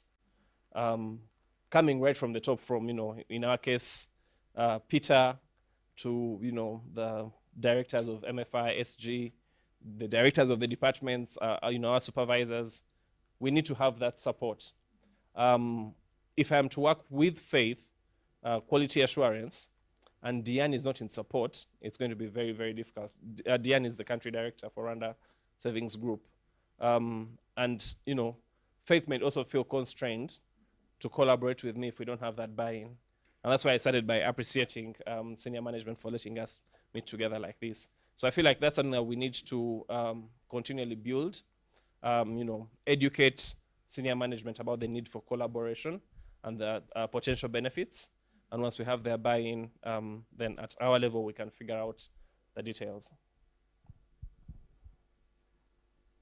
Thank you, Daniel. That's very insightful. Like you said, communicate with management for their buy-in, and then continue communication with QA and compliance too. 𝐸𝐺𝐬𝐭𝐚𝐦, I'd love to hear from you. From your experience, what can prevent a successful collaboration? So we heard from Daniel what makes something successful, but what can prevent it between IA compliance or QA? Yeah, thanks, Catherine, for this question. It's not an easy question. But I can think of poor communication between these two functions. And if these two functions as different lines of defense do not collaborate and communicate efficiently, this would prevent us to collaborate very well. I think compliance needs to understand what internal audit is doing. As I say, and also internal audit does need to know to understand what the compliance function is doing, and see if maybe we are not doing the same work. And this would help us to avoid maybe duplication of efforts. Sometimes we all go to visit clients, the payment meetings, disbursement meetings, and these are the activities which take us a lot of time, a whole day, a whole week. But I would think if we can really know the responsibilities of the compliance function and ours as internal auditors, and try to avoid overlap, that can help us to efficiently manage our time and maybe focus on key risks instead of all of us doing compliance work. So I would maybe encourage us to continue this collaboration, communication, working together. As here we are here as risk managers, auditors. We need all to understand our role in our different lines of defense and communicate and work together in order to achieve the institution's goals. Thank you. Thank you, 𝐸𝐺𝐬𝐭𝐚𝐦. So if I hear you all three right, this is a invitation for more risk compliance and internal audit training seminars in the future, which is something to look forward to. I'll open up the floor to you guys for questions. Anyone has a question for Paul, 𝐸𝐺𝐬𝐭𝐚𝐦, or Daniel? Can be work related or not. Can be personal too. Daniel. Thank you, team, and I appreciate the responses and the guidance given the way you responded to the questions. I had just a few follow-up questions. One would be maybe shared with 𝐸𝐺𝐬𝐴 and Daniel Mugisha, and then another one is specifically to Daniel because was the person who was asking the tough questions, I think. Yeah, the first one was related to the recruitment. He was asking a tough question, more especially, which looks to the people who would fit into the position at the same time, who would be the company would rely on for the long time, more especially when it comes to turn around or retention process. He talked about the humility as part of the criteria when you're identifying a person. So I was being challenged to understand how you can detect that in the recruitment process. Should I ask one question and then answer, or should I ask all the questions and then they can record them and they will answer them together? What approach should I use? You can ask all. Okay, good. Another question was on the collaboration, especially with the compliance, internal audit, and then, yes, it was good to elaborate, but I wanted to have a key takeaway, how that can be created. Yes, they mentioned one of the forum, like the seminars, but that's too long. I'm looking on the company level, on the program level, and I understand that way it has to be more operational. So I wanted to have one of the something which is tangible, like an action or that can create and that can move the process to go smoothly. Another thing was on the overlap. Did you get the question? Maybe you will share. If you understand the question, you know who's to answer it. So the second question is about collaboration. Yeah, the second question on the collaboration, you meant more especially on the seminars like this one which are coming, all the programs together. But I understand to operationalize it, it has to start with the individual organization. So that I wanted that fact of collaboration to come into existence. And how can you approach it? Like that was my question. Another thing was on the overlap, especially which is time consuming and sometimes which overburden the management, and that's why sometimes they conflict with understanding with compliance and the audit. So how can you avoid that, and how can you be intentional to pull out and say, oh, this is not overlap? Thank you. Okay, maybe I can start with the easier one, the collaboration one, and leave the recruitment one to my colleagues. I think in terms of collaboration on the ground, you are right. I think a seminar like this would be, the beginning of, fostering that relationship, making it work. But how can you make it practical in your programs? The assurance function, I think, if we look at what your governing institution recommends, is shared by Daniel earlier on today, is that it works with a plan of some sort. There's obviously ad hoc audits that can come in from time to time, but you work with a plan a lot of the time, and you work with samples which you can widen where you don't find comfort. But I'll give you an easy example, which is the core of our business. Most of what we do here is loan business at Hope International, especially in the MFI or on the MFI front. If we look at our data in terms of information collection between audit and risk, you will find that more information is naturally going to be collected by a compliance officer than it is a risk officer. Like I said, the risk the assurance officer or the auditor works on a plan. He does ad hoc audits, but they can't be ad hoc all the time. But you will find that the compliance officer has got larger samples. He digs into loan files when he's at the branch a lot more frequently. That is information that should easily be at the disposal of the auditor. And as I mentioned when we were talking about collaboration earlier, it creates resources in that it allows you to cover more at your discretion, working from a base of information. You are obviously able to go to the field yourself, but there's this kind of information that should be at your disposal ordinarily, especially from the compliance perspective. And then if we look at the risk management perspective, the risk managers in this room, or the heads of risk that are in this room, work with management closely. They are part of management. They don't overact to the board like what the assurance team does. And one easy example of how we can collaborate there is the issue of emerging risks. I think we talked earlier about how risk management can be able to cover the future. Knowing off the top of someone's head when you enter an institution of what the emerging risks are without even talking to a management officer can be done by communicating with the risk management officer or whoever is managing risk.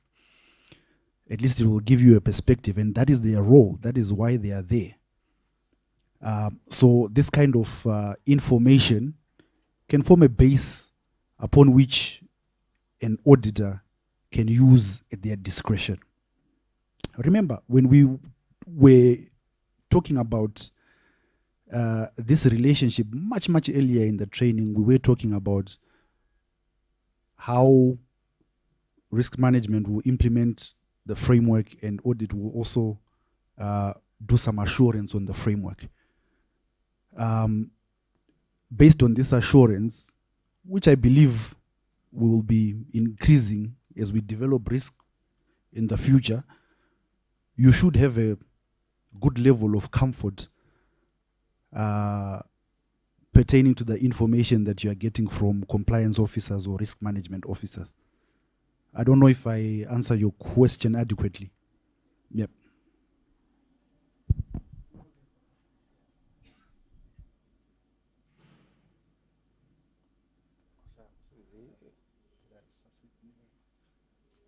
Okay, so recruitment. Fortunately, we often have the help of HR, but I have learned over time that there are questions that can be customized, tweaked to pick that out.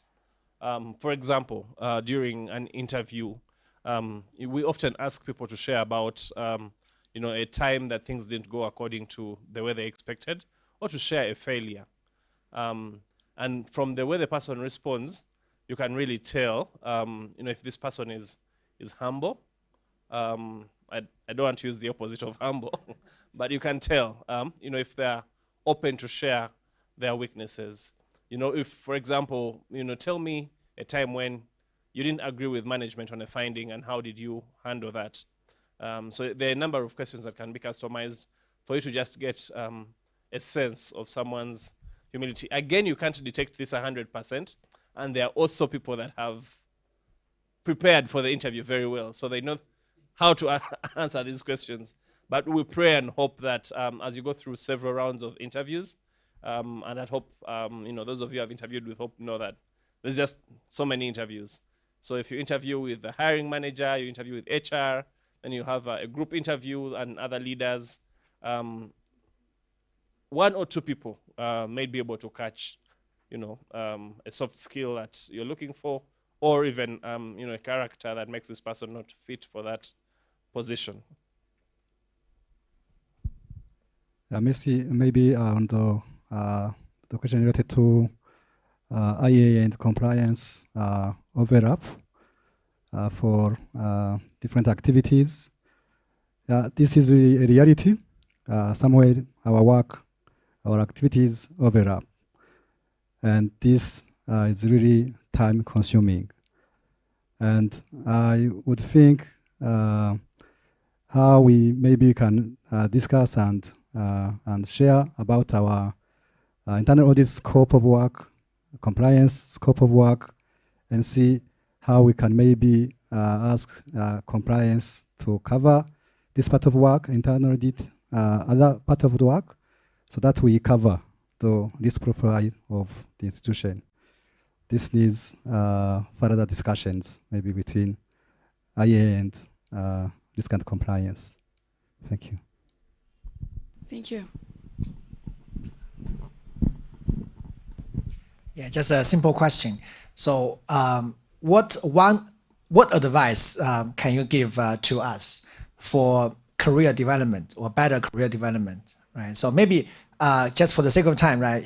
Maybe one person can give just one advice. Then, yeah, does my question make sense? Yeah, just advice on career development. Maybe one person, one advice to each person. Yeah. I would start with the younger ones in the group. You know, as the years are going on, you find that, you know, leaders in organizations are getting younger and younger. But for career development purposes, I would urge the younger the lot that we have, who are usually very skilled technically, to quickly consider the soft skills that Daniel was talking about. That is very, very important. You know, people are getting into leadership early. So you don't want to get into leadership with those kind of deficiencies that are characteristic usually of the younger generation. You know, things like, you know, just being an empathetic sort of person. That is a huge ask. I would think it's more difficult sometimes than being technically competent. But a balance of that, you know, would be, you know, a skill set that would be very sound for a young and upcoming leader. I think for some of us, these things, you know, these words that like empathy, we started hearing about them late in our, you know, in our mid-30s and things like that. So the sooner you learn about them, the sooner you appreciate, and the sooner you start conditioning yourself or putting it as part of your thought process as you develop yourself as a leader. Yeah, the first thing is I hope that you are passionate and enjoy what you're doing. You know, audit, risk management, compliance are not very easy jobs. So you really have to be passionate about it. You really have to, in our 5 C's we say calling and then competence. So I hope that each of you is actually called to this. Otherwise you will have a very difficult career. The other thing is, you know, acquire as much knowledge, information, and skill as you can.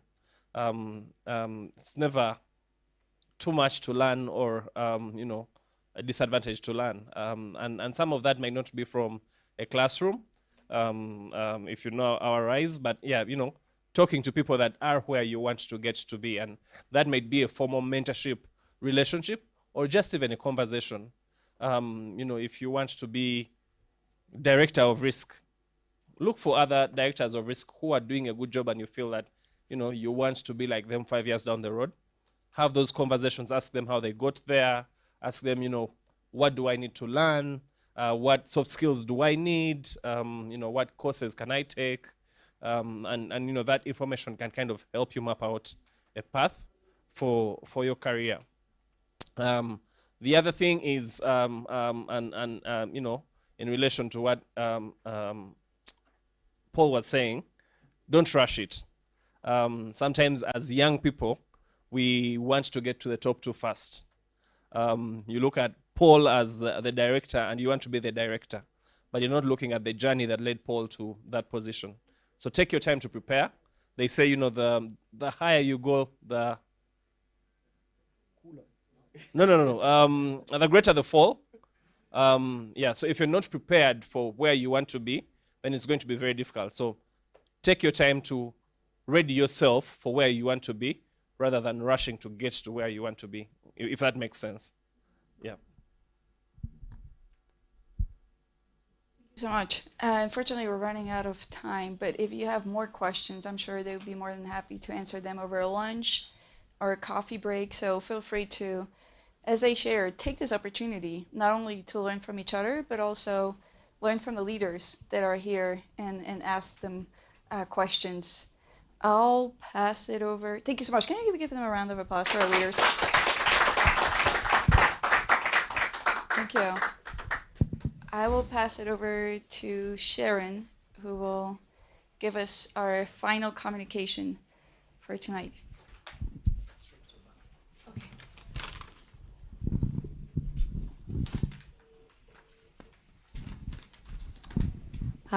Okay, everyone made it. Give yourselves a hand. Yay, day 2. Good job. So just a couple of communications before we leave for dinner. So I have in this bag lots of Post-it notes. There's a few different colors in here. And so we would encourage you all to nominate someone for the Servant's Heart Award. We'll be giving out some certificates tomorrow night as part of our closing celebration. So if there's someone that you've noticed over the past few days or even the past few months of working, someone that really exemplifies a servant heart, we want you to nominate them. So just put their name and a little bit about why you chose to nominate them. And then we'd like for you to stick it right over here on this wall. And those of you who are joining online, please send your nominations via the chat as well. Any questions about that? I'll leave this bag right on this table so you can have access to it. And then the only other thing is continue getting to know your discussion groups as best you can. And again, you'll be competing in those teams on Friday. And so continue asking them questions about themselves. We'll do a little trivia and see how well you know each other on Friday. And then apart from that, we're heading straight to the bus for dinner. And the bus is right downstairs. So thanks, everyone.